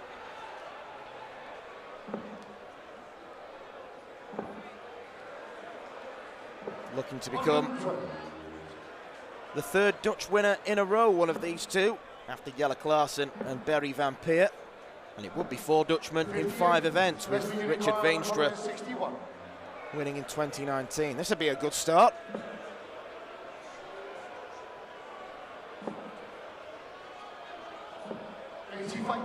Picks off a treble to get down to a 2-darter.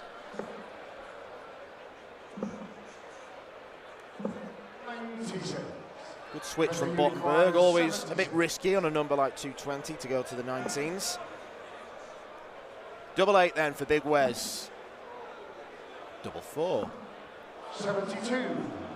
Johnny Unicorn 124. Few doubling gremlins already, but Bottenberg won't get to one himself. 26. He won't get particularly close either. 4.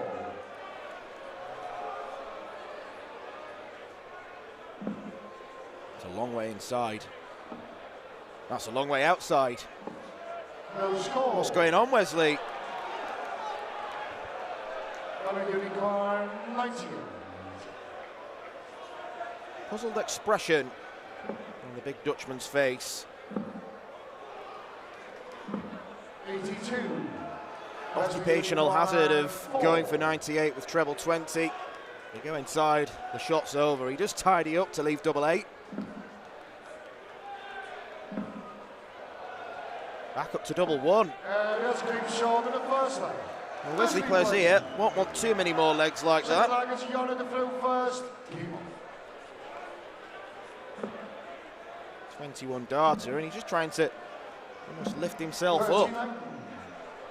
First to 3 sets this final.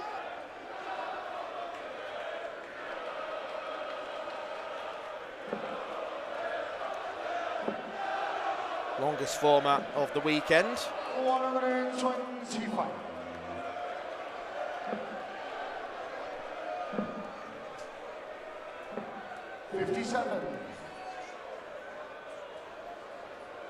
Fitting that we've got a Dutchman refereeing as well. Marco Meyer calling the scores. 120.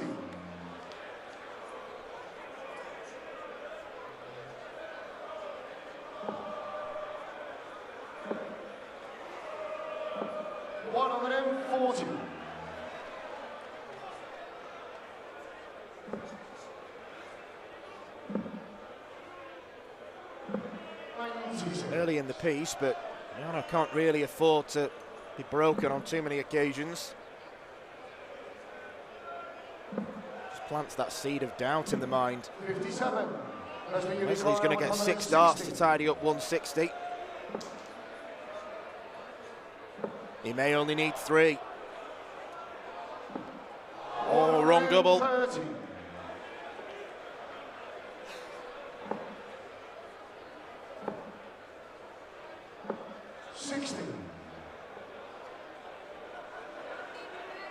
Wesley Unicorn 30. Double 15 then for Wesley Plaisir. Goes straight at it, doesn't consider the split. Let's keep short in the second leg. He didn't need to either. Third leg is Wesley the through first. That's 2 from 12 on the double.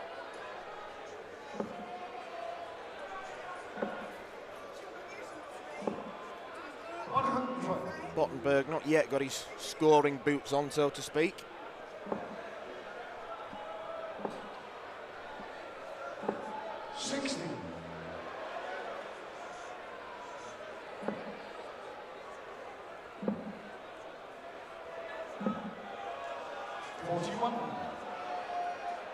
Some of Wesley's numbers this weekend have been absolutely astronomical. 57. One match he won 3-0 where he averaged 121.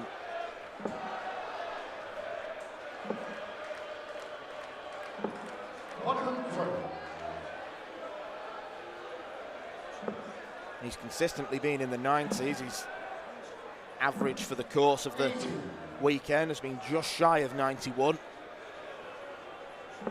And it is remarkable consistency when you think how long the days are. 60. Just how many darts you've got to throw in a day.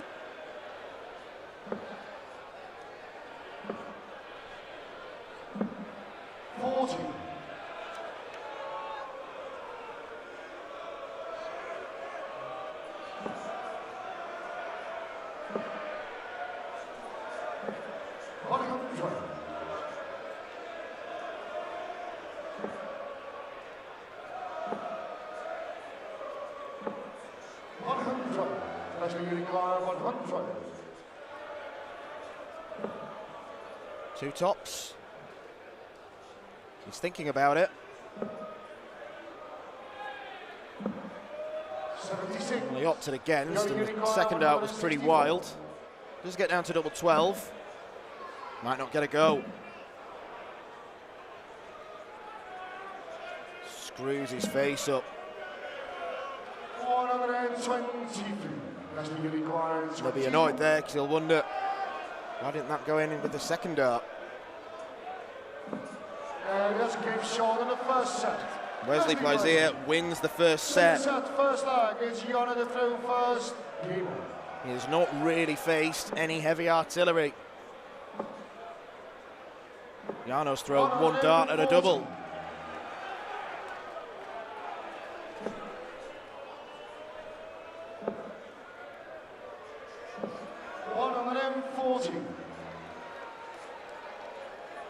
Very smartly dressed is Mr. Meyer. I was speaking a couple of nights ago to Wesley in one of the bar establishments we've got in the Bonte Wever, the infamous Ship, saying that he's absolutely desperate to win this one. To come through such a vast field, to prove that you're the best player among many, many hopefuls. To prove to himself that he is a class player. Both players locked on 161. Wrestling unicorn 161.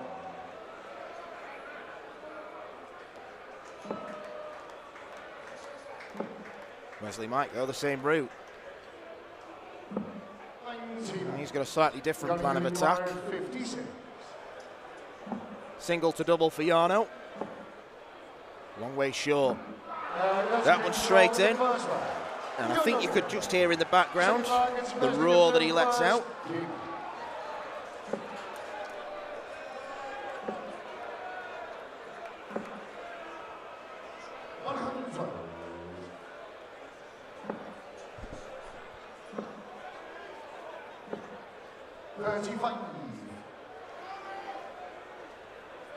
Lots of drift there from Jarno. 140.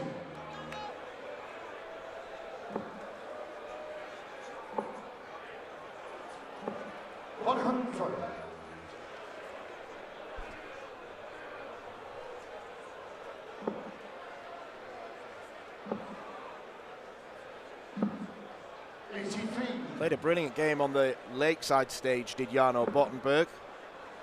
Demolished Jamie Lewis. Got an average in the 90s in round one, and he just ran into an inspired Danny Lorby.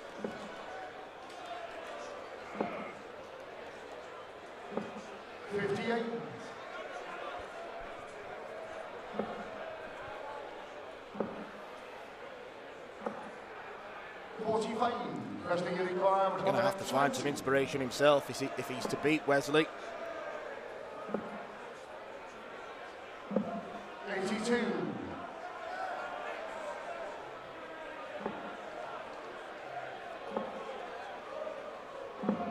97. Wrestling you require 38. Now, does he choose to split this? I think he does. Didn't want that split. And let's keep short in the second one. Well, double 14 will do. Third leg, it's Yana to throw first. Keep.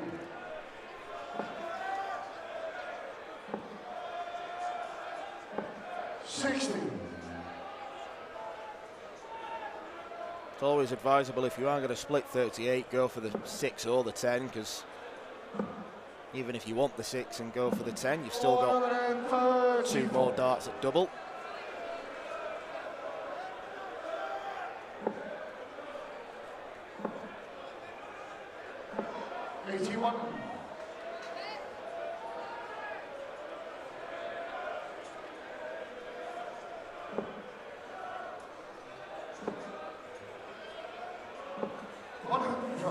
Whoever loses this final can look to last year's beaten finalist for inspiration, certain Mr. Bartons, who then went and absolutely blitzed the WDF circuit, including the World Championship at Lakeside. And now he's got his tour card. 125.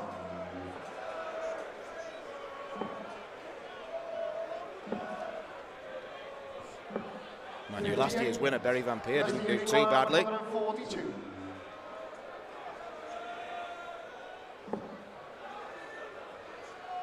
Might switch to the bull.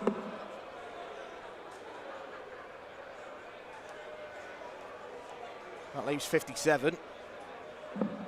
102.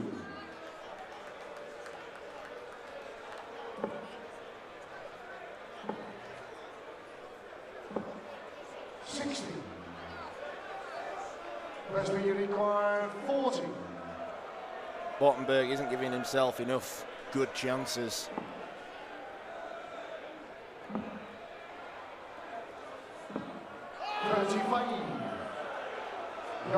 Mind you, Wesley's missing plenty of his own.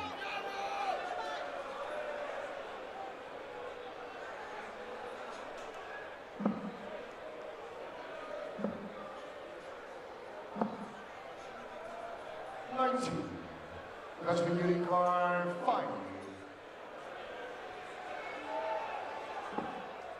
Double 2.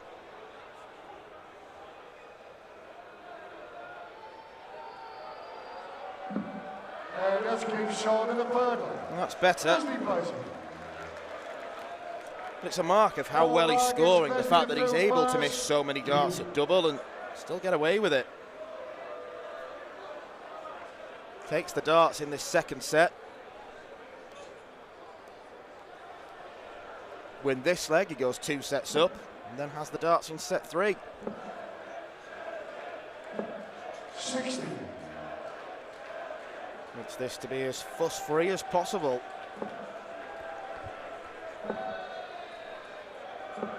43.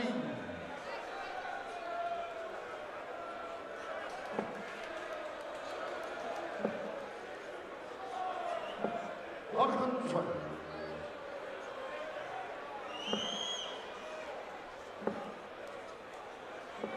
125.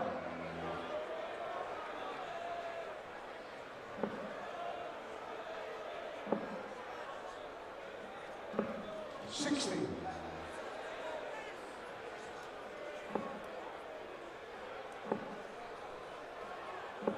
60. Everyone feeling the love here in Assen. Well, everyone at this stage, apart from Jarno Bottenberg.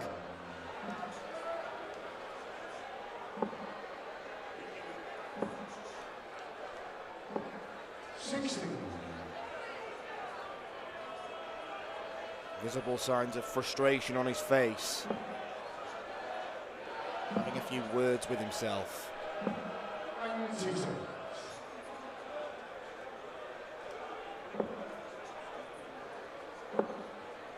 This is good. Should go for treble 19 now. 113.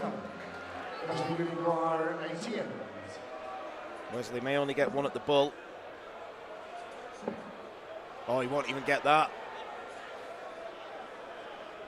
Shouldn't be missing the big number. 38. Johnny Require 74.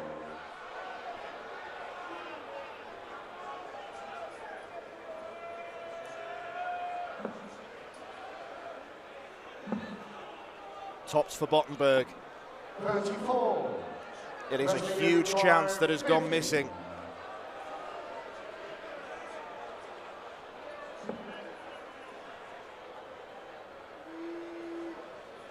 Double 16 to go 2 sets up. 18. Chances for Wesley go begging. I don't think Bottenberg expected to come back to the board. 40.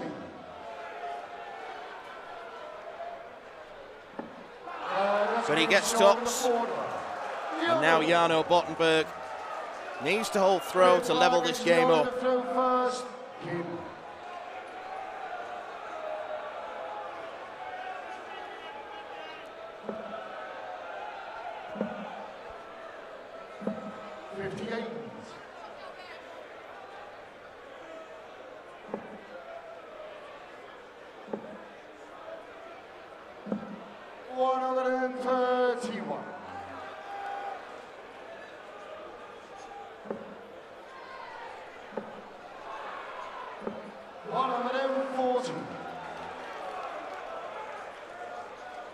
Can explode into life, can Jarno Bottenberg. He's that kind of player. 60. There's never a huge amount of consistency with him. It's feast or famine. 58.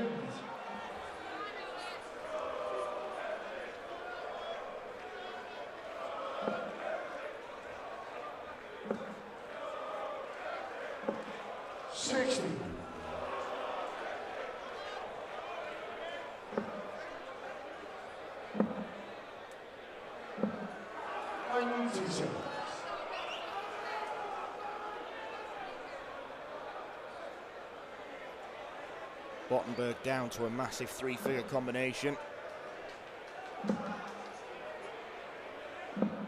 90. Johnny Uniquire 149. Buys here 11 points of greater value, but an easier checkout, you'd say. 60. Wesley Uniquire 160. Well, he threatened this earlier, but ended up hitting double 5 rather than tops.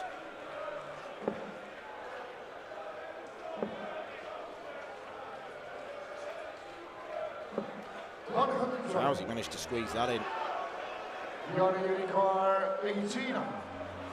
Bottenberg may only get one at the bull, but he's been very good at hitting the bull. And that's the target. And he gets it. Second set for Jarno Bottenberg. I'm amazed he didn't win the bull in the back room. He's been lethal on that target all day.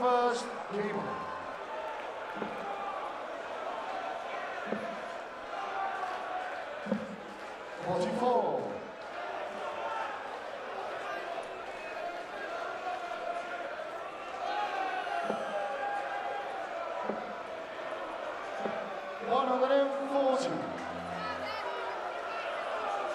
Change the dynamic of the game. 97.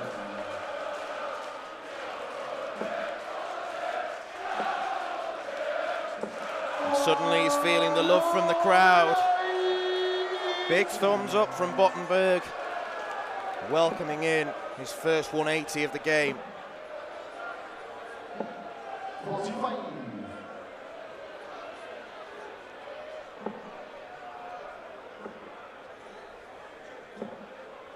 41. And Wesley plays here all of a sudden. He's under pressure.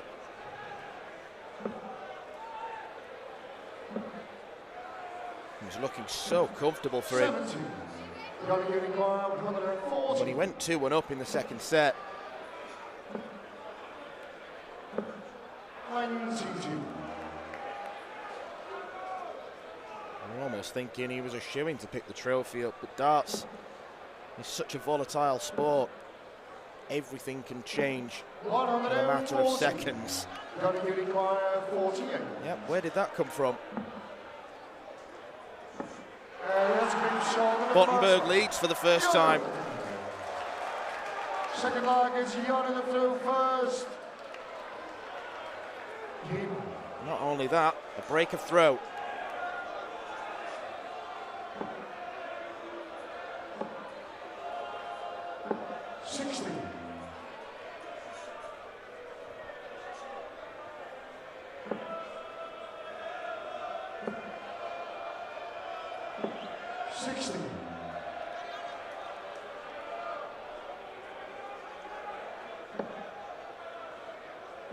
Wesley's one of those players who is capable of going on bursts 60. where the numbers become stratospheric.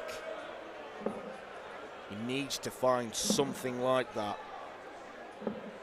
57.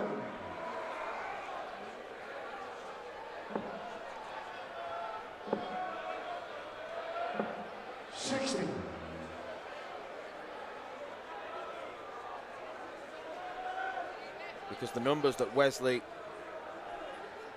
is hitting in this game are not reflective of what's been going on in the entirety of the tournament. Just averaging 82 right now. 93.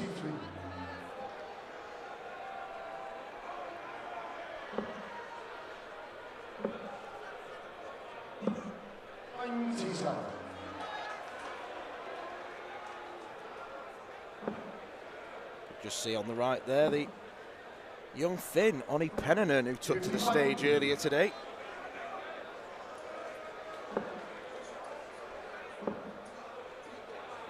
There's something to tell his schoolmates whenever he heads back to Finland.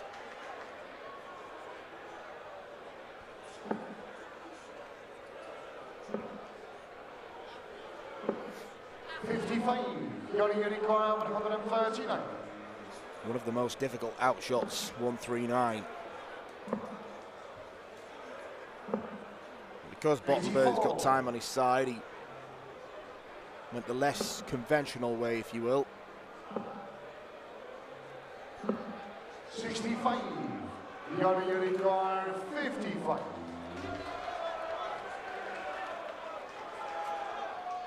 Bottenberg should get 2 darts to go 2-0 up in the third set.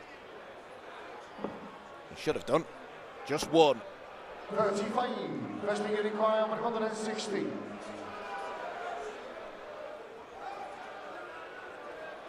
Can this 116 fire some life back into Wesley Plaisier? Need the treble 20, and he gets it. Double 18. 82. Yanni Unicorn, 20. We were all waiting then.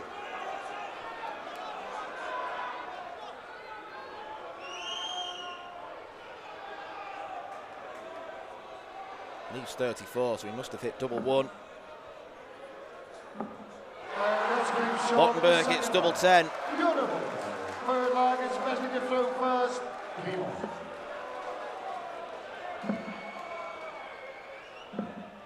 53.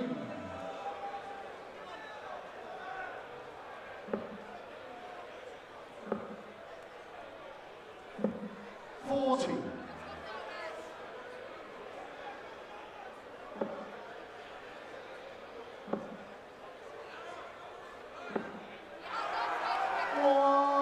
That's what he needed.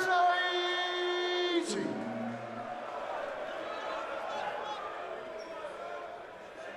Something to fire him back into life. 83.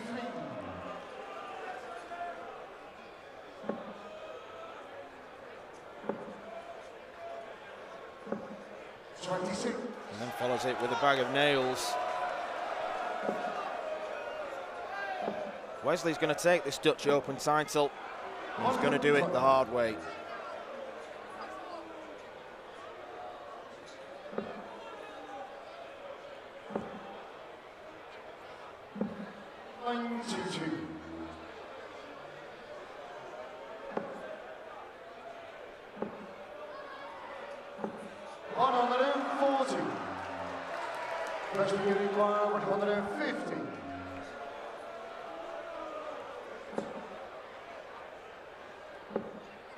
Well, it's never a good sign when a checkout like 150 may need to go. He's not going to take it. This would be seismic. Double 12. 140. Wrestling inquiry 52. That was for the third set.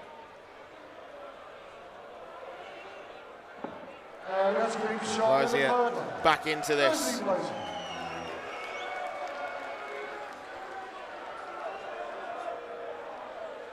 Forward leg, it's Yana to throw first. Just a hold of throw. Well, that miss at double 12 could be really significant. And look back at this game 60. On its conclusion.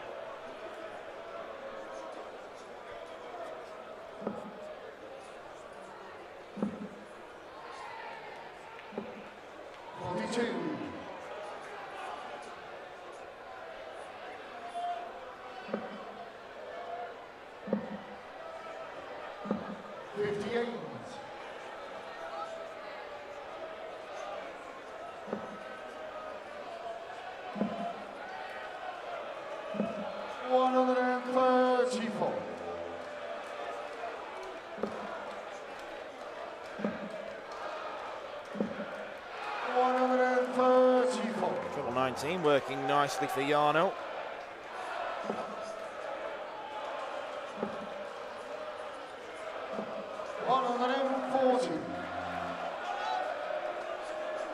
Wesley's pumped up.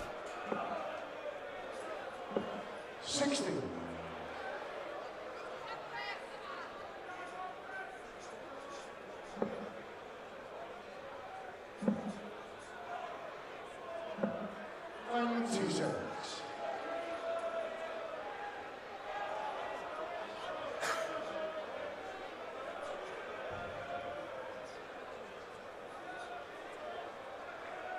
Jarno recomposing himself.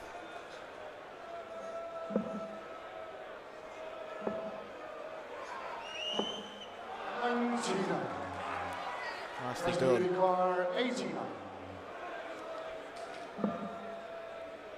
20 or treble. That leaves double 5. Biggest start of the match. 84. And Plaisir goes inside. Unicorn 90.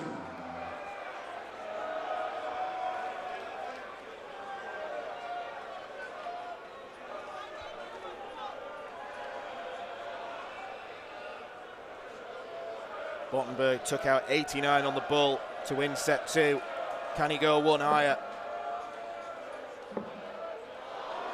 Oh, he was greedy. 74. And with the way that he's been finishing on the bulls, I am really surprised he didn't just go for a very safe 20. That's the Unicorn 5.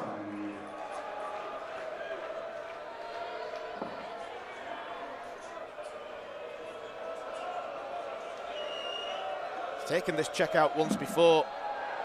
This time it'll have to be on double 1. And he can't sneak it in.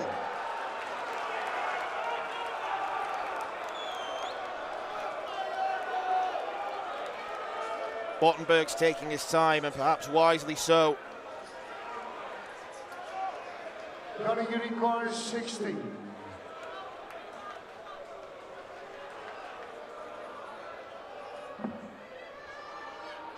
Double 4. Bottenberg's 2-1 up.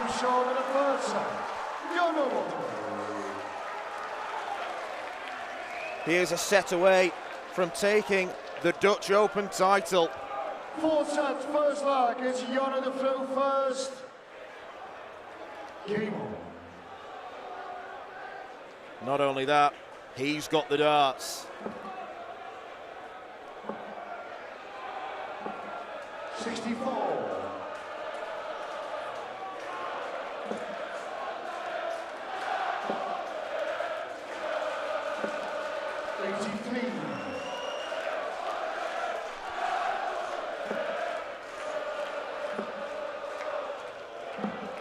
137.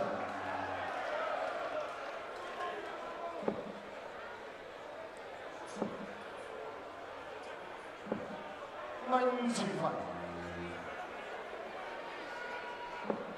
Just saw Lorena Rietbergen and Anna Votavova in the crowd there.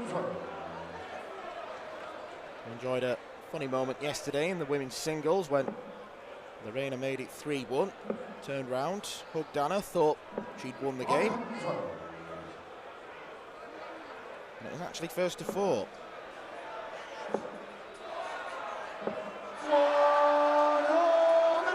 Talk about timing. Bottenberg's on for a 13-darter. 135. Young Unicorn 20. Double 7. 13. An annoying first start, which sailed into the 6. Leslie Unicorn 88.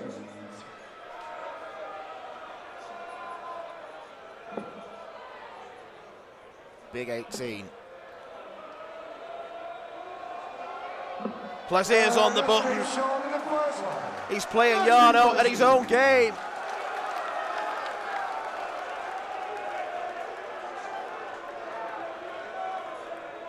Second leg is Wesley to throw first. Keep.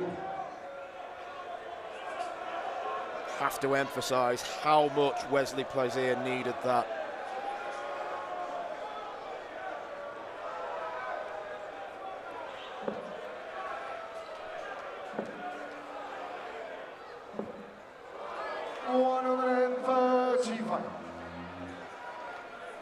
Could that be a massive turning point?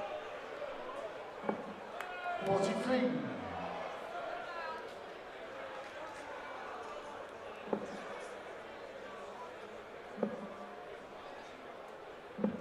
44.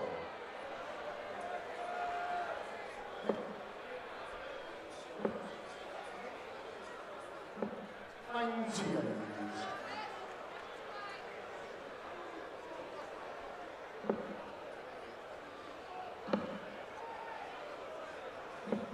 57.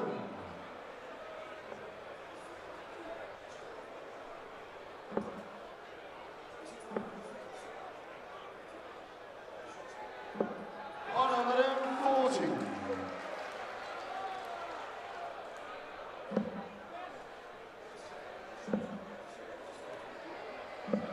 133. Plazier first to a finish, but Bottenberg will think he can get to a better one. 60. But he can't. Wesley Unicorn 132.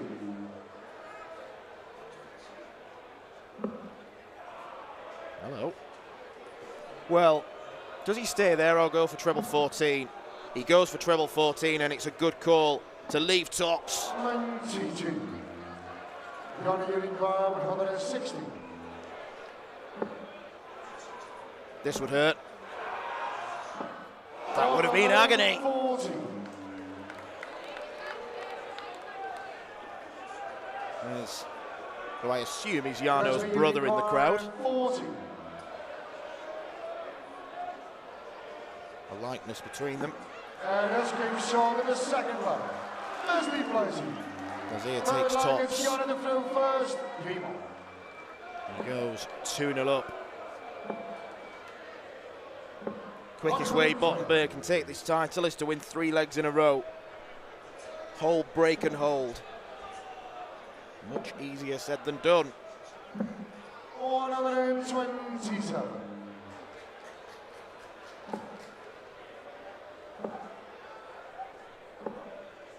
83.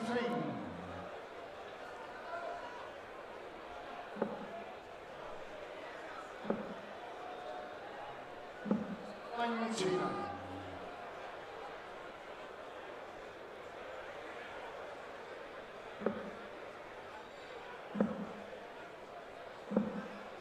58.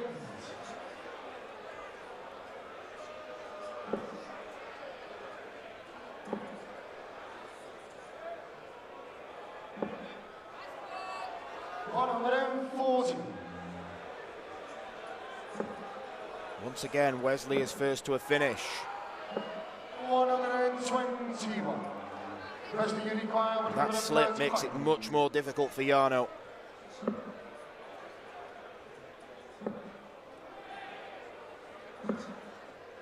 Well, that's annoying really for Wesley that he couldn't find the treble 20, because the first start was such a handy guide for the bull, as you saw there. 59. Wesley, you require 40. To take the fourth set in 3 straight legs and to wrestle control back.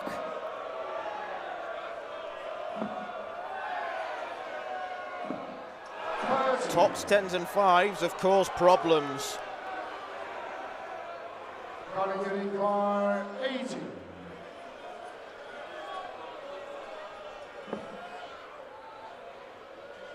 This is why 80 can be an awkward checkout. Does he have to step even further across the oki? 60. He did, and it didn't work for him. 10.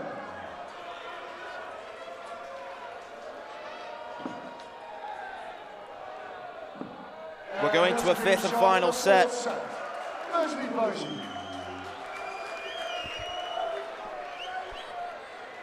Fifth and final set, first leg. It's Wesley to throw first. It is anyone's game. People.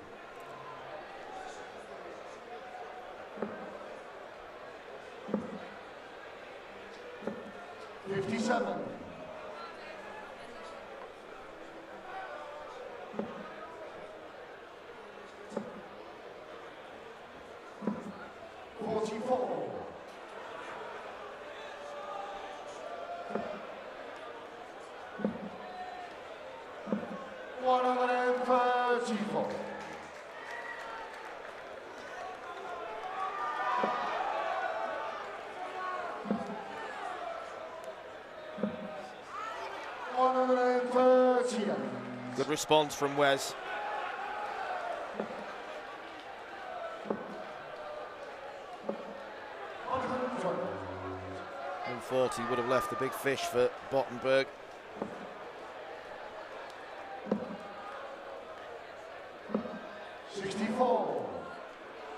Good counting.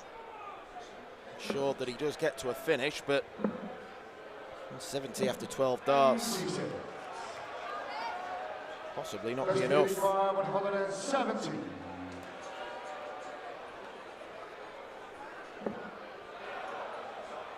Hang about. The bullseye. The big fish can't be reeled in.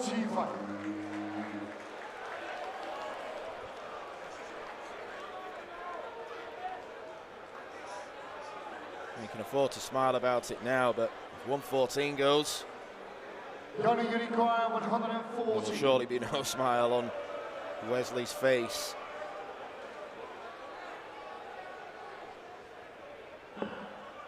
Treble 18. 90. He gets another chance. Wesley, you require 25. 9 for double 8, and that was very close to the double. Would have left a horrible 7.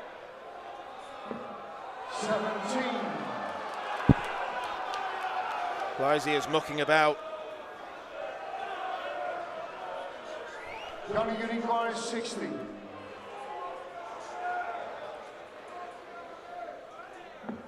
that's been short in the first one. With one dart at double, Bottenberg takes it out. He takes out double 8. He takes the darts from Wesley.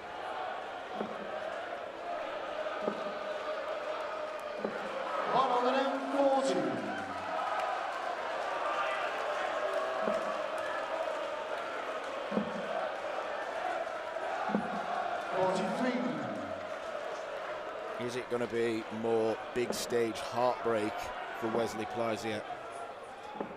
81. Is it going to be the greatest day in Jarno Bottenberg's young career? He's just 22 years old. 96. He's had to display not just talent, but serious stamina over the course of the last few days.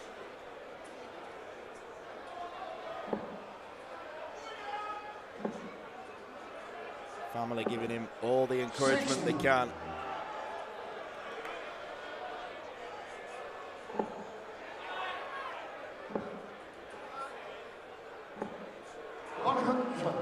That'll do. That's what the nod was for.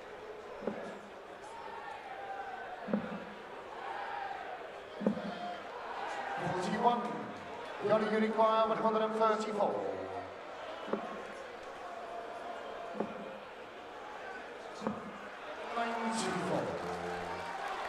This is good from Jarno Bottenberg. It's steady play. It's what he needed. 131. Only require 40.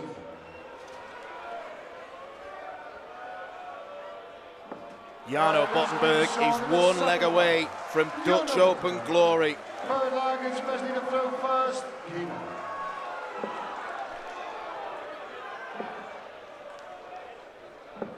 140.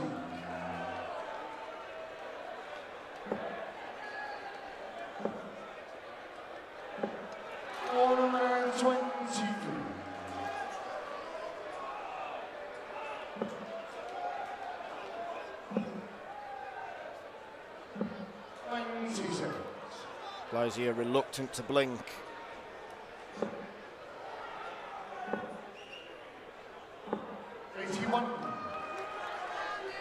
Bottenberg staying in touch.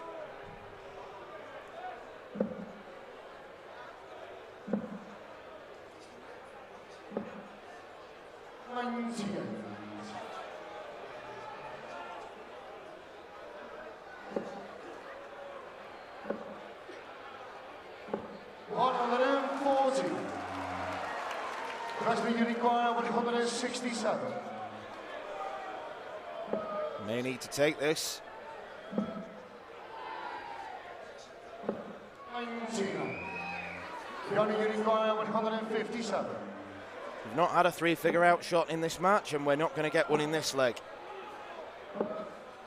83. Wesley, you require 68.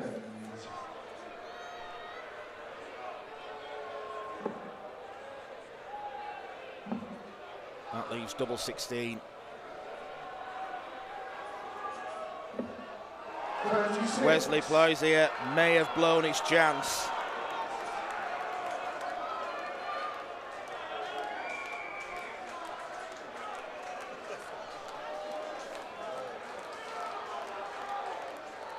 Johnny, you require 74. He looks bewildered. Bottenberg looks focused. Tops for the title. 54. Wesley require 32. Maybe there's some redemption.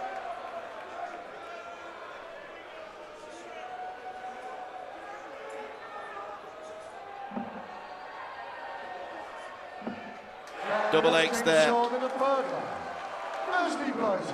Plaisier's not giving up. Forward leg, it's Jon in the throw first.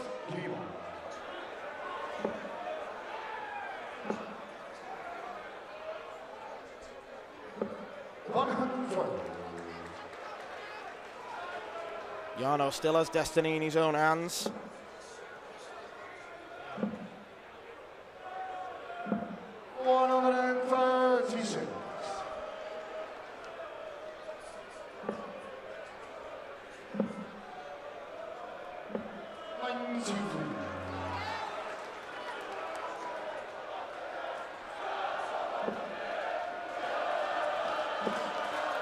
Crowd are getting behind both of them. 125. We've had Bottenberg chance, we've had Pleisier chance. 92.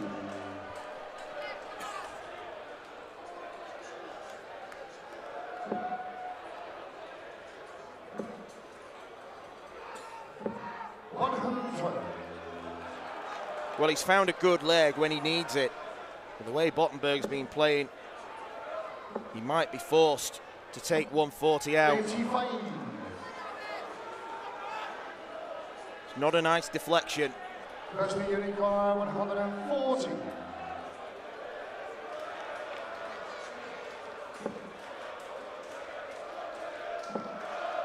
If he leaves tops, you would expect him to come back to the board. Unit corner 131. Is it going to be two tops? It is. He finds one.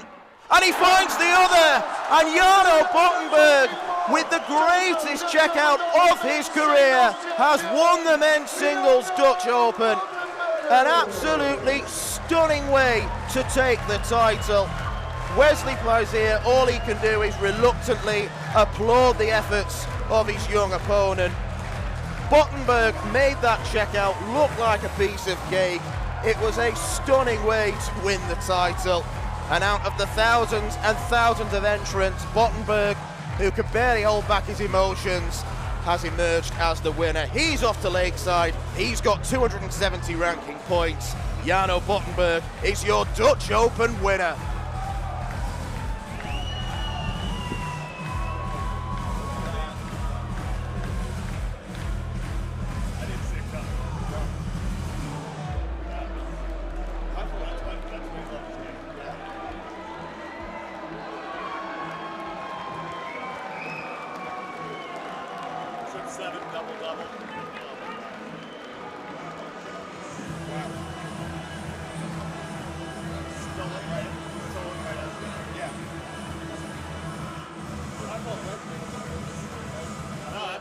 Ladies and gentlemen, we move straight into the presentation after a fantastic men's Dutch Open final.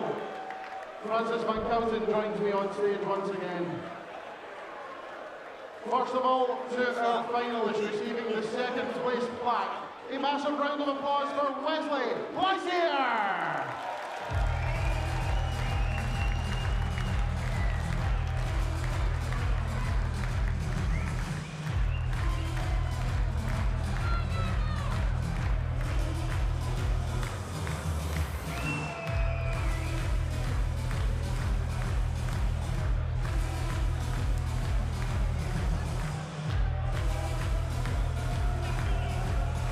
One more time for Wesley Pleisier!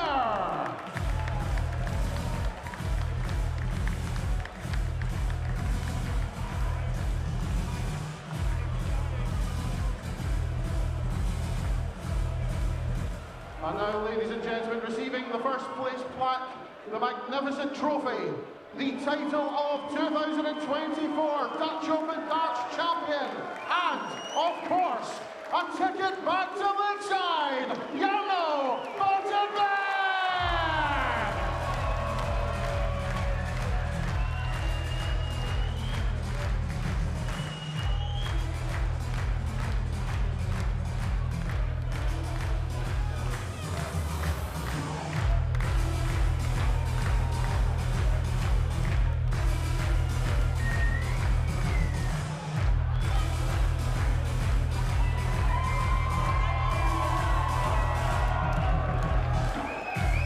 We welcome back to the stage also our Dutch Open Ladies Champion, Bonte.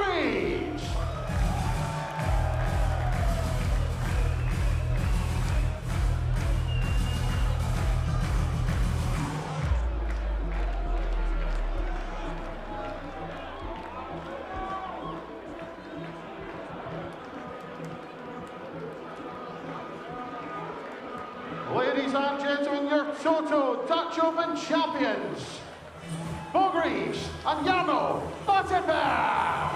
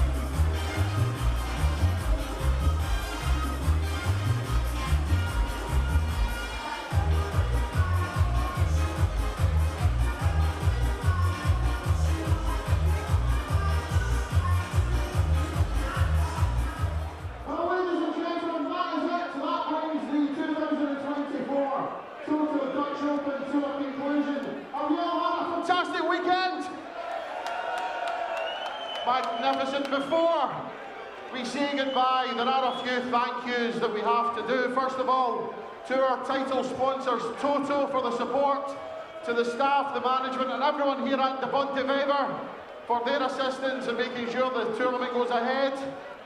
To one more dartboard suppliers, to Dart Connect. Now, what can I say about Dave and Arno and all the guys supported with Dart Connect? 6,665 matches have been played on Dart Connect this weekend. It has been the biggest tournament ever run on the system, and it has been absolutely fantastic. So, David, Arno, thank you so much. To One Productions for bringing the event to the television screens and on the live stream over the weekend. RTL7, our broadcast partners, for showing the event. Massive thank you has to go to each and every single one of you who have come through the doors at the Bonte Wever this weekend. You have all been absolutely fantastic. You have showed the world this is the best darty party ever. And we couldn't do it without those two guys over there, our DJs. Thank you very much, gentlemen. Thank you well. The biggest thank you has to go to these men and women down here. Most of them are wearing green shirts. Our NDB officials who give their time to come volunteer to run this event and all the other NDB events. They make sure all players are looked after. They make sure the event runs well. So, ladies and gentlemen, if you'd like to join me on stage for a thank you and a beer, please do. All the officials, Nick and Marco, our referees, you are all absolutely wonderful. And ladies and gentlemen, that does bring the Dutch Open to a conclusion. Shall we do it again next year? Damn right, we'll see you next year, 2025, for the Toto Dutch Open. Thank you all very much. Thank you all. Good night.